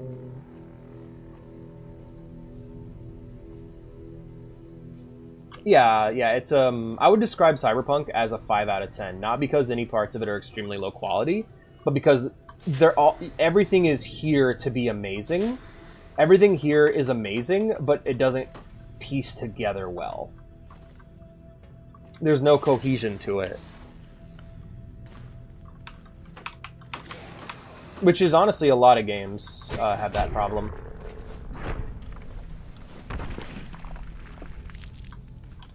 Like, say what you want about Bethesda, but like the issue that they have is they keep narrowing what their immersive sims are about. You know? And I think that's fine for when you want to like go from like, all right, I want to go from making Deus Ex, making like I want to go from making Dark Messiah of Might and Magic to instead making Dishonored and have a game focused entirely around stealth and assassination. Then that's fine. But what not Cyberpunk, but what Bethesda keeps doing is they keep giving the illusion that they have these really wide. They keep giving the illusion that they're selling Deus Exes, but in reality they keep selling games that are even more narrow with each game. Like I can't really speak for Skyrim specifically. I think there's just this level of shallowness that governs the entirety of Skyrim. But when it comes to Fallout 4 specifically, if you don't want to roleplay as the Wasteland leader, if you don't want to like roleplay as the governor from The Walking Dead or Rick Grimes or Lee, then you're pretty much screwed. Like if you don't want to engage with the settlement building system, there's no game there for you. Which is a damn shame. Because I love that part of the game, I know a lot of people really don't. And there really is no, hey, there's the door key card that was right there. I didn't know that was there. Cool. I keep noticing things as this character that I want to carry back into my Samuel playthrough. Yeah, you guys deal with that shit. Uh-oh. Uh-oh. Oh shit, that's the plant from Fallout 2. Well, it's gone now. It just exploded into cum. It's over. By the way, did you know that? No, what? Your message didn't post, or the card wasn't there, if that's what you're asking about. Let me check this. Oh, it was their first-person shooter? Yeah, I knew that. I like the settlement, I just don't know what to make. So that's the thing. What I love about the Fallout 4 settlement system is that it provides for an uncreative fuck like myself. I don't make big forts or bases, I make bed hives. My settlement forts look like Auschwitz. It's just everyone. Who do I need? I need you, and you. All right, you all sleep here. There's a common area where I'll ring a bell. Like I literally what I do is I put a bell in an open area and I ring it to call people over and assign them for new tasks. And then I have Red Rocket as my house where I get to hang out with all my friends. And that's where you know what's really funny? All the companions get to live there, except for Preston Garvey. Preston Garvey stays at Sanctuary, and later on I'll move him to the fort. But all the other characters get to hang out with me at my cool clubhouse at Red Rocket. Yes, for real. I plan on... They got the prefabs just for that. Another settlement needs your help. Yeah. What I want to do is dedicate to the Minutemen questline and then betray them super hard in the Nuka World DLC and then murder Preston Garvey at the end. And just do a fucking, like, Knights of the Old Republic ending for the game. Because, like, I like the idea that my character was someone who, was never really happy with his life after he left the military. It's over. And he tried being happy and he tried being a family man. And, like, you know those motherfuckers who are, like, excited for the apocalypse because they just want to indulge in their darkest desires, you know? The kind of people that you know would be raiders if they got the chance. That's how I want to play my character in Fallout 4. He's going to be named Conrad after the writer of the Heart of Darkness. And Fallout 4 is going to be a story about his downward spiral. I want to do basically a Minutemen playthrough where I do as many of the quests as I can for all the other factions, but then completely wipe them out and betray them all until all that is left is the Minutemen. Super evil. Not Conrad Kurz? Well, no, Conrad Kurz is named after that same guy. So technically, yes, Conrad Kurz, but I'm specifically naming him... So Conrad Kurz is named after... is a double reference to Heart of Darkness. So Joseph Conrad is the writer of Heart of Darkness. Robert E. Kurtz is the name of the main villain of Heart of Darkness. Conrad Kurtz is named after both of them. And you know what's fucking hilarious? Conrad Kurtz does not remind me of Joseph... Does not remind me of Robert E. Kurtz at all. He does not remind me of Kurtz one bit. You know who does? Fucking Horace Lupercal. Horace reminds me of Kurtz, especially the Apocalypse Now version of Kurtz. What builds? I don't know. I'm kind of gonna be going for an all-arounder Space Marine type build. That's the idea. Is I want to play as like a Wasteland Space Marine. I don't quite know what I'm gonna do so far. I did plan out a build, but I'm gonna have to replan it. Want to do a mech build? Yes. Power armor is gonna be my main way of fighting. Look, it's our savior. Why he's oh no. Yeah, I want to turn him into a Wasteland tyrant by the end. Strange noises. Problem. Noises and vents. Action. Send in a team to inspect. Source of problem not detected. Ticket 2. Gas leak. Problem. Possible reports of a possible gas leak. Several people have complained of coughing fits and other respiratory symptoms. Action. Complete diagnostic of air circulation systems. Discovered minor discrepancies in the mass of the air being pumped through the vault, but no harmful gases were detected. Also, a strange residue was detected on the air filters, which has been forwarded for identification. Swapped out the filters just in case. Alright. Pain train. Wait, what? But you know, I want to specifically do a like, I don't know, make him use the Enclave power armor. Sure, why not? MF cells don't really use power. That's an okay. So is a flamer an energy weapon? Is the question? Because if it's not, I might use it. If it is, that's an yeah. Flamer's an energy weapon. That's fucking weird. One of the changes I made to my I mentioned this before, but for those of you who weren't there for it, and there are a lot of you who weren't there for it by the looks of the view number there.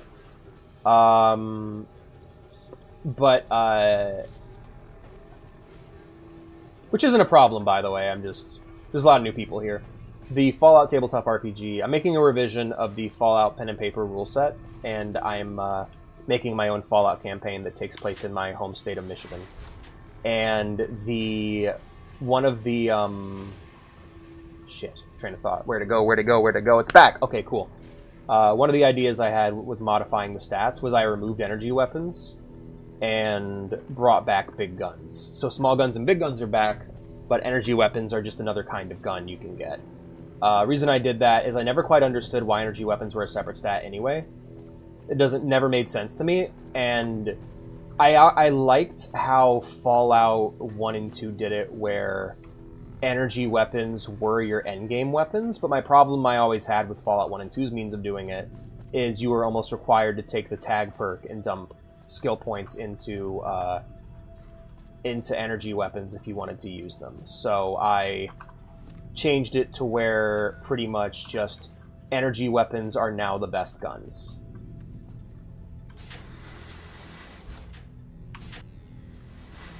All weapons are energy weapons, technically. That's true. That's true. The energy weapons are now just the highest tier weapons in their category. Where the fuck?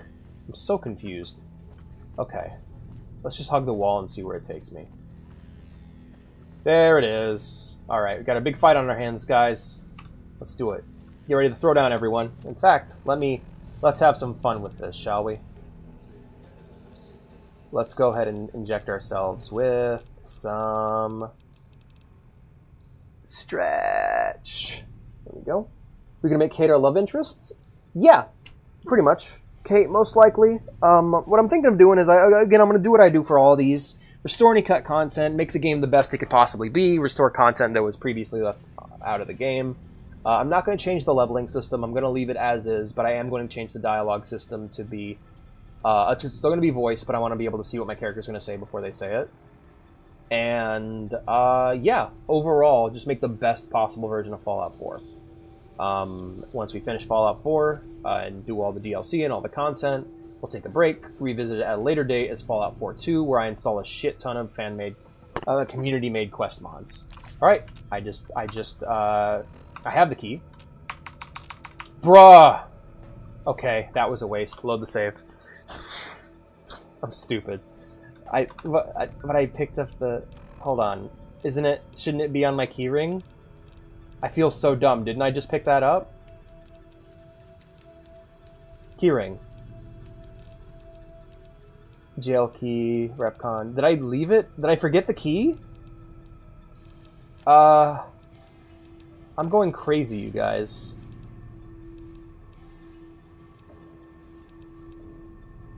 Lottery ticket. Vault 22 cave door keycard. Okay. Thank you. All right, I have to use the terminal. Got it. Okay, now we can inject our psycho. That scared me.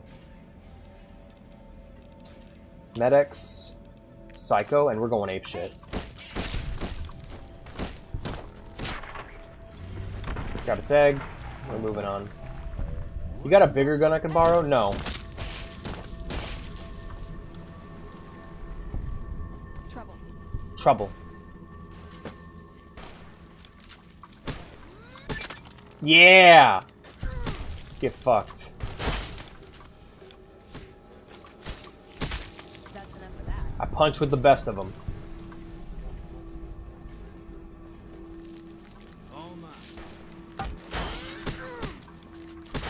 Hold on, let me see if I can... Yeah, there we go. Oh, I frenzied him. He's attacking his friend's corpse. That's awesome.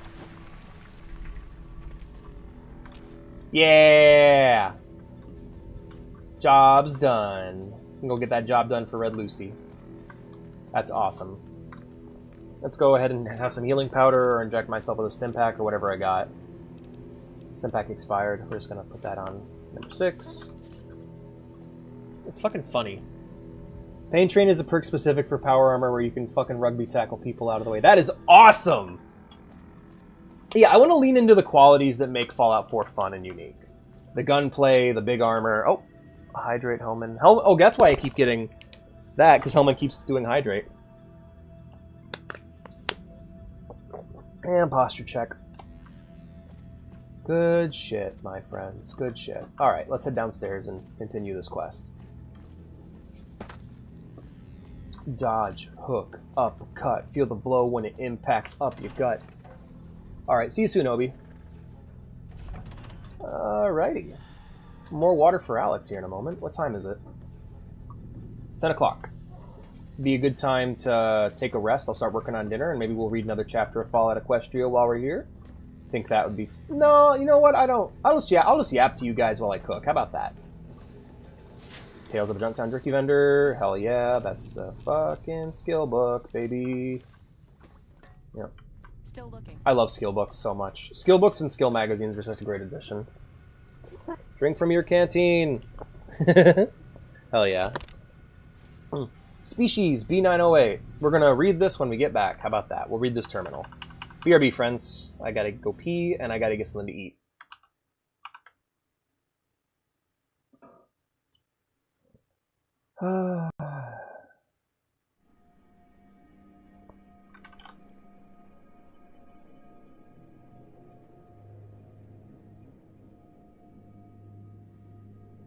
Alright, BRB, my friends. Hellman, send that build my way, I'm curious. BRB.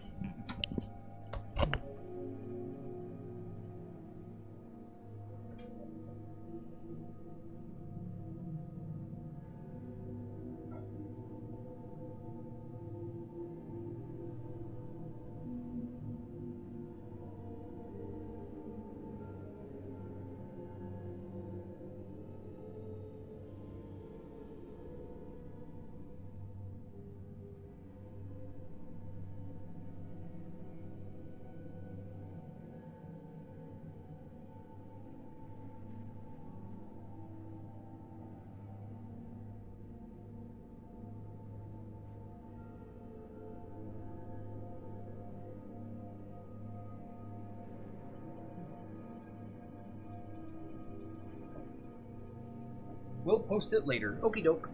Oh, I gotta go start making. I'm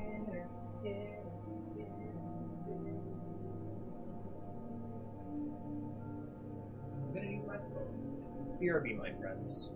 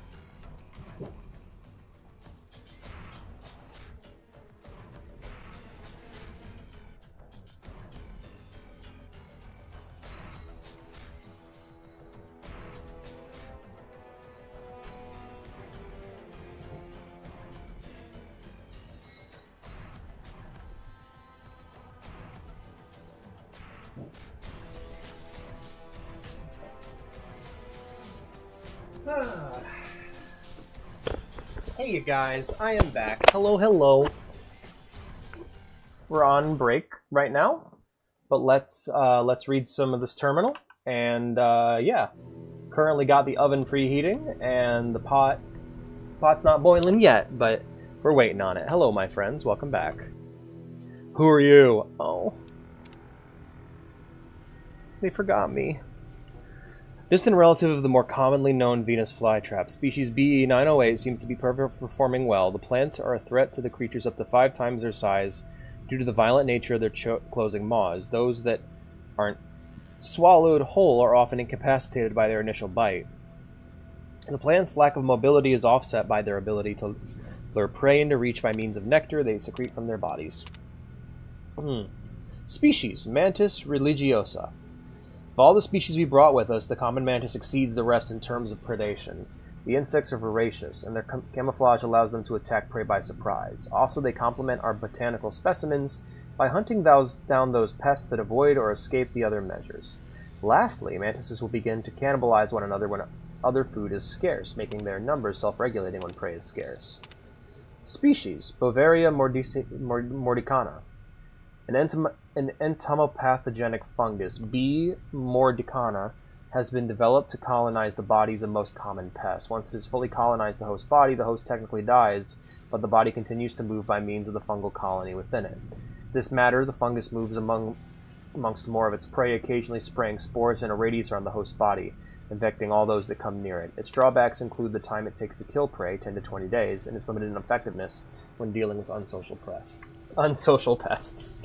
You got me, Jingle. Righty. I worry too much. What are you worried about, Veronica? What's up? Are you got nothing to say? Alright, goodbye.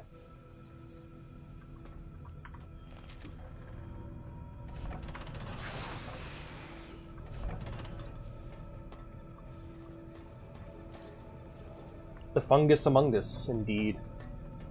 Yeah, I plan on having fungal enemies in the Michigan campaign. I'm kind of excited for people to see the new stuff I've added, because like the main goal right now is to get the stuff that came with the original game up and running.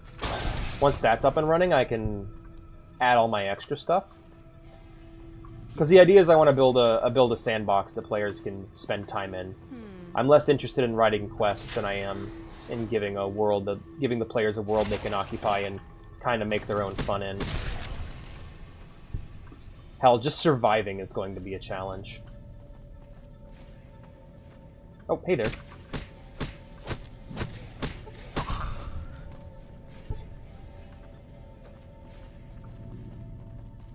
God, I love the sound of the punches. Oh, hello. Got you in my sights.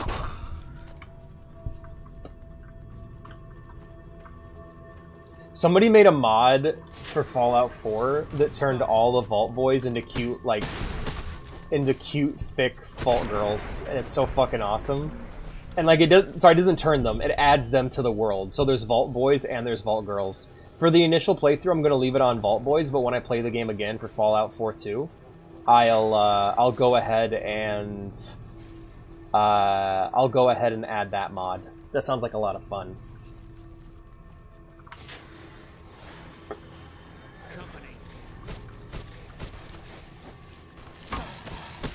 Oh, fucking crippled my head, you douchebag. Die. Loading a fucking save, because I don't have a doctor's bag. God damn it. Maybe I should use my shotgun. The shotgun doesn't do nearly enough damage, though. That's the problem.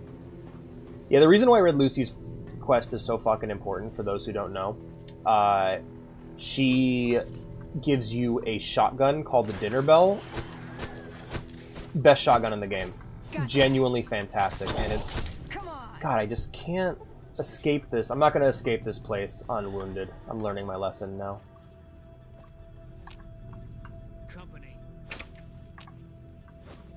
My weapon condition is dangerously low.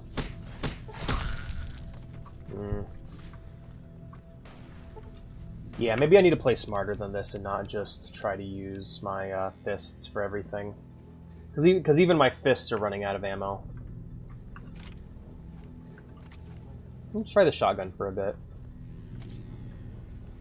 Change in tacts. The fungus among us. Alright guys, I'll be right back. I go check on the food. Here we go.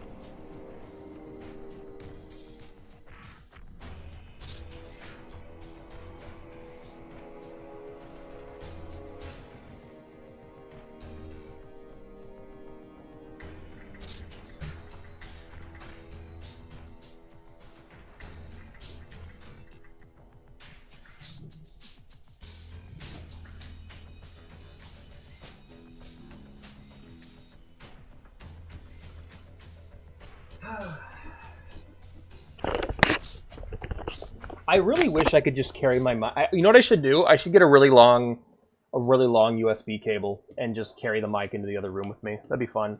Or get a second wireless headset that I could use. Get in a call with myself, you know.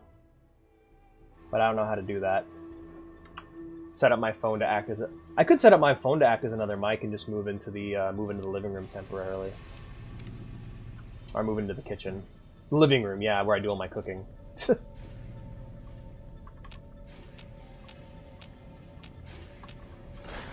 Why didn't that VATS?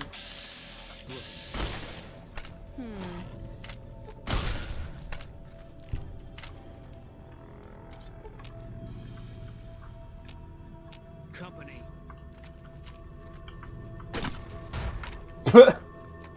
Got him. Got my eyes peeled. All mine.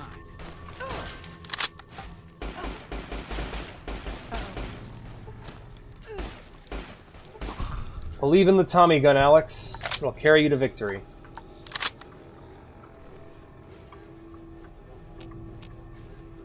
Still looking.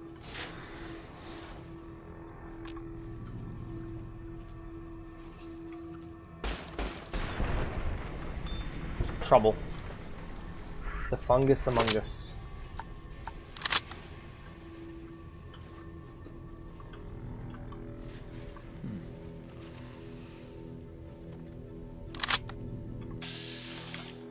It is really funny, though. I was thinking about Bethesda and its relationship with Fallout and how like it really made these games its own afterwards. But like specifically, I feel as though their kind of game is the only game that could have done it. Because if it got like BioWareified, it really would have lost a lot. Like let's say hypothetically BioWare got it and turned into a much more cinematic game. But Bethesda's never really been cinematic. I think Warlocracy referred to Fallout 1 and 2 as isometric immersive sims, and I think that's a great way of looking at them.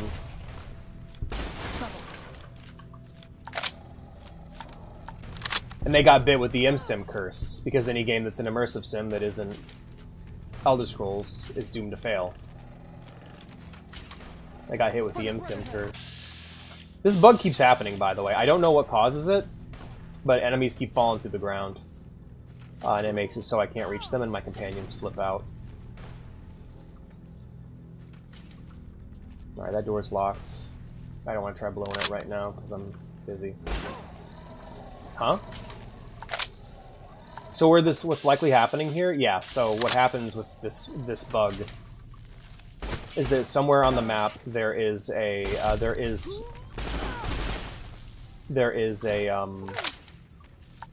spore carrier that I can shoot, but I don't know where he is. Oh.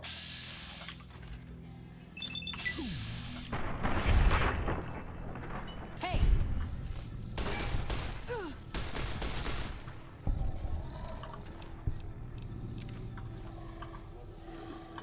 Yeah, so like right here. He's apparently right here next to me. So what we're just going to go ahead and do is I'm going to click this motherfucker. Not Veronica, not the wall. Come on. I see him. Alright. Yeah, so because he's not here, I can't just kill him in the console. So they're going to have to... we're basically just going to have to wander until we find him. Alright, download research data. Boop.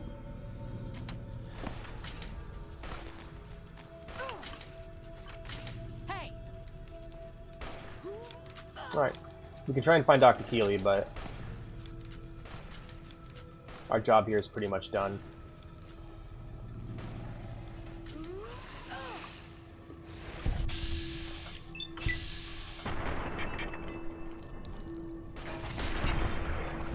Oh, there goes. I love that. John Woo meets Tarantino, man. Great style. I love it. I really hope I have the words to describe the feel of combat in the tabletop game, you know? Because I always find myself at a lack of words for D&D. I guess it just gets so fucking repetitive. But there's more specific things players can do with Fallout's combat system, you know? You guys can see the game, right? I didn't forget to switch it over. Alright, no, we're good. Perfect. Alright, I'll be right back. I'm gonna go check on my food. I'll be running back and forth from the kitchen to the computer.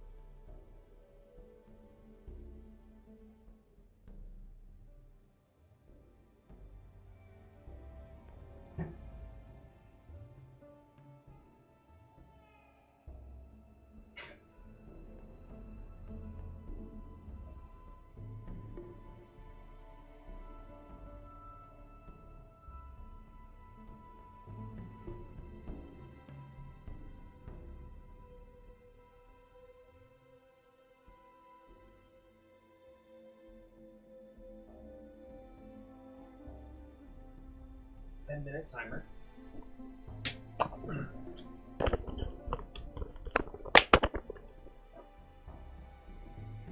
Here we are. I'm back. Doo-doo-doo! Hello, hello, my friends. I have returned. Yippee. Yip, yip, yip. Oh, okay. That's... Hold up, guys. Not this way. Alright, local map. Let's take a look here. Make sure that you guys can see me. Good, good. Alright, cool. Let's check my map real quick. Alright, I need to head back over in that direction, but apparently Keeley's down in here. I'll just need to find another way in, because I don't want to just drop like that. Well, shit. Looks like if I am going to get down there, I'm going to have to drop.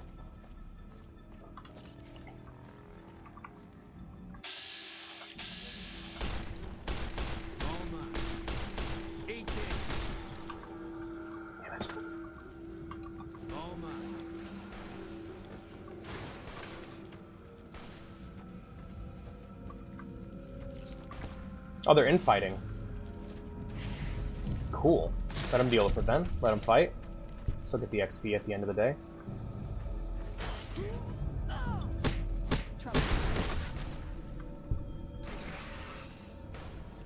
Hey.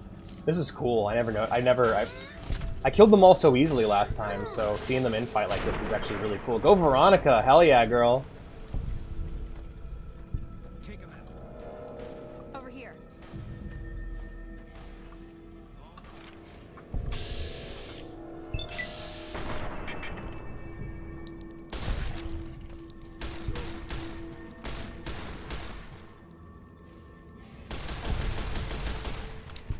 That's last of my hollow points.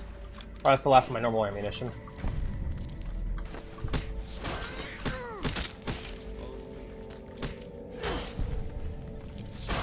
Fuck him up, Veronica. Good job.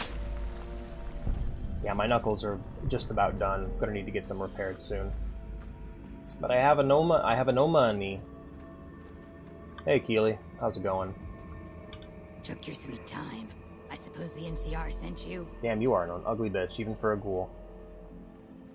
Yes, Angela Williams asked me to come find you. Oh, she's such a dear. Not like that pompous little pedant she works for. Pedant, I love that. Neither here nor there. I never heard it pronounced that way. Out of control. I've got a plan to deal with them, but I'll need your help.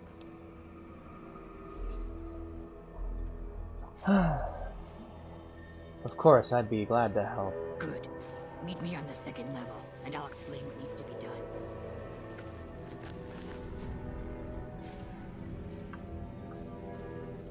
Alright, I'll follow her and we'll just join her and get there. Oh, you can just run straight up. Cool. Let you guys deal with that one. The fungus among us. Pedant.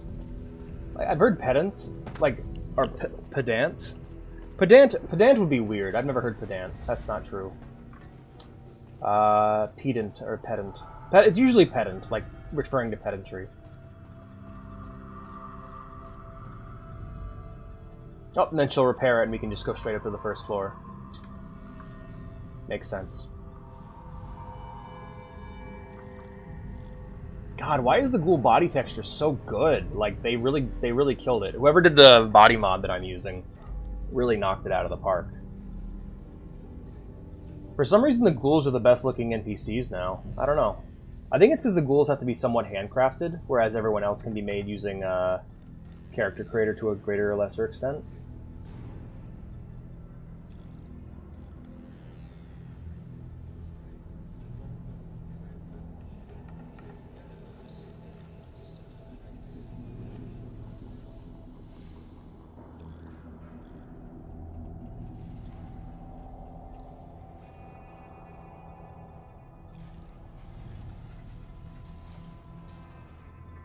How long are you going to be working on this? First level, please.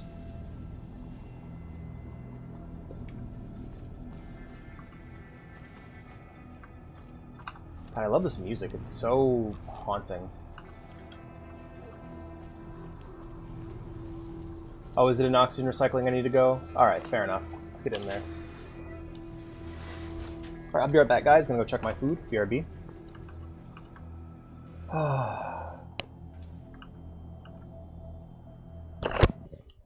Oh, no wonder it was so creepy. I had the other music going.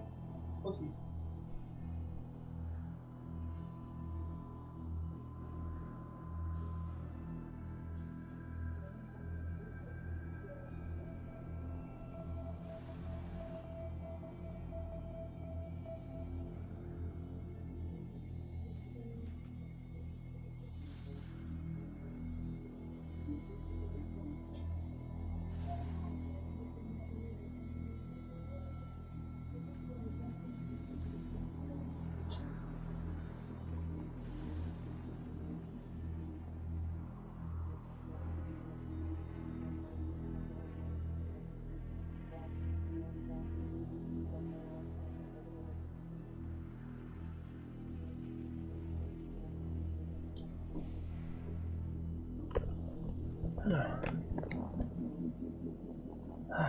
Right.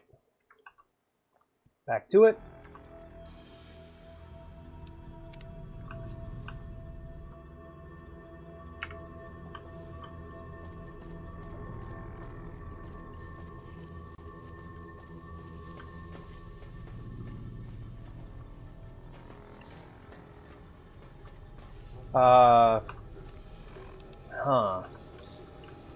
Hey there, Thor. Calculating.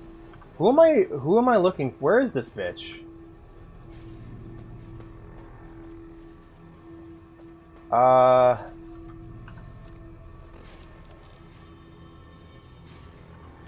Alright, well, if she ain't gonna... I'll wait for her, and if she doesn't show up, I guess I'm going back to Dr. Hildern. Alright, well, she ain't here. Don't know if it's bugged or what. But,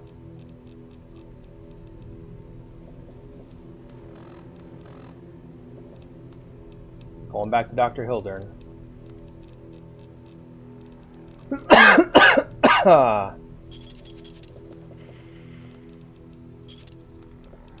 Food.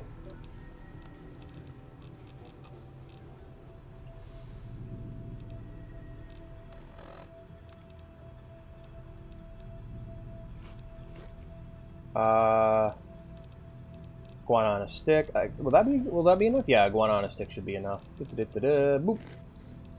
And then we'll go ahead and finish it off with some Instamash. Alright, I'm all fed and taken care of. Yeah, I love... Oh! Hey there, partner. Hey there, stranger. How are you doing today? Alright. Good, I guess? That's good to hear. It's hard to have good days, you know? Yeah? Oh shit, where's my manners? My name's Felicia. Pleasure to meet you. Sorry to sneak up on you, friend, but I couldn't help but notice those star caps you were carrying. You followed me into the vault? Sun, you know? I was hoping you understood the danger of carrying those so openly.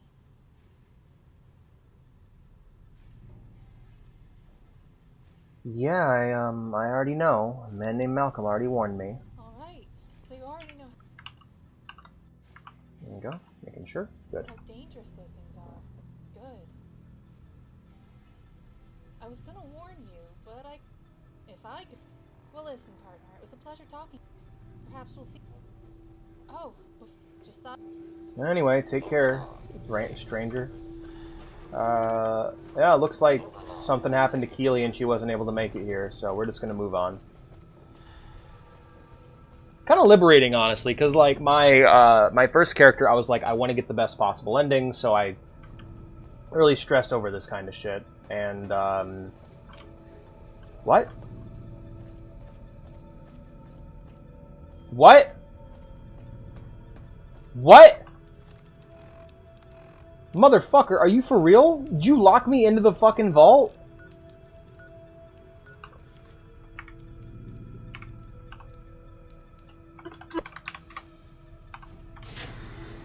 Fuck off with that shit.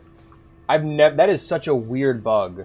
That's either a bug or that's intentional at Keely's hand, in other words. But otherwise, fuck you. Don't lock me into the vault. Are you crazy? Alright, BRB.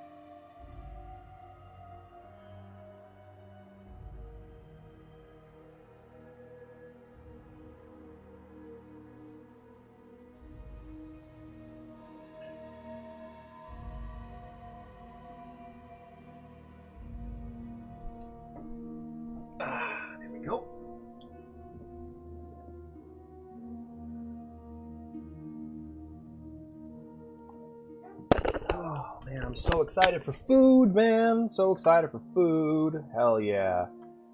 Scene. There we are. Pause my music. I am back. How you doing, chat? How you guys enjoying the stream so far? It's been pretty chill for a bit. Initial intensity aside. What I can say is regarding the thing with what happened earlier. It feels good to stand up for myself.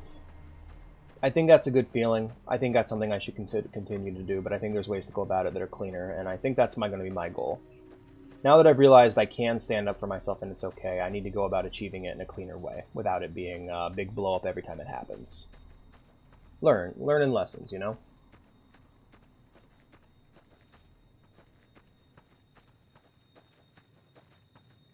Hey, and with how often I fuck up, you know, the mistakes are meant to be learned from, and with how often I fuck up, I'm going to be a literal genius when I grow up, when I finally get old. Let's see what objective's the most close to us right now. So we got Bleed Me Dry, which is right there. Okay, well there you go, there's your answer. But we got to cut through Fiend territory to get there, so... It's going to be a bit rough. Regardless.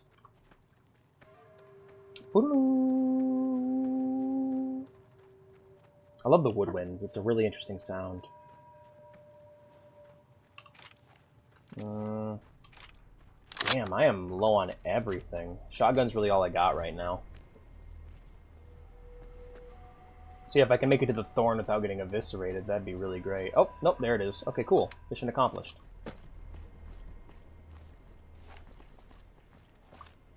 And they don't have the animations in third person. Interesting. Hello, stranger. Howdy. Hello, other stranger.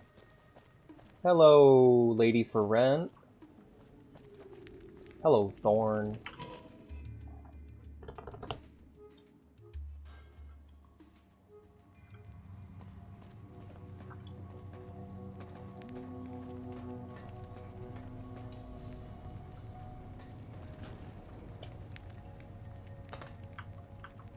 Welcome back, stranger. Hey, Red Lucy.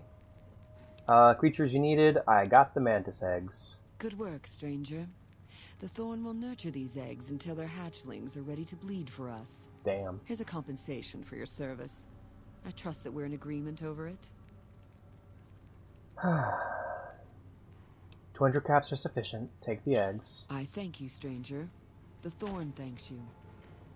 Is there anything else I can do to help the thorn? Bring me a dozen rad scorpion eggs.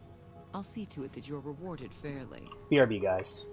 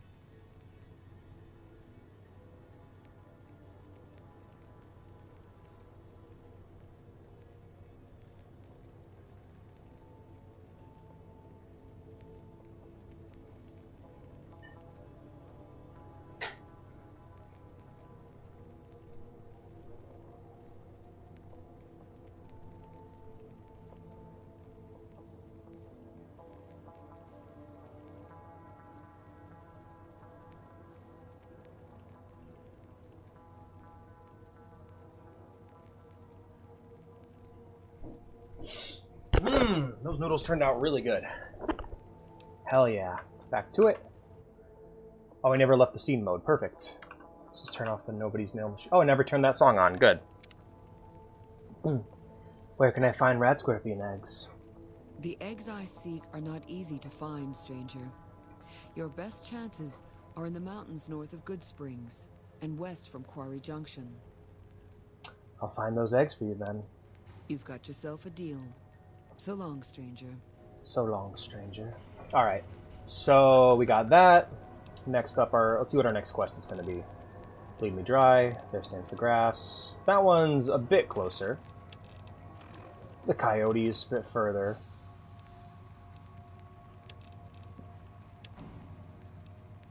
Alright, looks like I'll be doing the NCR quest here. Let me go ahead and set my objective marker for right here. Yeah. Okay. Let's get on out of here.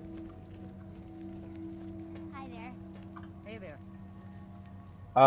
Child? Don't think I'll make it topside anytime soon. What the hell?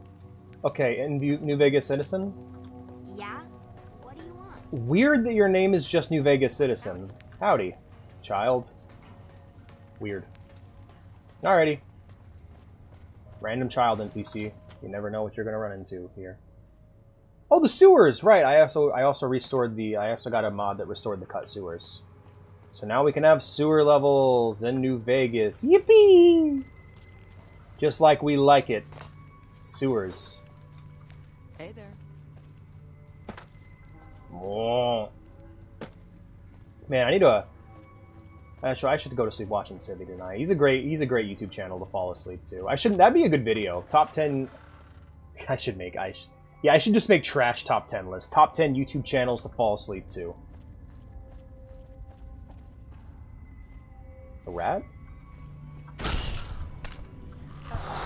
Oh, fuck me.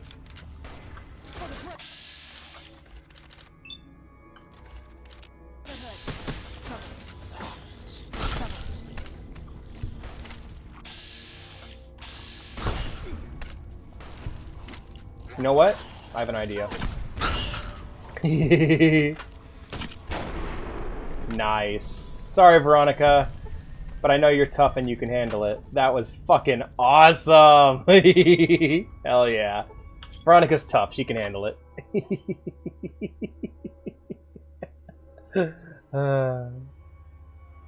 Yay. That was fun. Bottle cap. Giant rat meat. Yay. Alrighty. Trouble. Take him out. God, I am so dry on ammo. Rummer.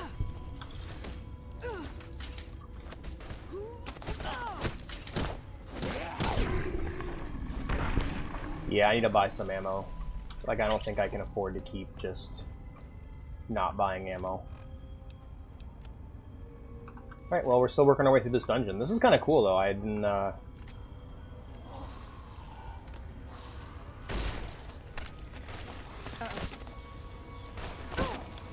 Oh, yeah. Yeah, we're in trouble. Let me just load my save here. You know, I'm gonna say maybe going through the sewers is the wrong call. Why don't we... Well, let's fall back. Let's fall back and take a different route, because we don't have the resources to make it through here. If we did, we could totally do it, but we don't, so we don't.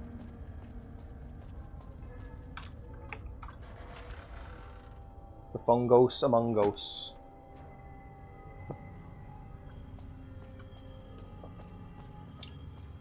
That's the only message I see in chat. Nobody's written anything for a while, so I just keep reading. I just keep rereading Jingle's message over and over again.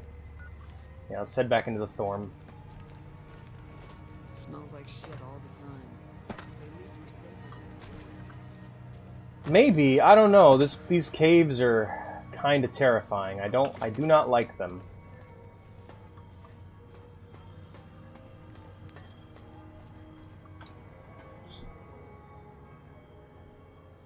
How are we doing on time, by the way? Oh shit. I'll be right back. I gotta go check the oven.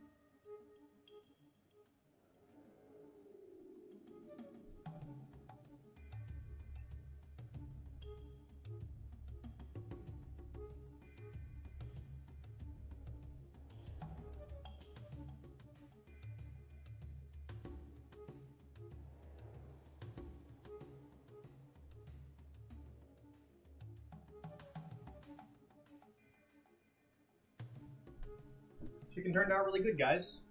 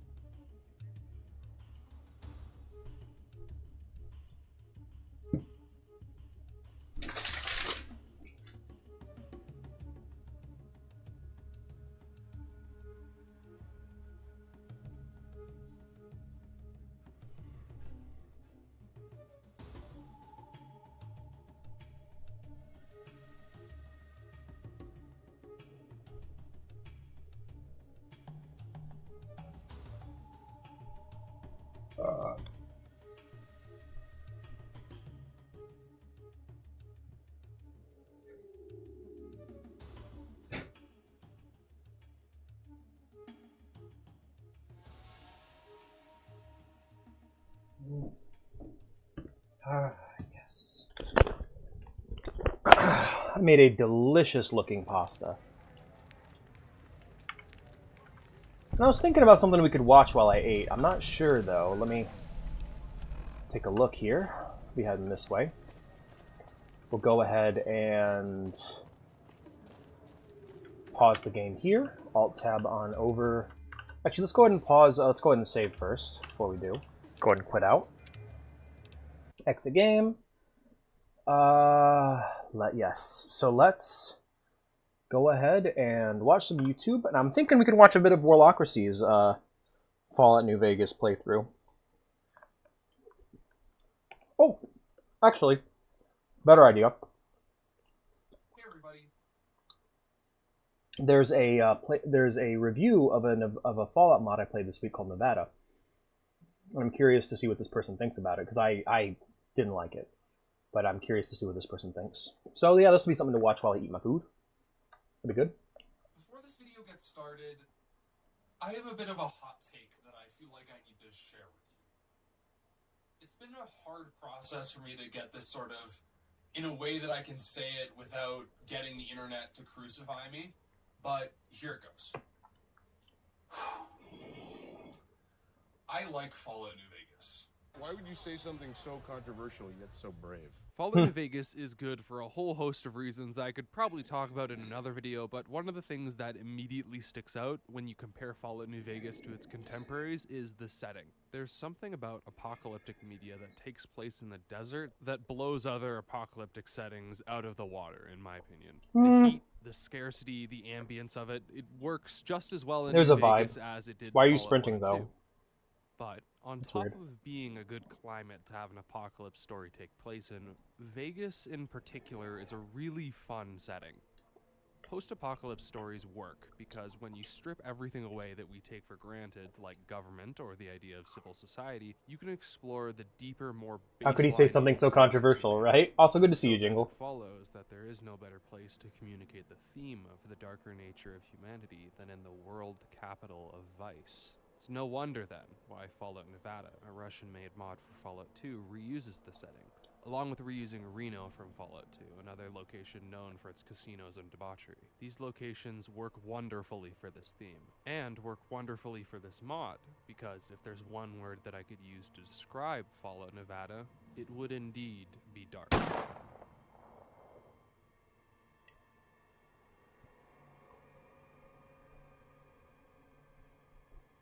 I would say Nevada is balanced how people remember This is a Fallout review 1. and analysis of Not how it Fallout actually Nevada, was. and part of a larger series on my channel where I review and analyze the major total conversion / story mods for the Fallout series. If you've seen the first video in the series, you know the criteria by which I judge mods. If not, here's what I generally base my critique on. Okay, does the mod recapture the magic of... I'm actually going to give my own opinion on this. Base my critique on. Based on his critique.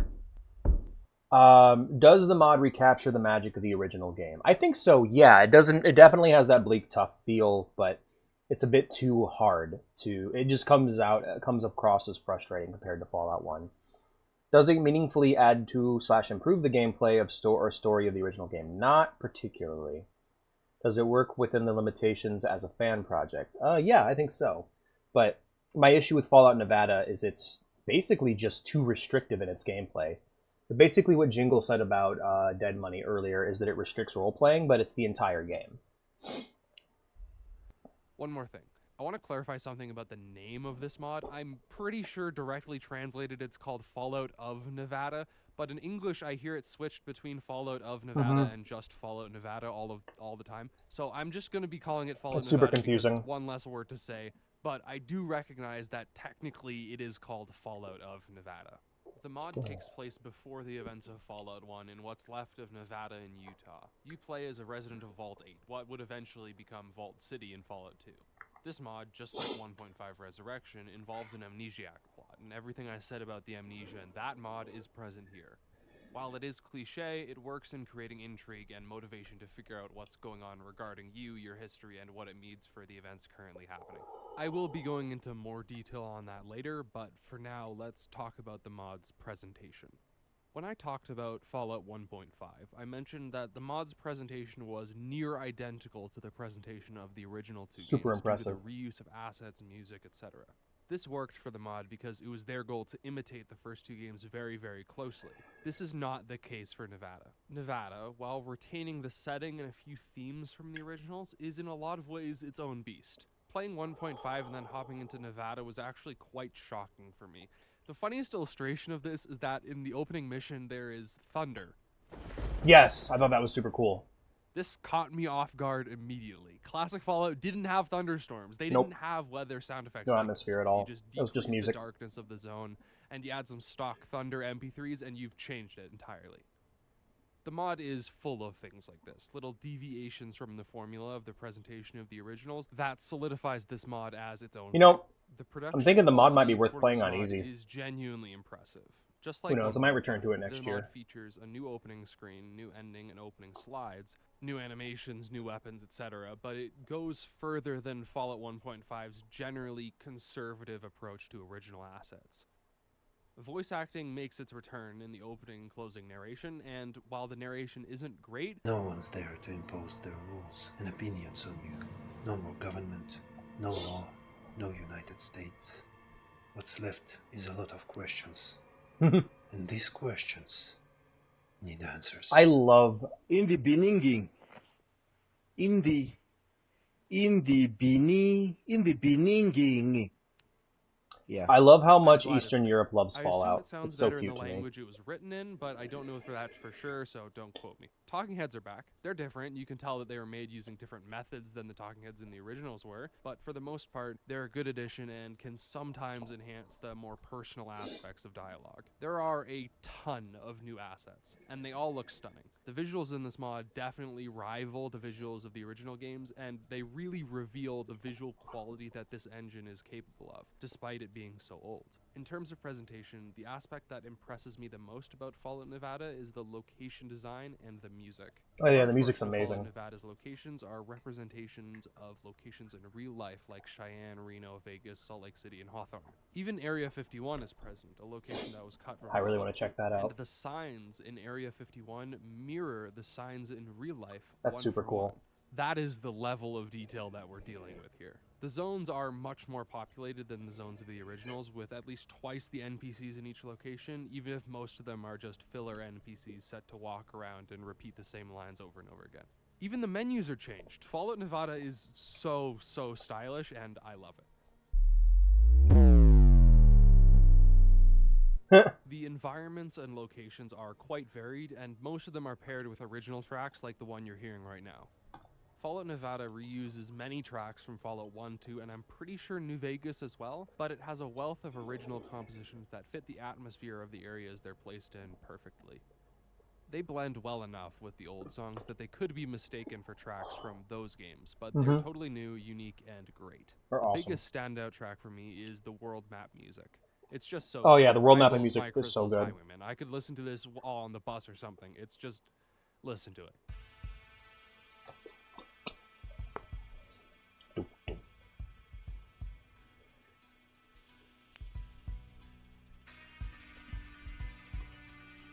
Yeah, Nobody's Nail presentation Machine of kicks Fallout ass. Nevada is excellent and far Great composer. surpasses Fallout 1.5 and even rivals the presentation of Fallout 1 and 2. The talking heads don't look great, but other than that, it's truly impressive what the team managed to pull off here.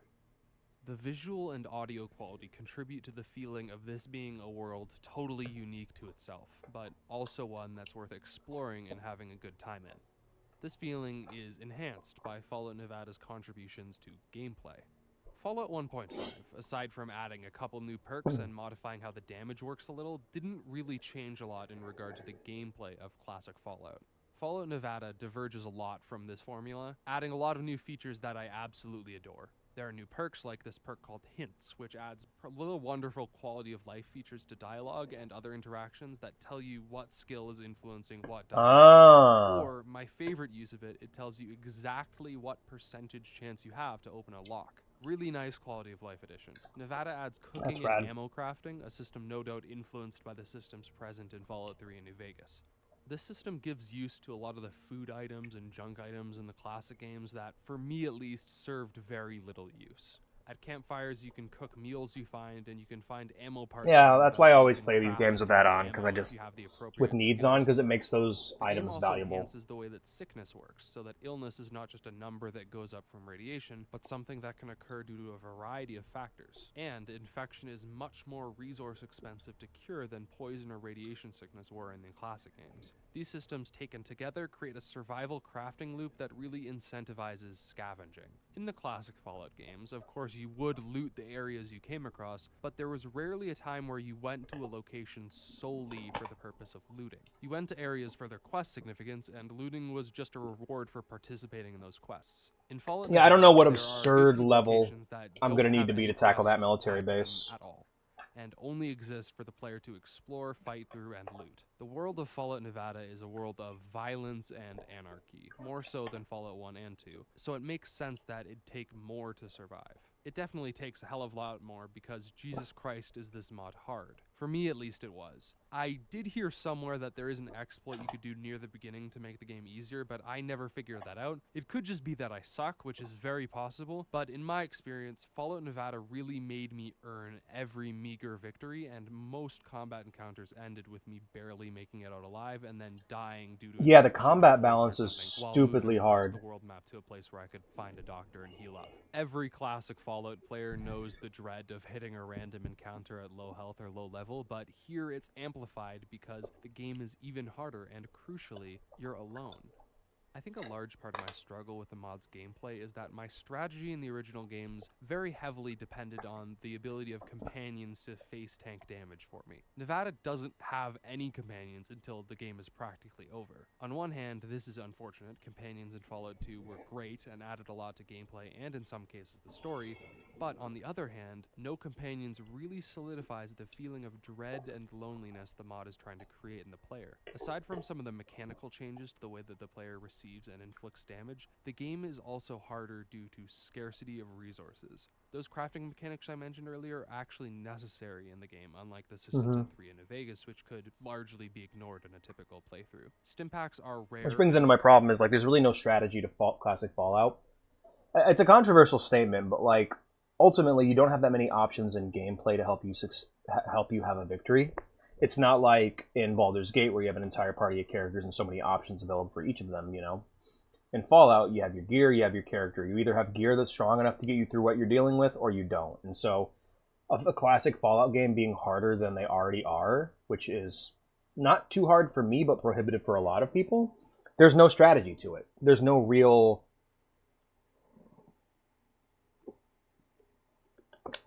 You know...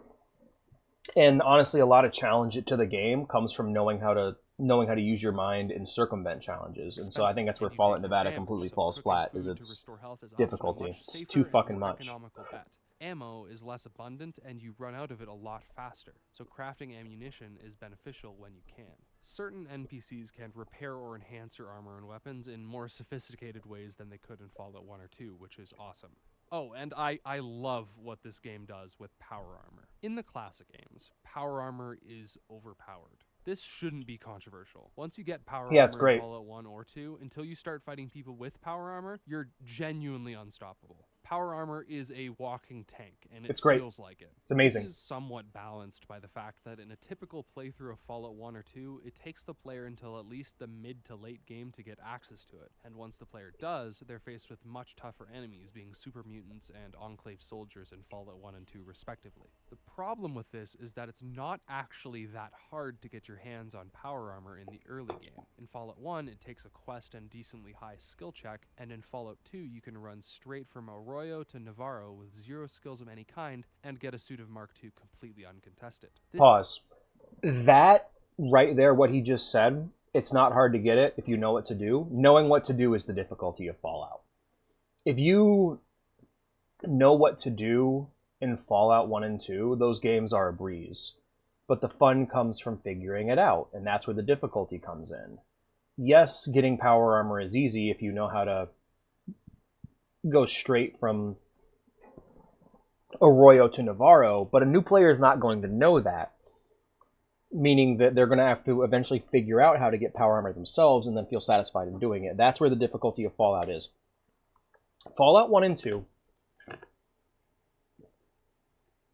are not hard games. And I think Fallout 1 actually has some real smarts in its game design. So, and it's something I didn't do, but if you have the patience to do it, you can kind of play Fallout 1 like a roguelike, with the water chip being a check for whether or not you're ready to progress further into the game. Make your character, see how they work, find out what their weaknesses are, find out what their strengths are, play until you can't play anymore, either by beating the game or by running out of time on the water chip and getting the game over. If you run out of time on the water chip, make a new character, you know. But if you don't, and you likely won't after a few playthroughs, you probably have a character that can carry you to the end game. Or alternatively, just look up what kind of build you need to make. Have speech. Make sure you have high int. Make sure you have high. Agility. Pick skilled and gifted as your starting traits, and then from there you can kind of build around that, the restrictions. Hey, Penny. Aw, Penny wants to play. She wants to play ball. Go play ball, Penny. Go get it. Penny's so cute. Yeah, you just burst fire entire rooms down. But the difficulty of Fallout has almost nothing to do with its combat. Basically, what you bring to a fight in Fallout 1 and 2 is 100 times more important than what you do in that fight.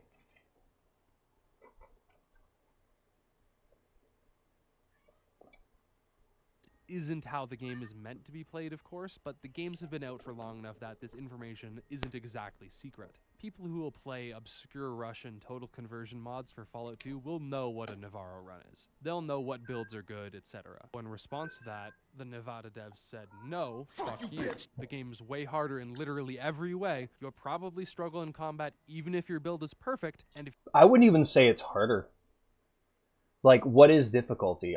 For me, difficulty is something that has to be something you can overcome.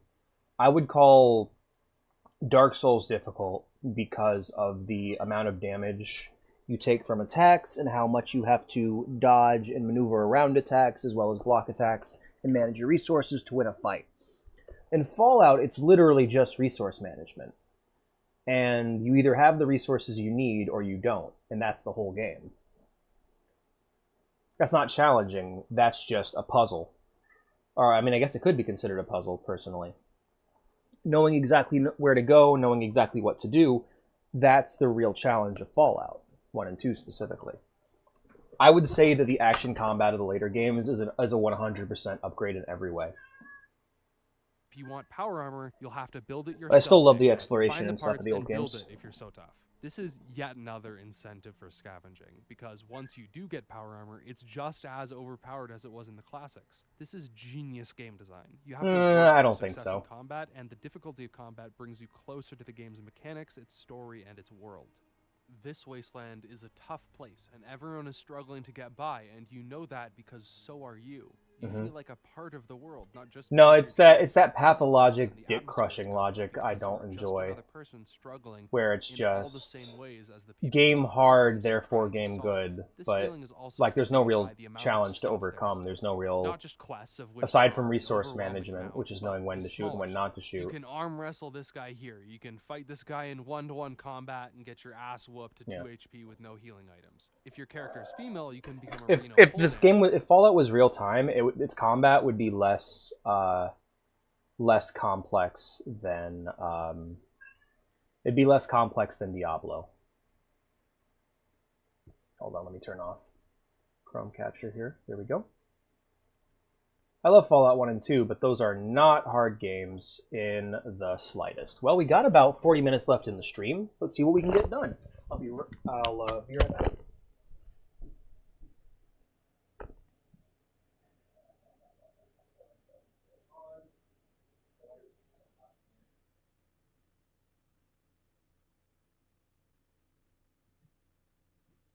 Penny is losing her mind. That's hilarious. Alright, poor Penny. Alright. Let's relaunch the game and play for the rest of the stream, and sadly this will be our last New Vegas stream for the month, so let's try to get some stuff done. Maybe, you know what, maybe we can go beeline Benny. Maybe we can go get Benny taken care of as a nice little bow to tie on this. No. I need to use the mark. I just realized I can't do that because I need to use the mark of Caesar on to make up for the bullshit I'm gonna put the Legion through. Yep, next week we are doing a Fallout Brotherhood of Steel subathon.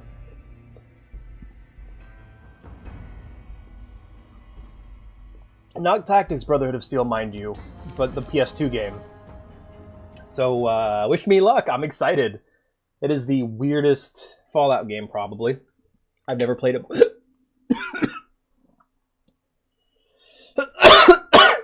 I've never played it before, but me and Vea both like Diablo. Me and Vea both like Baldur's Gate Dark Alliance, which the game is very similar to. So, and I specifically wanted to pick a Fallout game that Vea could also play. She's not really good at first-person games.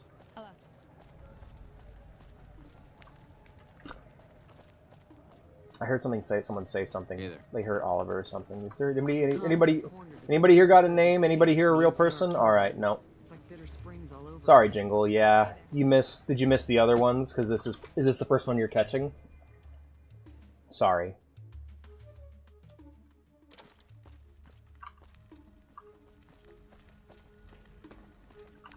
All right, we're gonna go swing by. Swing by McCarran? Kinda, yeah. I'm sorry, buddy. Well, if you want to catch the other ones, they're up there. You should still be able to find them on the channel, on the YouTube channel specifically.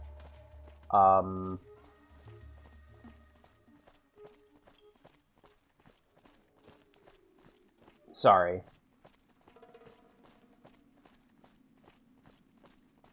I'm gonna keep doing things. Going forward, we'll be starting at 6, so that you'll be able to catch things. Sorry you missed out. I hope to see you during the Brotherhood of Steel stream. That's gonna be fun.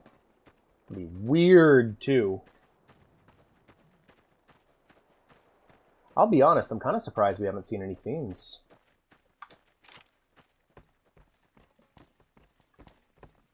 I mean, I'm lucky because of how under-equipped I am to deal with the problem.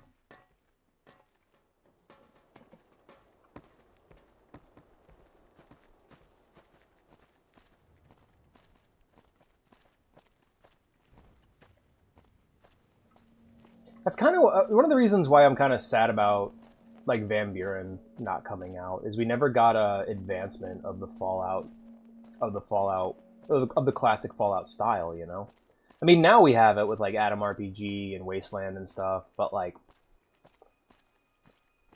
I love those games as like graphic adventure RPGs. They're not so much about combat, they're more about exploration and interacting with characters and finding interesting ways to solve problems. Such as putting live explosives in your inventory, so when the children in fucking in one of the starting towns keep trying to pickpocket you, they grab a live explosive and blow themselves up, and you don't get the child killer perk because they technically did it to themselves. Things like that, you know? I love that. I love that that's the first thing that comes to mind when I think about unique problem solving in Fallout, is how to uniquely blow up children. Or solving the puzzle to get your Crisis Corvega, and which makes travel a treat. Makes it a breeze, and now you have this extra way of storing things, and as long as you keep it all fueled up and ready to go with microfusion cells, you got yourself a car. That's great. And honestly, once you get a nice party, if you have a high charisma character and you get a party of weirdos, you get like a super mutant companion, a Deathclaw, you get Marcus. Oh, wait, no, we already have Marcus. Super mutant, Deathclaw, you get Goris, Marcus, fucking the Ghoul companion, Cass's dad, like Cassidy. That's so fucking cool that you're able to do that in that game. I always loved that. Sulik, my beloved.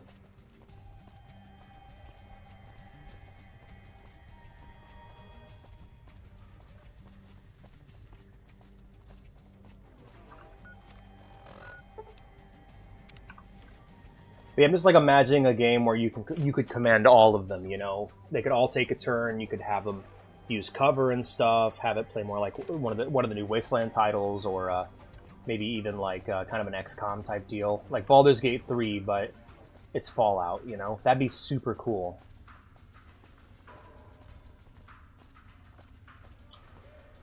And it's also funny looking back at Fallout, you're just like, oh, this is flawed. It's like, yeah, they were literally inventing the genre. Sorry.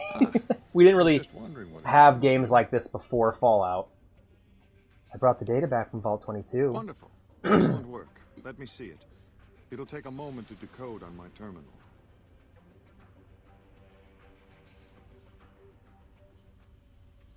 No problem, I can wait. I think William's decryption algorithms seem to be working. Yes, here it is. The data is mostly uncorrupted. This will make the board of directors finally sit up and take notice. Here then, as promised, an agreeable sum payable upon delivery of the data. You've more than done your part.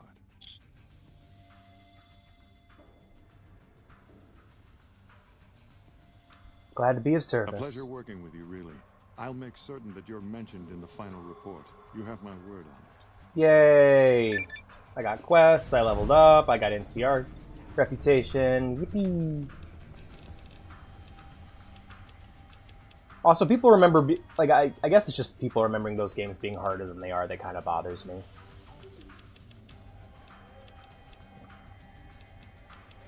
There we go. More of an even spread. Alright, let's get on out of here. What's our next quest?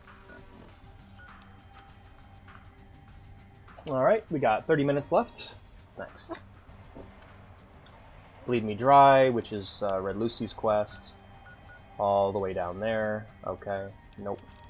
Coyotes. That's way the fuck over there. But we can totally get to the Airtech Park. That'd be quick and easy, honestly. But yeah, I think I had a pretty good time this Fallout month. It's been more of a matter of getting myself reestablished and getting comfortable streaming again. And I think I did a pretty good job of it, but I've learned some things. I've learned that when it comes to long-running RPGs, the more time that you can give them in a single week, the better. So making sure to give Fallout Nevada the 2 4-hour stream, making sure, sorry, not Fallout Nevada, but the next long-running Fallout style game, classic Fallout style game, giving it the 2 days of the week it needs would probably make it a lot better.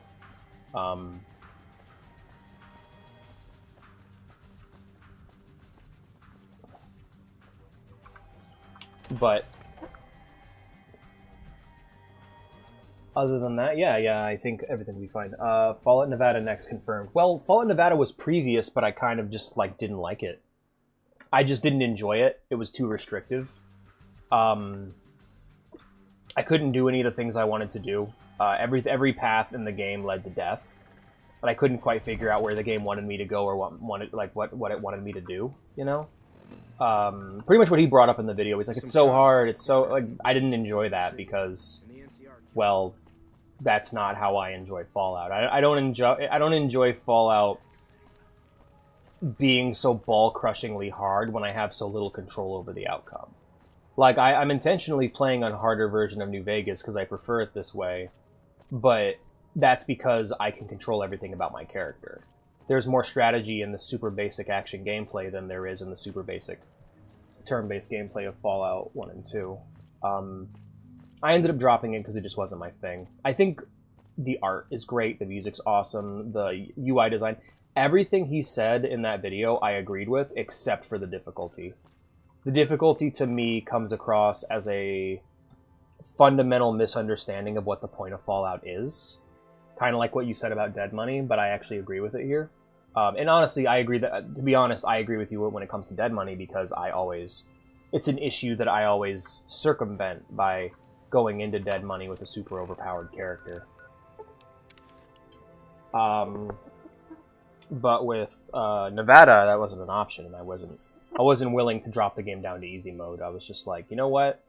This is just not my thing, and I moved on. And I'm excited for the other modders projects, but it's giving the same feeling I had thinking about... It's the same feeling I have when I think about Owlcat.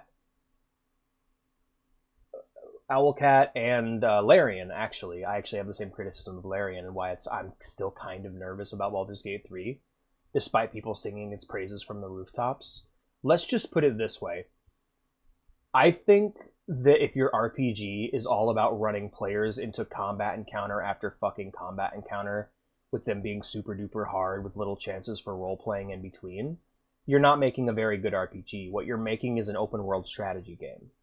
And so that was my issue with Divinity, is Divinity 2 is just... I remember walking up to encounters and going, this encounter's too hard, I'm going to try to go around. And every single path I tried to take around the encounter led me either back to the same encounter or an equally difficult encounter until I basically just started cheesing the game. Like, because I will just straight up exploit that bitch. If that's something the game does to me, I will go and find a build guide and I will cheese the game until there's basically no difficulty left. Because I'm not here to fucking play XCOM. I'm here to play an RPG. You know? And so, like, that was my issue with Pathfinder Kingmaker as well. Kingmaker did that shit, but it had different issues. Like, I thought Kingmaker's combat was good, but I got into an encounter at one point and I just could not damage this thing. And apparently I needed to build my character in a super specific way. And I had failed to win this boss fight and made it unwinnable in character creation. And I just want to make that very clear. That's awful RPG design. If you're going to design your RPG that way, then make sure that the player can't make a wrong decision in character creation. I'm of the mind that there should be no wrong decisions when creating a character in an RPG. That character is there to express the player's... That is there to serve as a tool of self-expression for the player. If the player can't express themselves however they want in your game, you should remove the option or fix the game. Or at least do the thing where you just have pre-made characters the players can choose. You know, do the Fallout 1 thing, Fallout 2 thing. But make sure that the pre-made characters are good enough to be choosable rather than, you know, rather than being bad options. So yeah, with Larian, I was very frustrated with Divinity 2. I eventually came around to it, realizing that what you need to do is decide on a either hard magic or hard physical playthrough. But when I do go back to Divinity 2, I am going to play the game with an 8 party member limit mod, so that I can actually have all the party members in my party, rather than them just dying halfway through the playthrough.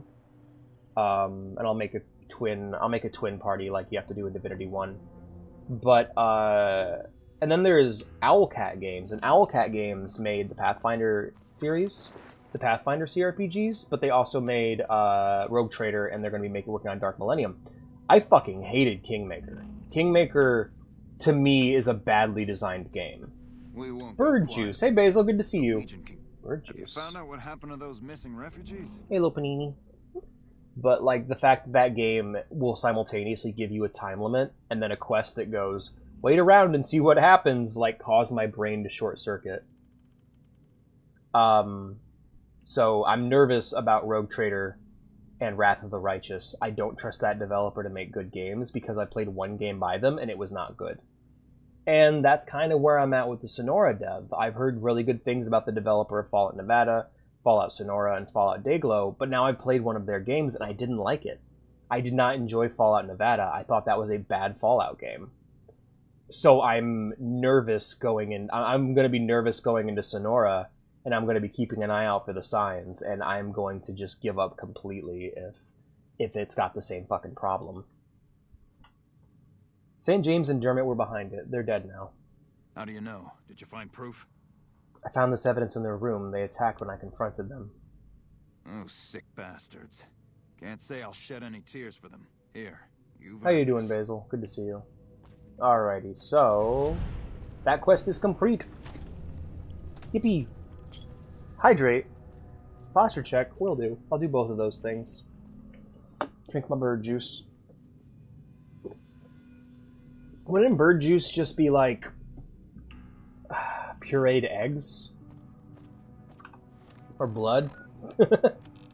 Bleed me dry, you can depend on me, heartache by the number, Frankletter's family, ring-a-ding-ding, Legion atrocities.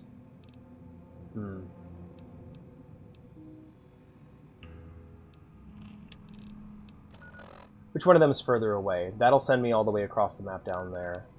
Bleed me dry will send me to about over there, back to Good Springs. And then Frankletter's family all the way there. So it looks like what we should do is do these in a certain order. We're going to do Bleed Me Dry first, and then the other two. Even though it's probably going to be the hardest.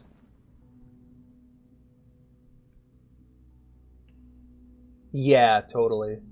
Bro just took your word that you killed him. Yes. Water is important, it's true. This is easily the longest community I've been in. Hell yeah, man. Same here. But it's, you know, I invented it, so. Because I invented it! Alright, we're gonna head up to the Crimson, oh no, not them. Remove. We need to head to Dr. Uzanagi's clinic, actually, but, we're gonna head to the gun runners, because I need to load up on ammunition and repair my equipment.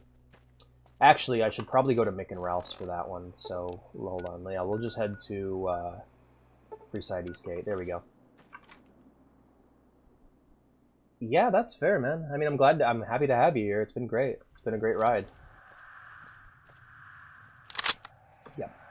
Yeah, I need to repair my equipment and load the fuck up on ammunition, and I hope I have the caps to do that. Maybe... I guess my problem is I'd have to get all the way down to Good Springs, and I may not have the ammunition I need to actually accomplish that.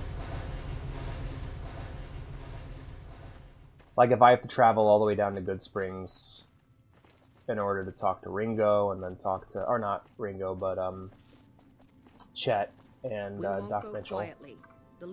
Is there something I can do for you? Just wanted to talk. What do you do around here? Same as you, I'd imagine. Although I'm assigned to watch over these farms and keep out I trespassers. have, yes. What's my luck stat? Shots at mole rats once in a while. Is it gambling time? Tell me about the farms. It's NCR-owned farmland. It produces a lot of the crops that supply McCarran. Oh, nice! Hell yeah, man. I love TTW. They work the farms, and in return, I've just they been get a playing safe normal place to 3. It's stay been and clean tough. food and water. Some of them aren't all that grateful, though. Early game for Fallout 3 energy weapon playthrough is rough. Who's ungrateful? I shouldn't have brought it up. It's not my place to spread gossip. Come on, you can tell me. Not my place to talk. Sorry. They're more dangerous posts? Oh, you'd better believe it. I feel sorry for the troops who are charged with keeping the Fiends from overrunning everything. The Fiends are scary because they're unpredictable. One day, they'll be taking pot shots at you and then running off before you can shoot back.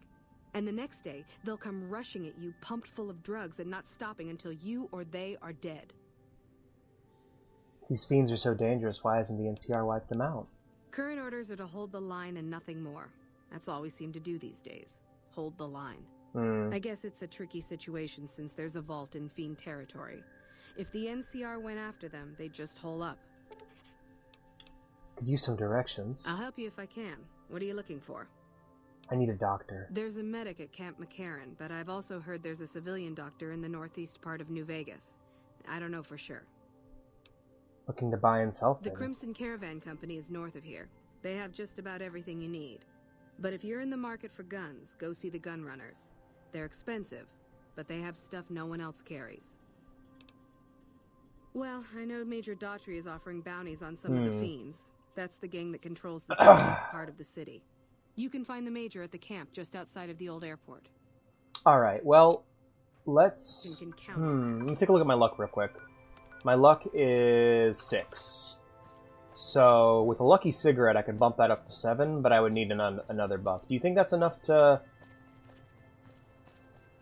Yeah, I was gonna say, just starve him out, right? No, I was just gonna say that, yeah, totally. Could we head to McCarran and see about finding that medic, huh? Because, like, if I'm doing an NCR playthrough, I would like my NCR rep to matter.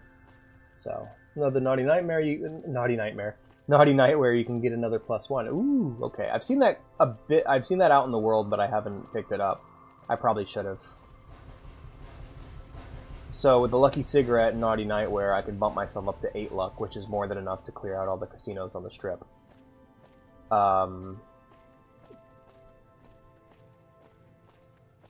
Later on, I could get the Lucky Hat and the Lucky Gambler Shades as well. I don't know. What I'm probably gonna do is save that for the end game, when I'm ready to just go like, all right, I need to get my best weapons. Need to load the fuck up on implants and weapons. Let's load up, you know. 8 luck is hard, 9 or 10. You can also do implants. Yeah, the implant I get will bump me up to 7, which is nice.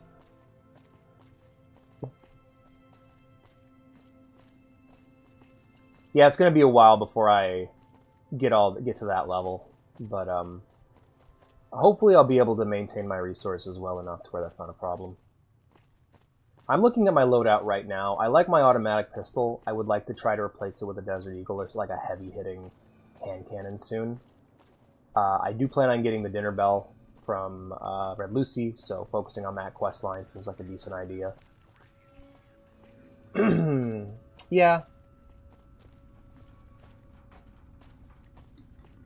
Yeah, pretty much. They, I think the way that, Hey, you got anything? Hey there. Need anything? Yeah, I'd like to see your wares. Sure. What you got? You got 10mm. Okay, I'll take your 10mm rounds. Let's see what I can trade you for that.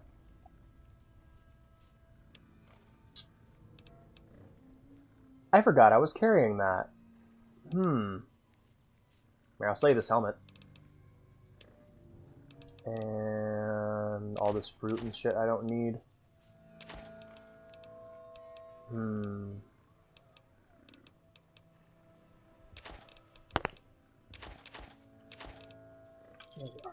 Another satisfying. Goodbye. Alright, let's,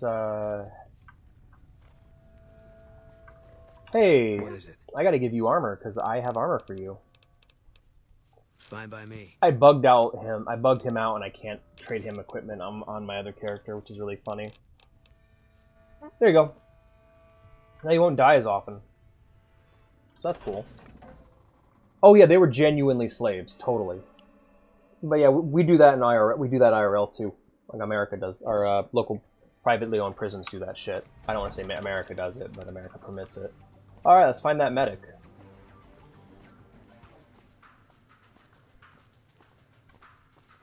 I'm guessing they'll be at the tent with all the sick or dying people. Hello there. If it's bad news, you can take it up with the crew. Wow, your voice does not match your Good face. news. It better involve some dead fiends. What do you know about the fiends? Pack of drugged out killers. They're addicted to every stim, every pill, every psychoactive enema on this fucked up earth. I've got 3 fiends I want dead, and I don't give a goddamn how it gets done. That sound like something that interests you?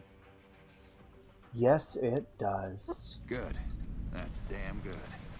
I figure it's about time we got lucky out here. Yeah, it's a bummer. Maybe you can snuff one of these. Most of their quests come from the First one calls content herself restoration. Violet. God knows why. The name is the prettiest thing about her. Spends most of her time with a pack of vicious dogs. Then there's Driver Nafai. He's fast and he's brutal. Killed about a dozen of my men with a goddamn driver iron. Hence They his companion name. mods, which I have. Yay. And finally, Cook. Rapist, pyromaniac, and damn good chef if you believe the fiends we've captured. Cook. Probably the craziest of the lot. I'm not gonna feed you any bullshit. These aren't your common Vegas trash. They've all killed good NCR men, and plenty of mercs too. You go after them, any of them, you're in for a hell of a fight. So, which one is it gonna be? The companion mods I'm looking forward to most are Pacer, or not Pacer, what the fuck is his name? God damn it, I always forget. Niner. Niner, Willow, Hope, and Niner, Willow, and Hope. Those are the ones I'm looking forward to. Tell me more about this Violet. Violet it is. Wish I could give you more advice on how to bring her down, but we know less about her than the other 2. Just watch out for the dogs.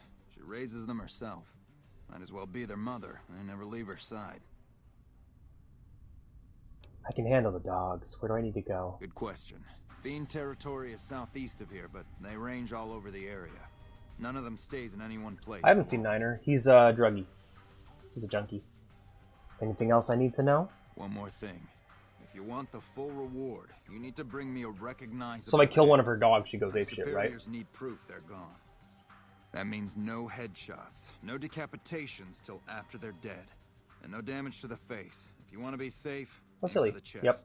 You bring me a head that looks like a rotten tomato, people will be doubting, and I won't be authorized to... Yeah, I tend to splatter the heads. I'm bad about Good luck that. to you, and don't get careless. All right, thanks, Major. All right, we gotta find that. We gotta find the medical tent. And also, we gotta find my character a good pair of glasses, because she looks goofy as shit in this helmet. Let me just take that off and put the bandana on. Oh yeah, the bandana bugs out the head, so I can't do that either. Alright, better. She still looks goofy. There's no helping it. She's just silly looking. Funny looking. Oh, yeah.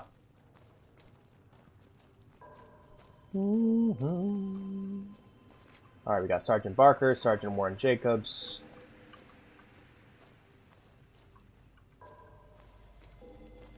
Medical tent will probably have beds rather than mattresses on the floor, correct? Enamel bucket. Yeah, this is it. Oh, medic, medic, medic! I need your help. Okay, no medic.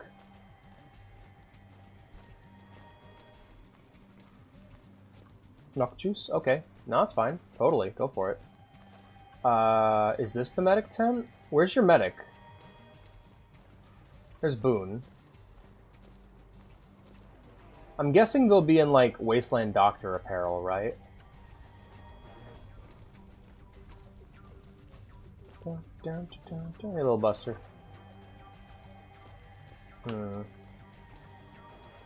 Well, if I go anywhere, I want to make good use of my... is that Boone? No, it's just a trooper. Put away your gun, crazy person. I wish I had a first recon guy looking after me. Yeah, he's okay. Yo, where's your medic? I don't want to talk to Bitterroot right now. I was told there was a doctor here. Did they fall through the ground? Let's see our Sutler. What the fuck is Sutler? Hold on. Oh, you're an interesting looking fella. Sorry, commissary's closed. Come back during the day. Yeah. Ding dong. Might have to travel all the way to Good Springs. Try my luck there. Alright, well, I don't see a doctor anywhere. Does 10 even have an opening? It does. You're a flame trooper. You're like the opposite of what I'm looking for. Okay. Well, shit. Well, wing it. Fuck it. See how it goes. Maybe I'll live, maybe I won't. Who knows? Worst comes to worst, we can just push ahead and go meet Doc Mitchell, or we can go ahead and sneak in and grab the eggs and get out, you know? I also need to run by Prim, because if I go there, I'll get a fun little encounter where I can fight NCR deserters, and then if I wait a day, I'll be able to use the casino. So that'll be fun. But that's problems for next year, Alex, I think.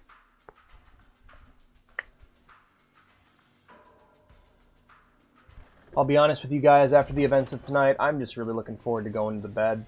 It always breaks my heart when I have to kick someone from the server, from the community, but, that shit was very, very disrespectful of them, and I just had to put my foot down. It's kind of left me quite shaken and sad, and even with today's stream, which has had record high viewers, and just an amazing time hanging out with you fine folks. The community is my friends, really my only friends I have, so whenever someone leaves or whenever I have to kick someone out for misbehaving, it fucking breaks my heart every time.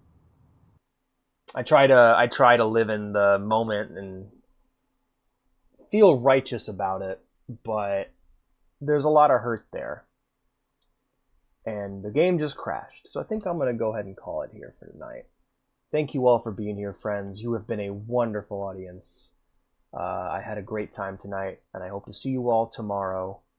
What is tomorrow? Tomorrow is Sunday. I won't be seeing you Sunday. I hope to see you all on Monday for a movie night. We're going to be watching one of my all-time favorite movies, Dr. Strangelove. And good news. Yay, good news.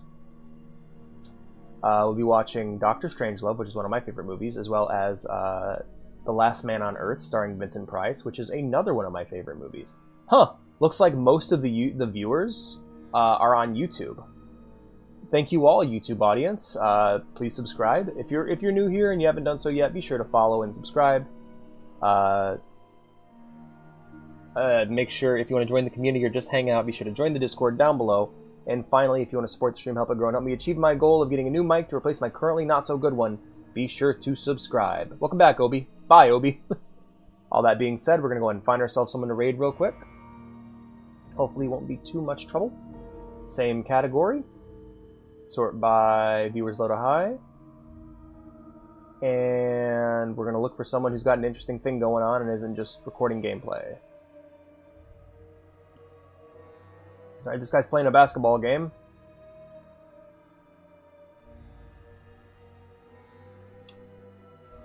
Dr. Sweaty YT.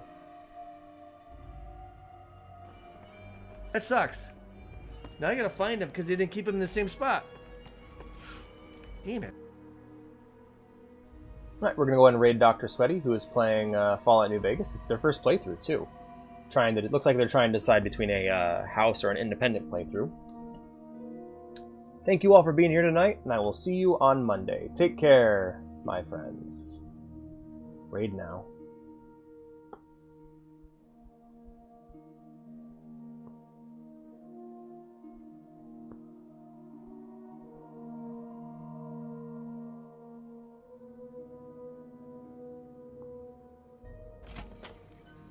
Alright, we'll stick on the same floor. You know what? I'm an idiot again. I forgot that we have that compass thingy that tells you where he's at. So he's right around here.